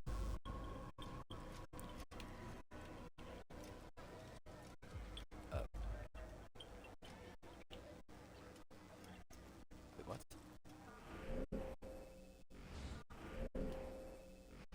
Oh, I'm an idiot. I never did the other. Oh, dude, I'm so fucking stupid. I didn't do the other fucking assassin. Okay, cool. Or the other investigation. Coach on to the future saw Brandon getting arrested, obviously. Maybe he saw Brandon in Caramoan. I was like, oh, I can't take this guy to the end. Like, how dare he get into a fight with Philip? Remember when we thought Philip was going to be on Survivor 50?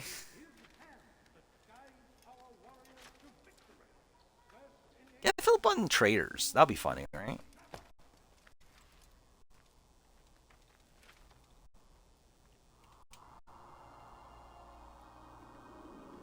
I think Suri will finally be properly voted out of 50.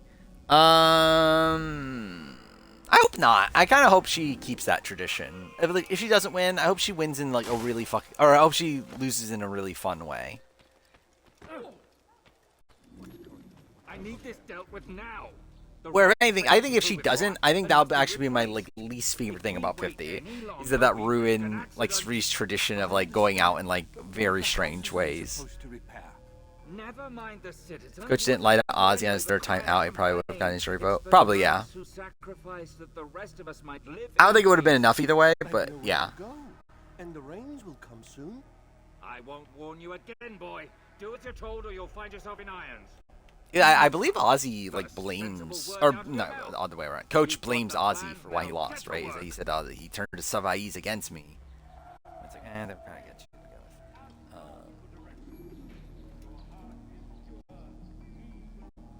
Again.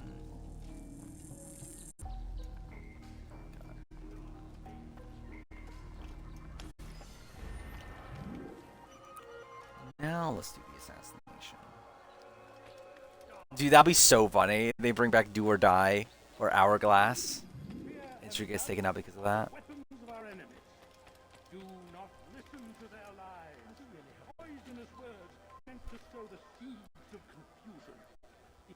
I got Sophie Brandon's vote. I think Coach betraying him.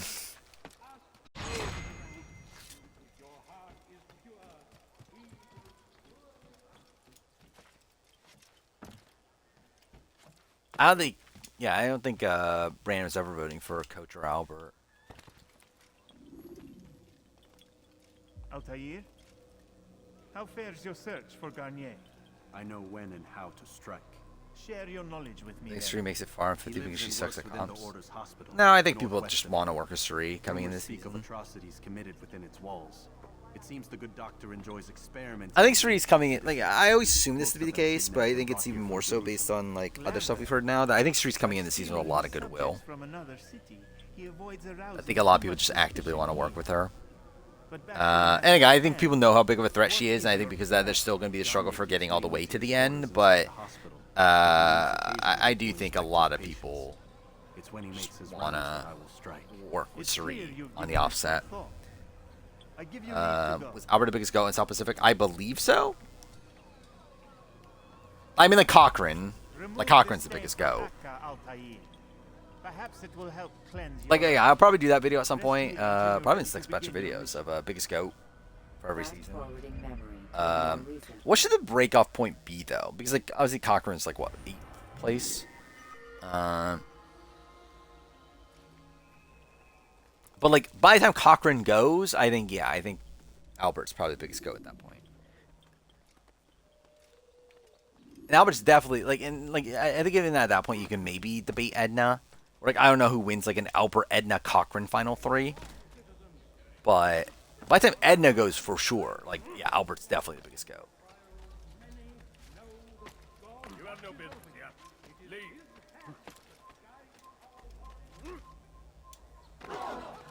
I mean, what? Okay, I could have sworn I would make that.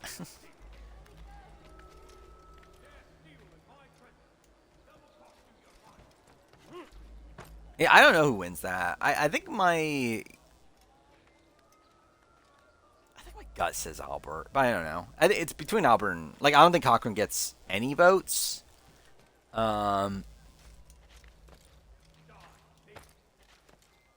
Like I think the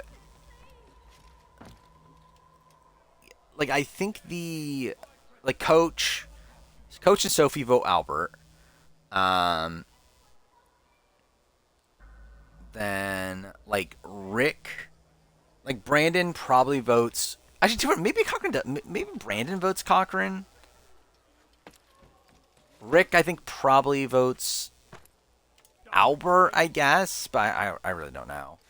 But I know he was like big into like he wants to vote for a game by the end. So yeah, I think he does probably vote Albert. And then yeah, it's just like where does Savai's go? Where I don't think they respected really any of them. But like I could see like Jim begrudgingly voting for Albert by the end in that scenario. So I think I would lean Albert, but I'm not like 100%. I agree with Sophie when she says Albert didn't bring a single intelligent plan. I can't think of one. Like, well, is there a point where like Albert like did something good on his own?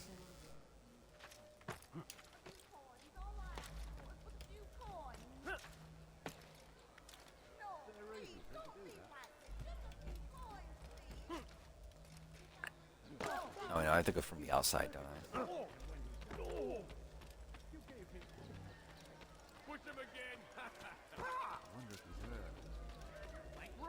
You've no reason to stand here. Leave. God damn it. Your presence annoys How do you get in? You have to do it that way?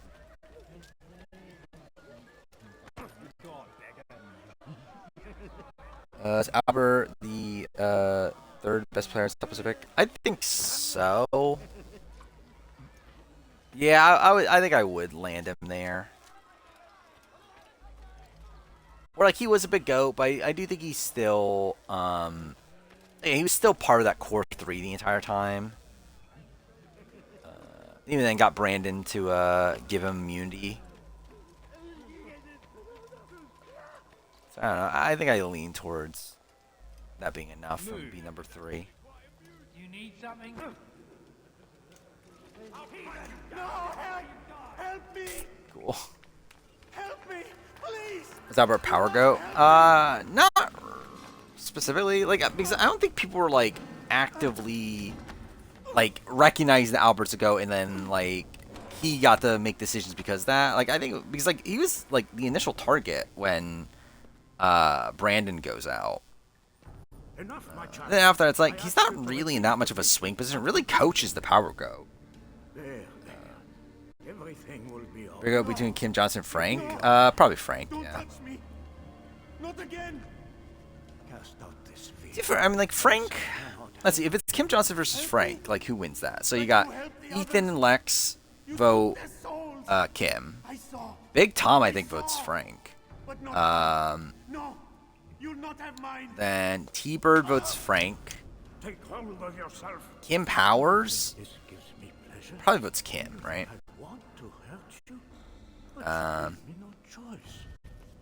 Then Brandon votes Kim, so I think that already gives Kim the win. So yeah, I think Kim does win. So yeah, I would say Frank is probably Brandon Frank. I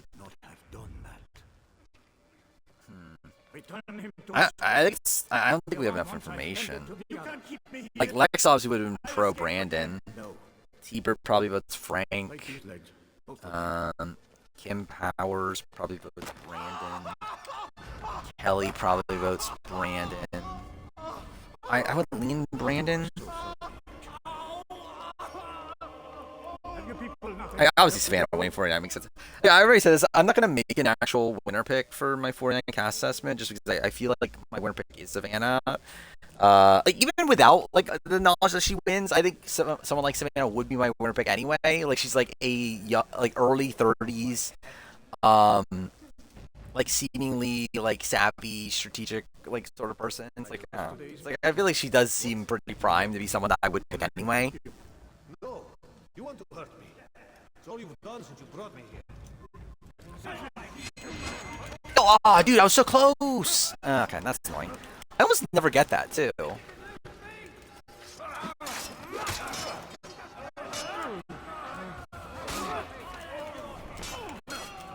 Cool.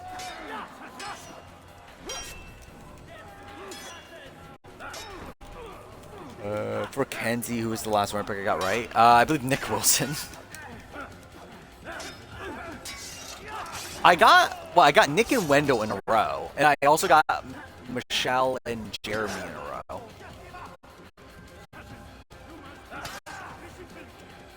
I believe those are the only Survivor US winners I've gotten, right?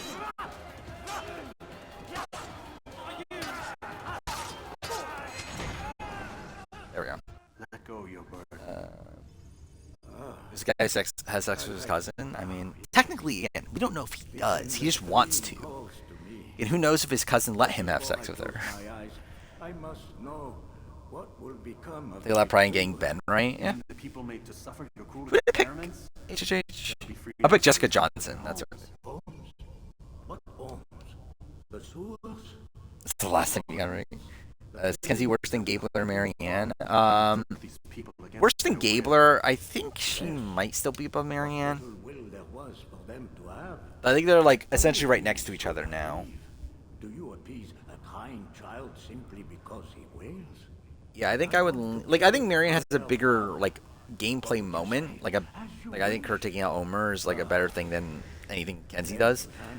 But I think Kenzie's game's probably more stable. But men and women full grown. Like Marianne's in a spot where like if her tribe ever goes to tribal again in the post merge or in the pre merge, she probably goes home. Or Kenzie, it's like I think her weak point is like that final 7 round. I think outside that she's like not really in danger for a lot of that like portion of the game. She's not in like a pretty great spot, but she's again, not being targeted at least. From the prisons of their own minds. Yeah, that's also the thing. If there was no forced fire, I think Marianne's in a lot more danger than Kenzie is. Is also a thing.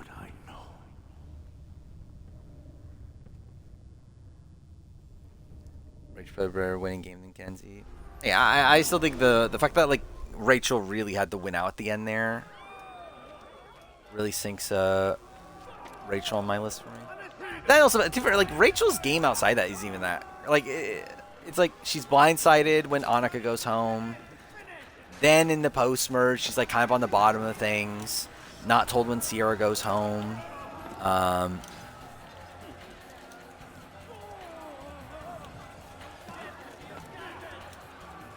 Then it's like wants to take out Genevieve, doesn't get her way.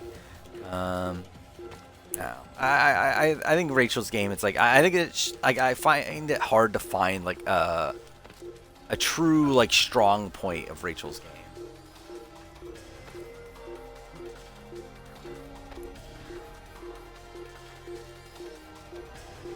Where like at least Kenzie didn't need like immunity wins or idols throughout the game.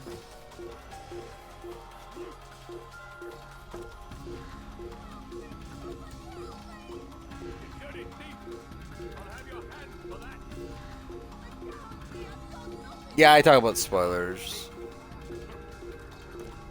Cool.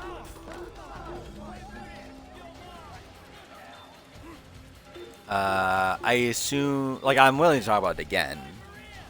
But it's just a matter of do you want me to or not. I think that's the weird thing about this, like, 50 stuff at this point, is that it's just, like, I don't know who like actively wants to know things and who doesn't.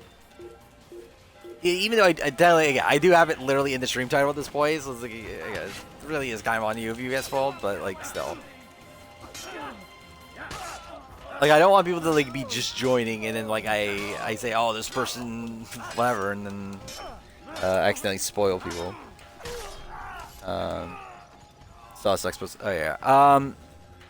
So about the medevac and everything, like I don't know if it's real. I know the medevac is real. I mean, like I don't know if the Kyle being the one medevac is real. I feel like there is like a lot of things pointing towards it, but it also feels like none of it is super reliable. It's where like I'm not like 100% like sold on like Kyle is the medevac, but it does seem like things are pointing in that direction. Speak it then, or would you have me read your mind? Which again, I said earlier, if that is the case, I actually think that's like probably the best case scenario for Kyle.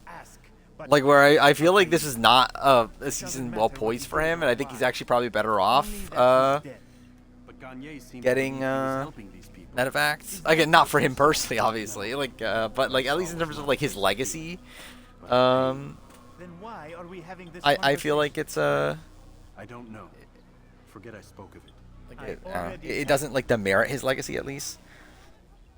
Yeah, I mean, we literally started talking spoilers like when did I start doing it? I think it was at like 12:45 or so. So it's literally been like almost an hour. Good for Camilla if she's there. If Camilla's there, I think it's good for her. Let's see if the game crashes. It didn't. It's so funny the game crashed twice at the beginning of the game, and since then it's not crashed. Damn it. What's the problem Okay, now? so this is where I ended stream last time. I played this game on stream, which that stream was 3 hours 45 minutes long, or 3 hours 45 minutes. So I've somehow taken 35 more minutes to get to this point than I did last time. So that's great. It's gonna be a while, Desmond. Why don't you go lie down? Stepping that. Oh yeah, I don't believe that pregame alliance personally. I mean, Genevieve's husband has said that's not real. Well, also, like, I do not believe that fucking Rob Cesternino is in that group. It was like talking about the group started off with like Rob, Jerry, and Sean Rector in it, and then they got cuts and like. But it's like I do not believe for a second that Rob Cesternino was in a like alliance that big. I feel like that sounds even more ridiculous. I don't believe that spoiler in particular. Someone's been in here. Yeah, Genevieve's husband's on Twitter, like talking about how, like, yes, like everything Survivors Unite said about Genevieve is wrong.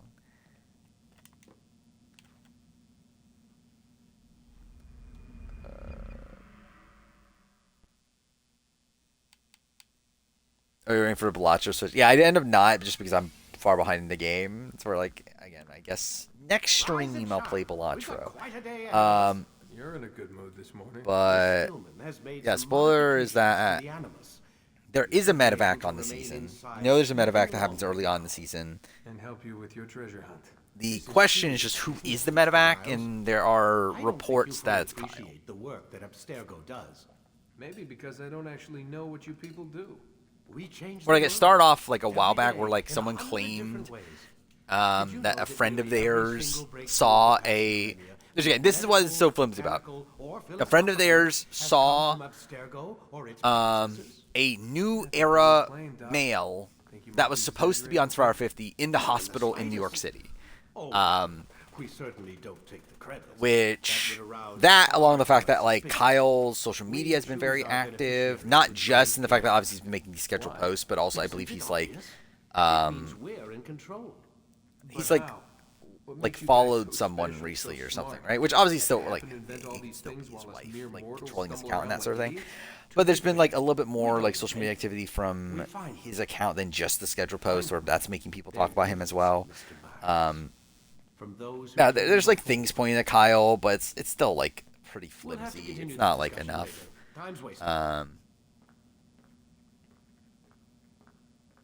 I mean, there's other talk about like Colby. There's other talk about like there was initial talk about Emily Flippin, though that's fully not true. But yeah, even the Colby one just seemed also like based on speculation. Like I don't think there is like actual like full on proof to like 100% knowing who the medevac is, but I do feel like Kyle was the one that there's at least the most amount of proof for. But even then, it's still not like that definitive. I mean, said early. In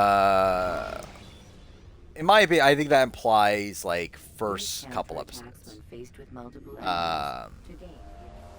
like my first interpretation of that is I feel like that feels like kind of like a round 2 sort of medevac. We'll see. Charlie's from Boston. Do not think to rest upon Which, if it is, okay, if it's true that's New York City, it has to be Kyle, by the way. I believe that is the only New Era male from New York City. Because the other options are, what's Jonathan, who's from Florida, right? Then you have Q, who's from Minnesota, right? Charlie's from Boston. And then Joe is from California. And I don't know where. To be fair, I don't know about Rizzo. I could not tell you. He's from Alabama. Anyway, from somewhere south. I remember. The medevac is from Redmond. We know that an early medevac is from Redmond. The Kyle thing is not from reliable source. But Survivors Unite has commented on it initially, talking about it as if it's real. However, said today that he's not fully buying into it at this point. Walk amongst the people of their cities. You learn the Kyle might be from Pennsylvania, but he lives in New York City now. That these men are obstacles to the peace we seek. Then they will die. Like Kyle was like close to so that's also part of the story is that like Kyle, well not part of this story, but like Kyle. Like Kyle lied to everybody that he wasn't going to be on 50, and that's why like all the New York survivors were like so confident that like the Survivors Unite list was fake because Kyle was on it, and it was like, well, Kyle told us he wasn't on. Obviously, it turns out he is. And also supposedly Kyle was lying about Camilla, also saying that Camilla wasn't on, which is like. Yeah, if that is true, like, why are you doing that? Why are you just, like, sinking Camilla for, like, no reason? The cast leaked for 49, like, a while ago.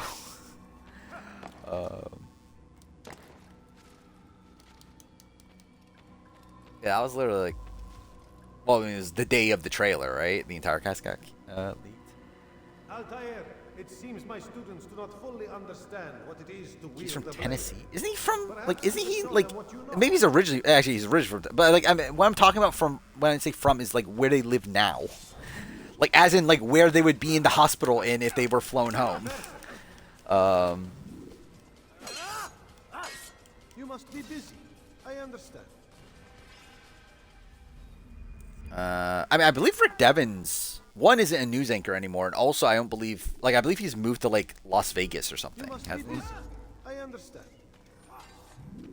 But maybe at a point worked with Rick Devens?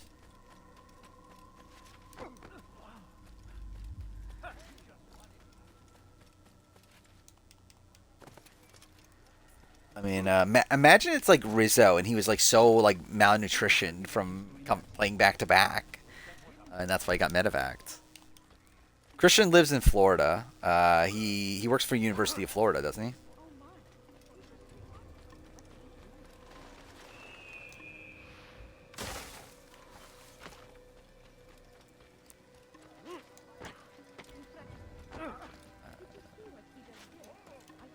And even then, he wouldn't be the new era male anyway.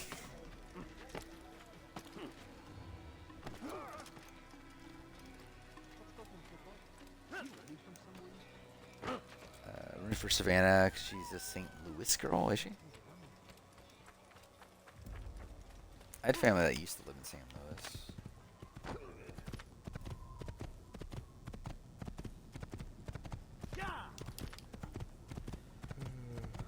I don't even know. Like, when was the last? I don't think I've had a Survivor player live in the city that I live in forever at this point.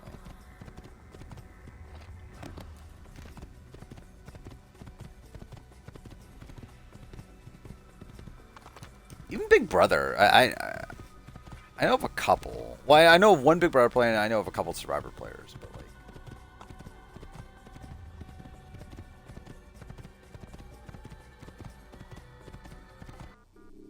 But even that, it's never like I've never once ever thought like, oh my god, this person lives in my city, I need to root for them. It's like that's like never really come across my mind personally. Jar carriers can easily break your cover if you cause them to drop. I guess I have like no I don't know, no city pride or anything. Random that Jonathan grew up in your hometown. Yeah, that's kind of random if you are from a small town.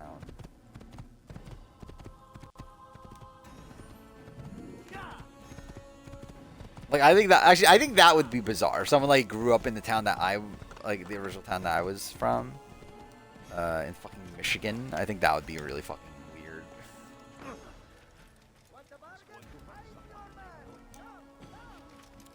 Or like I don't even remember the fucking population of it, but I'm pretty sure it's like what, like 1,000 maybe, if that. Actually, I'm gonna look this up real quick. How many people?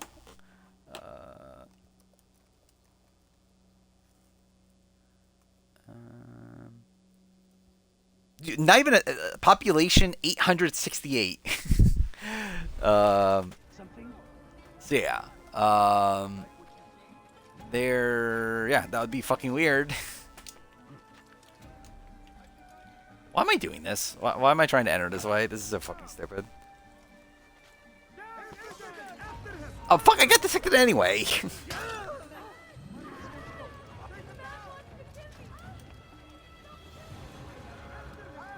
Okay, I think it'd be tough to beat from a place that small. Cool. Dude, I can't I can't imagine actually living there. Like where you have to drive like an hour just to go to a grocery store and everything. That sounds fucking depressing.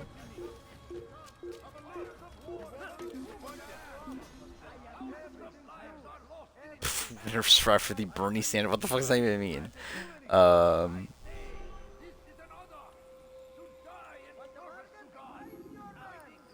Missouri needs a Survivor winner rep. Yeah, I haven't followed like what states have not had a winner. I'm assuming a lot, obviously, considering there's only been 48 seasons, and then even then, like definitely there's been a lot of states that have multiple winners. I feel like.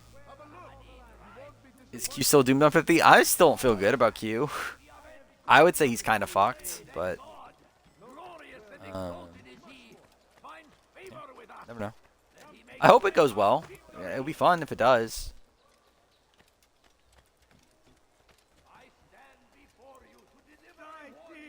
Tina does. I forgot, what was Tina talking about recently? Like I did listen to her the 50 Files podcast. I remember she was like talking about like how she lives, but I generally don't even remember anymore about like what the story was. Yeah, do we count Pensacola, Rob? But I assume there would have been more Florida winners because I believe Florida is like one of the most represented states, right?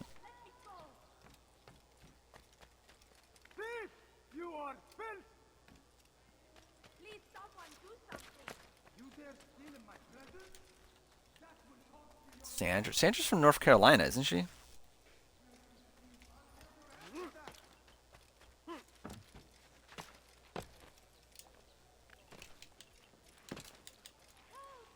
Waiting for Georgian A versus the World Idol out Luke Toki. I would love to see it.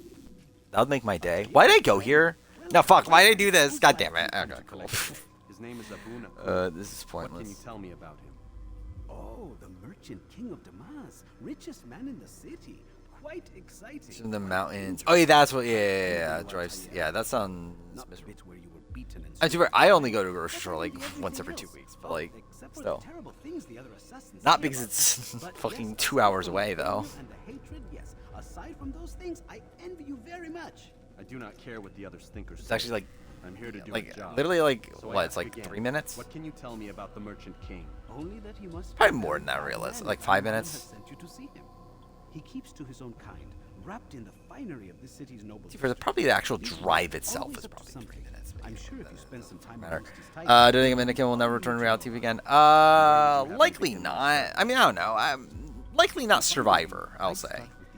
Who knows if who knows if she shows up on Queens of the Jungle or the fuck that show is, or like some other random show. But yeah. It's a popular meeting spot and has proved a reliable source of loose. What says the most represented winners? New Jersey. I assumed it would be California, but New Jersey obviously has at least 3. I'll return when I've gathered the necessary information.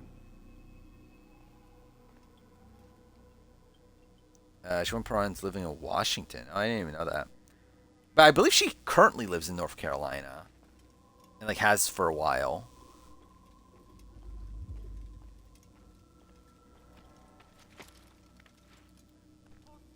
Like I know she was at the North Carolina Survivor screening.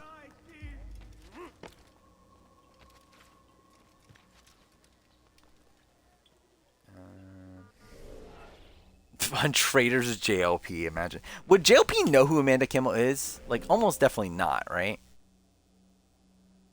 I forgot which district I'm doing this in. I think it's Rich, right? Because the guy at the palace and everything. So I'll probably get this viewpoint and then probably end. California's 8? That's insane. I can literally see a viewpoint from here.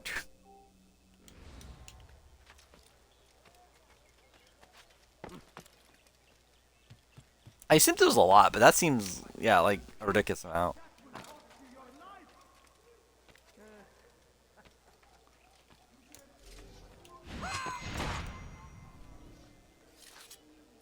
Yeah, Robin's, like, we're talking about Rob Cesternino, right? Yeah. Or are you talking about Rob Mariano? I don't believe so. Rob Cesternino and Sandra live very close to each other. Like, they both live in the same state, at least. I believe she actually lives, like, a couple hours away, from what I remember. Or I believe Rob Cesternino lives in Raleigh, right? I don't remember exactly where Sandra lives. Yeah, Boss Rob? No, I don't believe they live close to each other. Like, yeah, Rob, from what I understand, Rob still lives in Pensacola, right? Last I've heard, at least. And, yeah, Sandra lives somewhere in North Carolina. Besepia, Brian, Aris, Yule, Earl, Parvati, Fabio, Adam all live in California. Insane that they're, like, it's all clumped together. Like, it's like almost all of them are pre-20s. The only, like, post-Nicaragua winner from California is Adam. Like, that's kind of insane. Yeah, California. Canada has, yeah, more winners than decent amount of states. Which is insane considering it's obviously just post, 39? The occupation of every winner? Probably not. Like, generally, I don't even know what Hatch's, like, listed occupation was.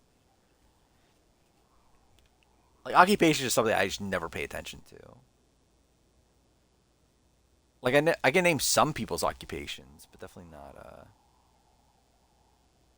everybody's. It's kind of insane that, like, for a game that was released in 2007, like, the fact that you can actually see, like, this many people in the distance, I feel like it's kind of insane. Like, this game does look, like, really fucking good for 2007. Like, it's insane how this game is almost 20 years old. And I love how, as they say that, you get this, like, really low-res, like, texture there, but still. I know 2 winners, Ben and Gabler. Yeah, I remember hearing that Idaho had multiple winners. I didn't know exactly who they were, though. I knew Gabler. I didn't know Ben was from Idaho. Explain why Jonathan and Rob are friends. I believe, yeah, like, that's why I thought Jonathan was from Florida. Is because I believe they live close to each other. So ever have a stripper as a contestant? I don't think someone labeled as a stripper. I'm sure they've had people that were strippers at a point on. Gulf Shores in Alabama, near the Florida-Alabama line. Well, that's something. And maybe they're close in that light. Again, they're like that's not that because Pensacola's, yeah, like near there too, right? So. I'll really put Baldwin County as if I know what the fuck that is. But yeah. Yeah, I know Pensacola's Panhandle. We had a player for sex tape, porn star, and a couple OnlyFans models. Was anyone? I don't think anyone had an OnlyFans while on Survivor before, though, right? Until Ozzy. And even Ozzy, I believe he shut his OnlyFans down, didn't he? So like, I don't think anyone's actively had an OnlyFans account while on Survivor. Has there been an elected official in office during Survivor? Not on Survivor US. On Survivor Quebec, there was. There was a mayor that was on Survivor Quebec.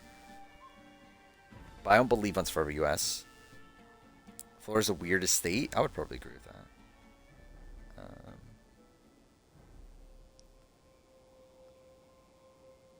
Is where every winner's from.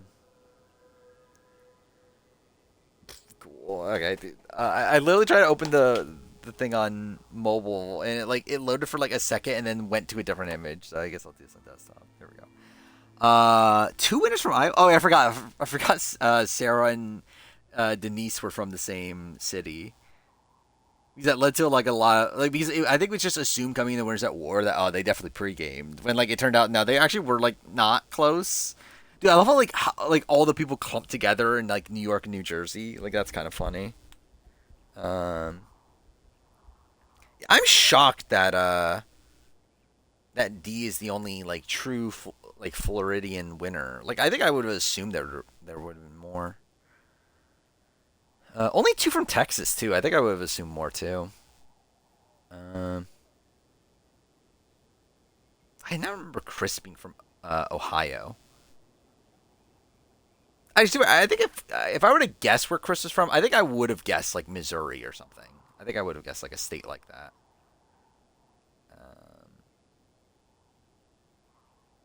But I forgot Chris was from South Carolina, also. Really, I'll say that. I feel like nothing else comes off like too shocking here. I always forget Idaho is like so far west. Like I think whenever I think of Idaho, I think of it as like it being like Midwest. Yeah, it's like actually like almost all the way to the west. No, from Illinois, ever won Survivor. Yeah. No, from Georgia, ever won Survivor too. Yeah, it's like. No, actually, it is kind of funny how, like, yeah, like just how many states have not had winners. It's probably like, it's definitely like around half, right? That have not had winners. Was it like 1? It's kind of hard to count with all the smaller states, but still. Yeah, no one from Nevada. No from. Oh, maybe Rick Devens will be the first. I can't wait. I believe he currently lives in Las Vegas. Last I saw. Do we have like a list of like current like current places? I don't know. Current what do you call it? I'm still fucking tired. Where they currently live.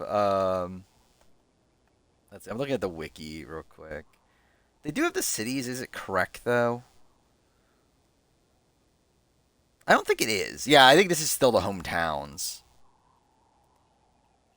Because I don't actually is it because like Kyle's is Brooklyn. Because like yeah, I'm pretty sure like Q lives in Minnesota, doesn't he? He has him listed as Tennessee, but I'm pretty sure he doesn't live in Tennessee currently. Like unless he moved. But like I'm pretty sure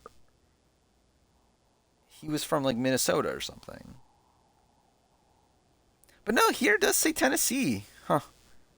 Actually, it says _1 agent in Minnesota and Tennessee. So does he just live in both? Like, obviously, I assume he has enough money to live in both. Whatever. But it is outdated because, like, Tiffany's listed as New Jersey when, like, we know Tiffany lives in LA now. But what? Stephanie's listed as Philadelphia. Yeah, Rick Devon's still listed as Macon, Georgia. And yeah, I'm pretty sure he moved he definitely moved west. I don't remember. I think it was Las Vegas, but I know for sure he did move west, and he doesn't live in Georgia anymore. Let's see. Does it say anywhere? Thinking, do I really want to be looking for fucking Rick Devens? Actually, wait, is it here? Because I'm pretty sure it's like a recent thing. Like he just like recently moved. Yeah, like beginning of the year, he's still in Georgia. But I remember I saw that he announced that he's like moving somewhere. No, I don't fucking feel like looking for it. Crazy Rachel's Michigan. Yeah, also I feel like that's like not the state I would have expected Rachel to be from. Is Michigan. Let's see. Just looking at everyone else's. I forgot Genevieve was Canadian. I love it. Like I kind of forgot about that. Yeah, everyone else is kind of expected. Yeah, like Colby's listed as L.A. when like Colby definitely lives in Texas now. I'm pretty confident in that. Unless he moved back to L.A., but like I'm pretty confident he does live in Texas. Erica and Marianne live in Ontario. I believe so. Right? I forgot actually. Like where's Omer live? Like Omer and Marianne I know live in the same city. And then I believe used to, and then Marianne recently moved like 4 hours away or something. I remember it was a thing.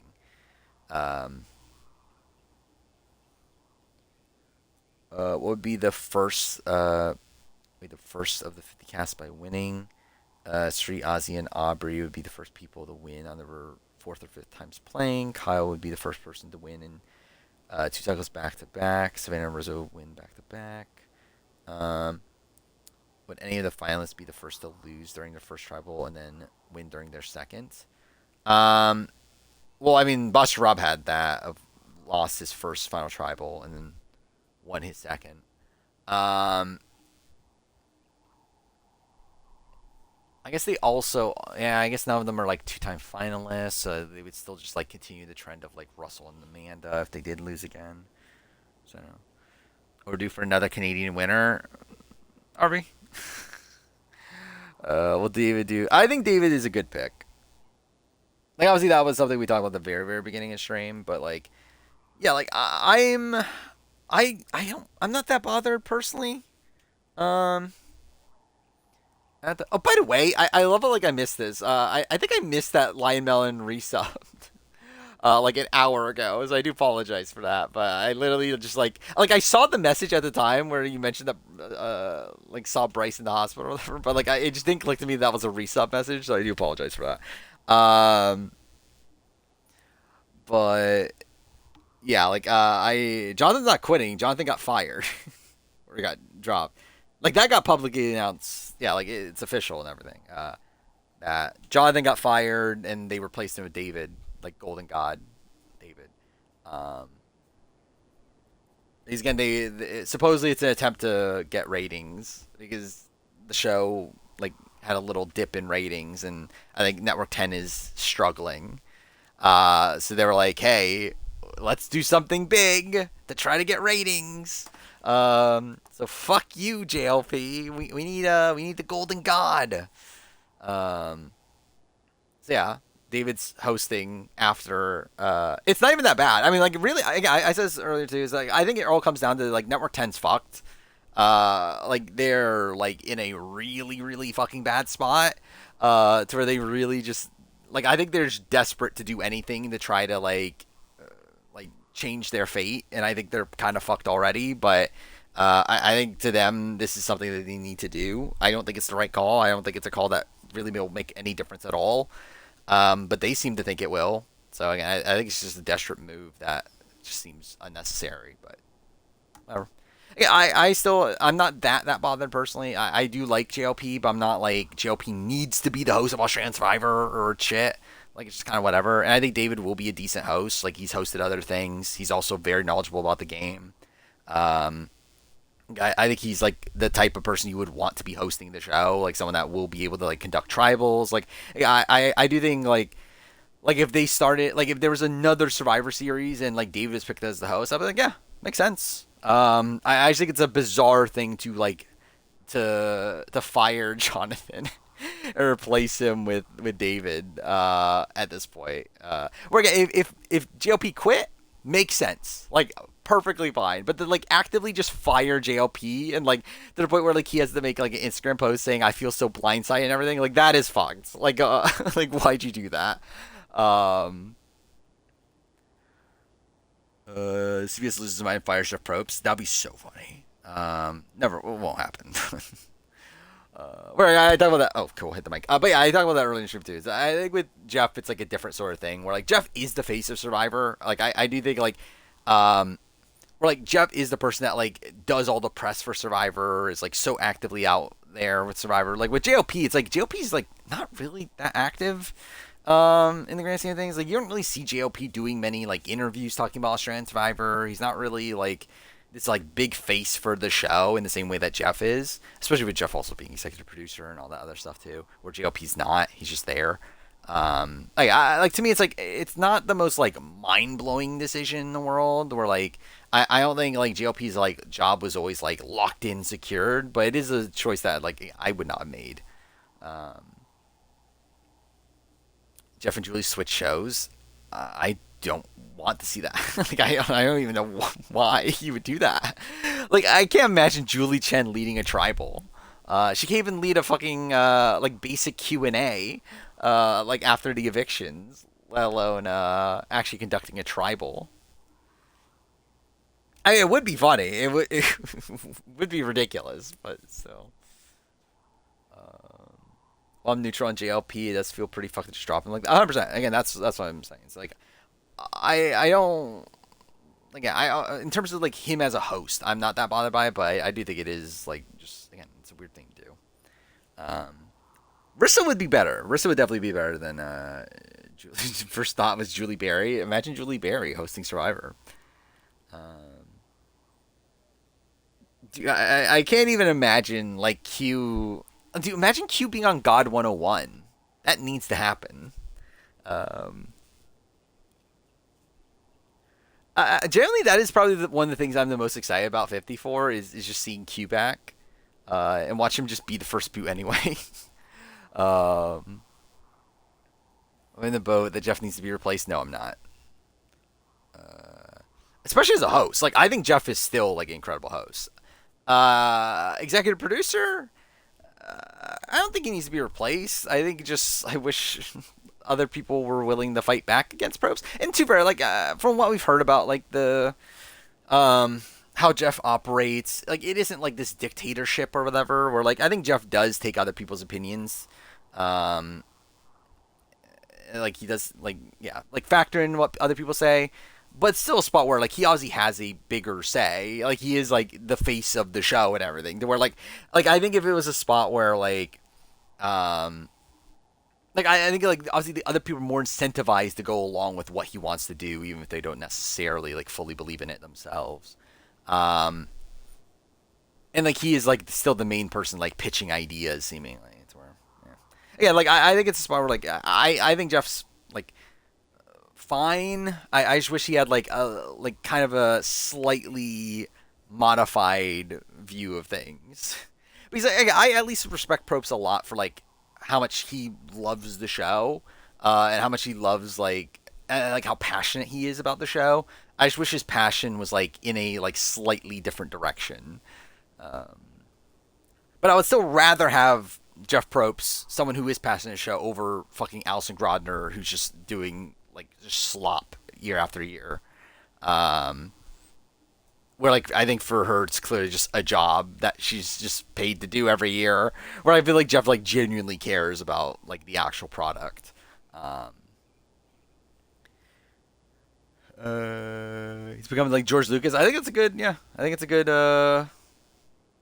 like comparison. We see Q and Coach have a ham up. I'll be so disappointed if Q and Coach never get to interact. I'm so worried about. I think that's like one of my main worries about 50 is like we're never gonna see like some of these like big personalities interact with each other. Like never see like Q, Angelina, Coach. Who else is there? But still, it's like I would be disappointed, especially at the Q Coach one in particular. Just should be more limited executive producer role. I would prefer that, but that's never going to happen at this point. Who told Jeff the hourglass is a good twist? What a question. Yeah, why didn't Mike White tell him that twist was shit?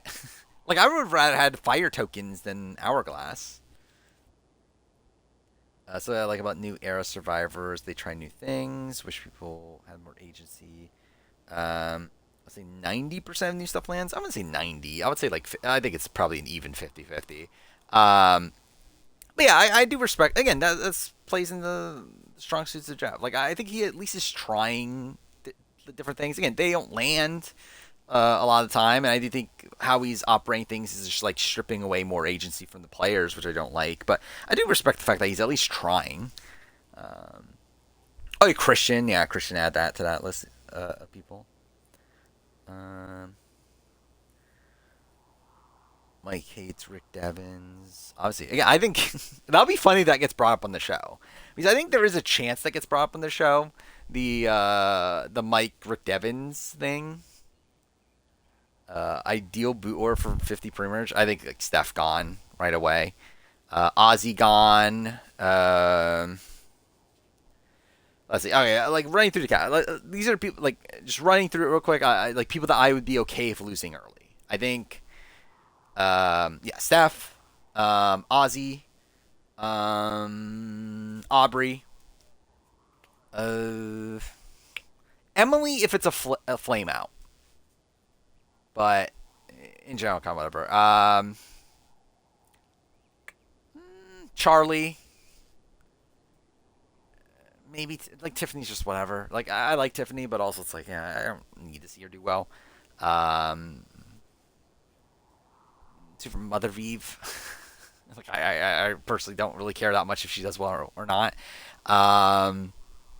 Joe, like probably Camilla also, probably Kyle, like probably all of the 48 people on.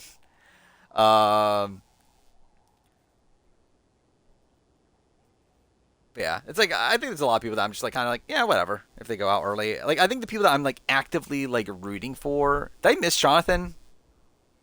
I forgot. Did I not miss, like did I skip over Jonathan? I didn't mean to also mention Jonathan. I was like someone that would be okay with losing early. But yeah, like the people I'd like to see make it deep. Again, Jana Lewis, I'd love to see do well. I think that'd be fun. Colby, I'm like interested in like seeing Colby try to get redemption. I think that is like an interesting like storyline for me. Like knowing that he's like coming into this thinking he has like this baggage or that he didn't take his like last chance seriously and he wants to like redeem that. I think that'll be interesting to see if he can pull that off. Sri. So again, would be cool. Coach is coach. So also would be cool. Oh, did I skip Chrissy? Chrissy, I'm fine with leaving early also. Yeah, I don't really care that much about Chrissy.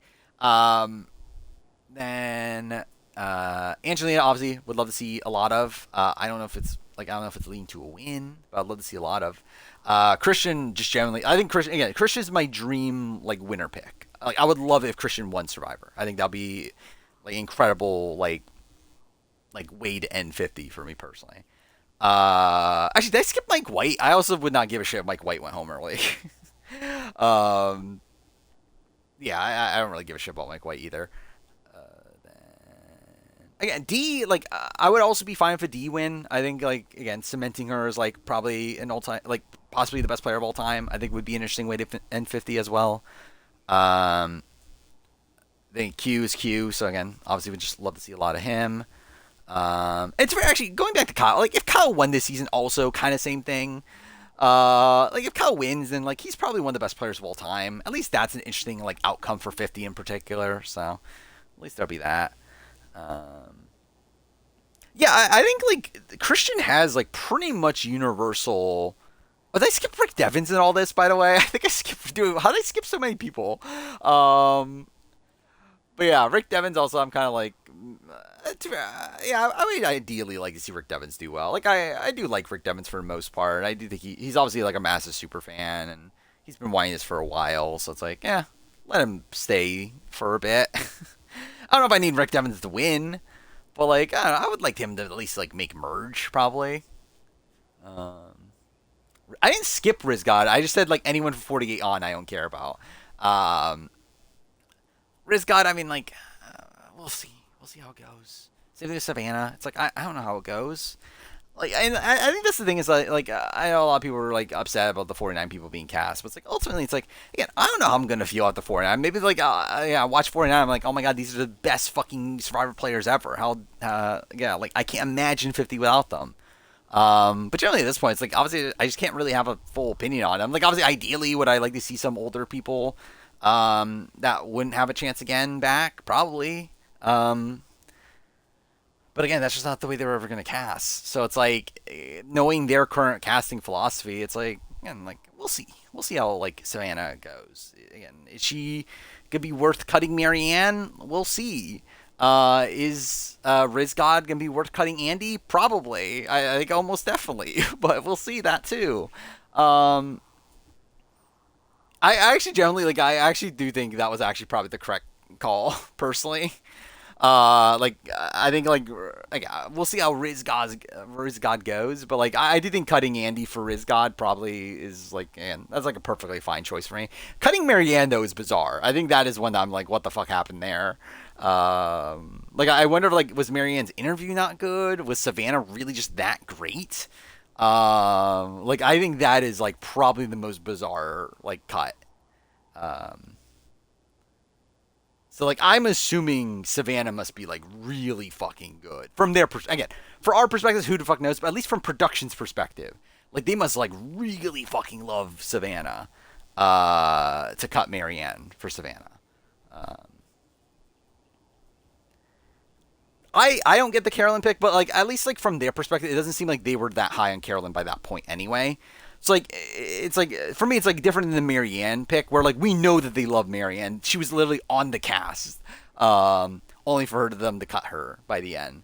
Where, like, with Carolyn, it's like there was always the traitor stuff going around. There was just, like, Carolyn being, like, kind of, like, seemingly, like, a pain to deal with, to where, like, it didn't seem like it did seem like she was losing favor to begin with. So it's like, by the time it happened, I'm like, okay, yeah.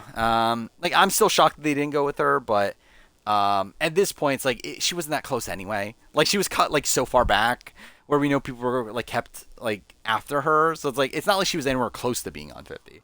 Where, like, Marianne literally was on 50 and then gets cut for Savannah at the last second. Do I see a D versus Savannah feud? I don't know anything about fucking Savannah. Like, how am I supposed to know?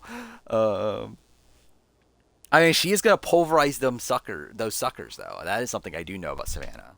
So again, it just depends on if D, like, wants to pulverize those suckers. I'm not sure if that's something D likes to do. I think Marianne or Carolyn would have done on 50. Marianne, I think, would have done very well. I don't think she would have won. I think she probably gets taken out, like, mid-merge or something. But I think, like, most people probably come in wanting to work with Marianne. And then she probably gets, like, taken out, like, later into the game. Carolyn, I think, is probably first boot. I think Carolyn's gone right away. I think she's pretty fucked. Especially after Traders. Both from the fact that she obviously got a lot of popularity from Traders, but also the fact that even on Traders she comes off like such unreliable ally. Like, I think she's pretty fucked. I mean, it's not confirmed 3 winners, but it would not be shocking if it's 3 winners. It would have been interesting, cute. Yeah, that would have been a fun dynamic. Where, like, Carolyn definitely, if she was on, she definitely would have been, like, obviously one of the, like, landmark characters here. Like, one of those characters that, like, talking about, like, Q, Angelina, Coach. Like, she would have been one of those people that, like, it would have been really interesting to see her, like, interact. Like, seeing her interact with Colby would have been pretty insane. I think Andy would have been early boot. Probably, yeah. Like, he seemed to be doing some pre-gaming. So, like, I don't know what relationships he necessarily had set up, but in terms of, like, perception coming into the season, I think he would have been pretty screwed. Updates on fan votes for 50. We have not. Actually, I'm kind of surprised by that. Yeah, we haven't gotten anything. Outside of the tribe colors. Yeah, I assume we've gotten something by now. I assume we're going to get Force Fire pretty soon. And if that happened or not. So I've got each of the new era women and men winners for their gender counterparts. Who'd fare the best? I think Jam Jam would have done pretty well here. But probably also another one like Marianne. Again, I think a lot of people work with him early on, but probably taken out like mid-merge sort of like spot of the game. Where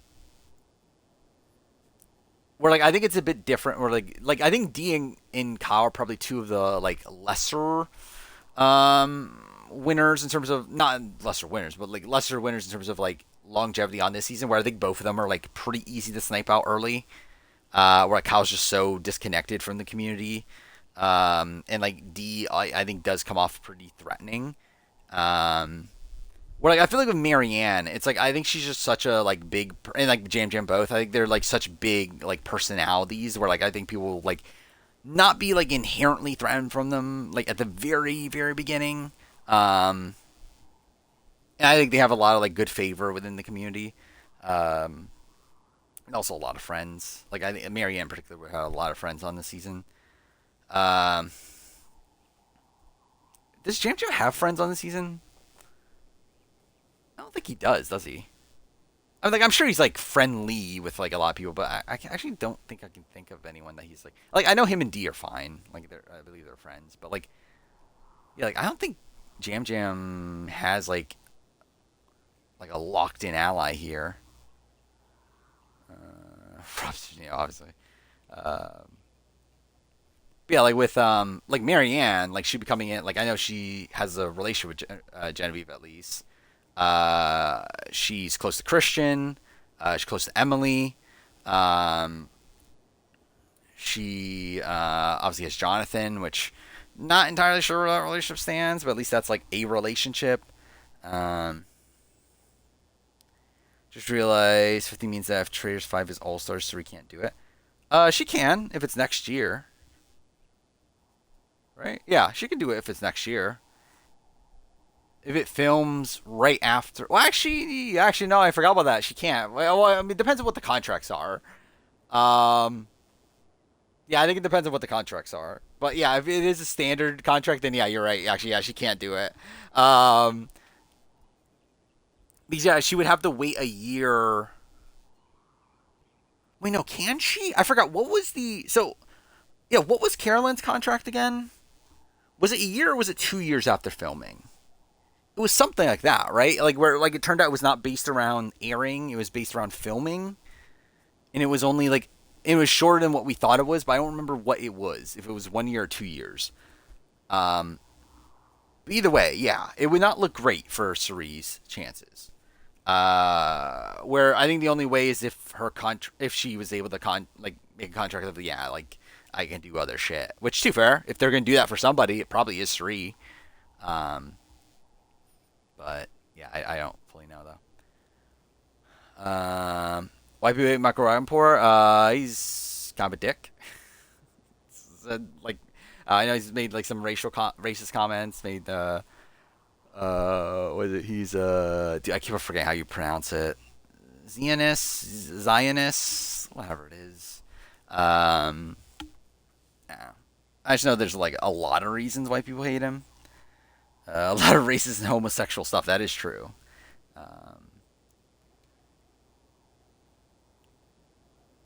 When I say, dude, it's 4:30, which is even more insane. Dude, oh my god, dude, stream's over 5 hours. I didn't mean to do this.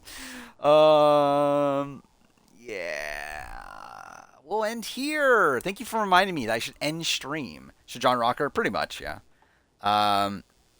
Which I guess we'll do it again. Again, like obviously I'm streaming from Xbox. I don't love how like unstable things seem to be, but I think it's like as long as I remember to like make sure. Which by the way, it's not even on right now.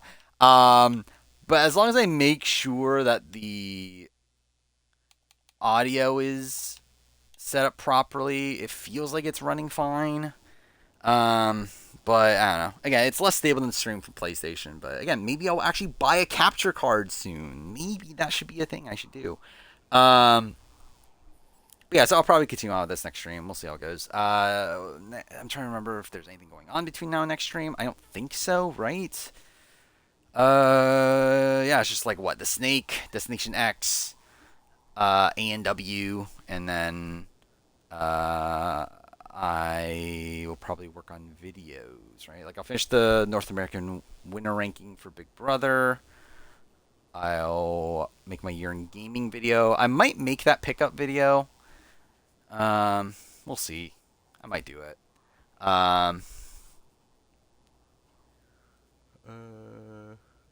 Rewatch the 50 emergency stream. It's funny that I said it'd only be like an hour. Yeah.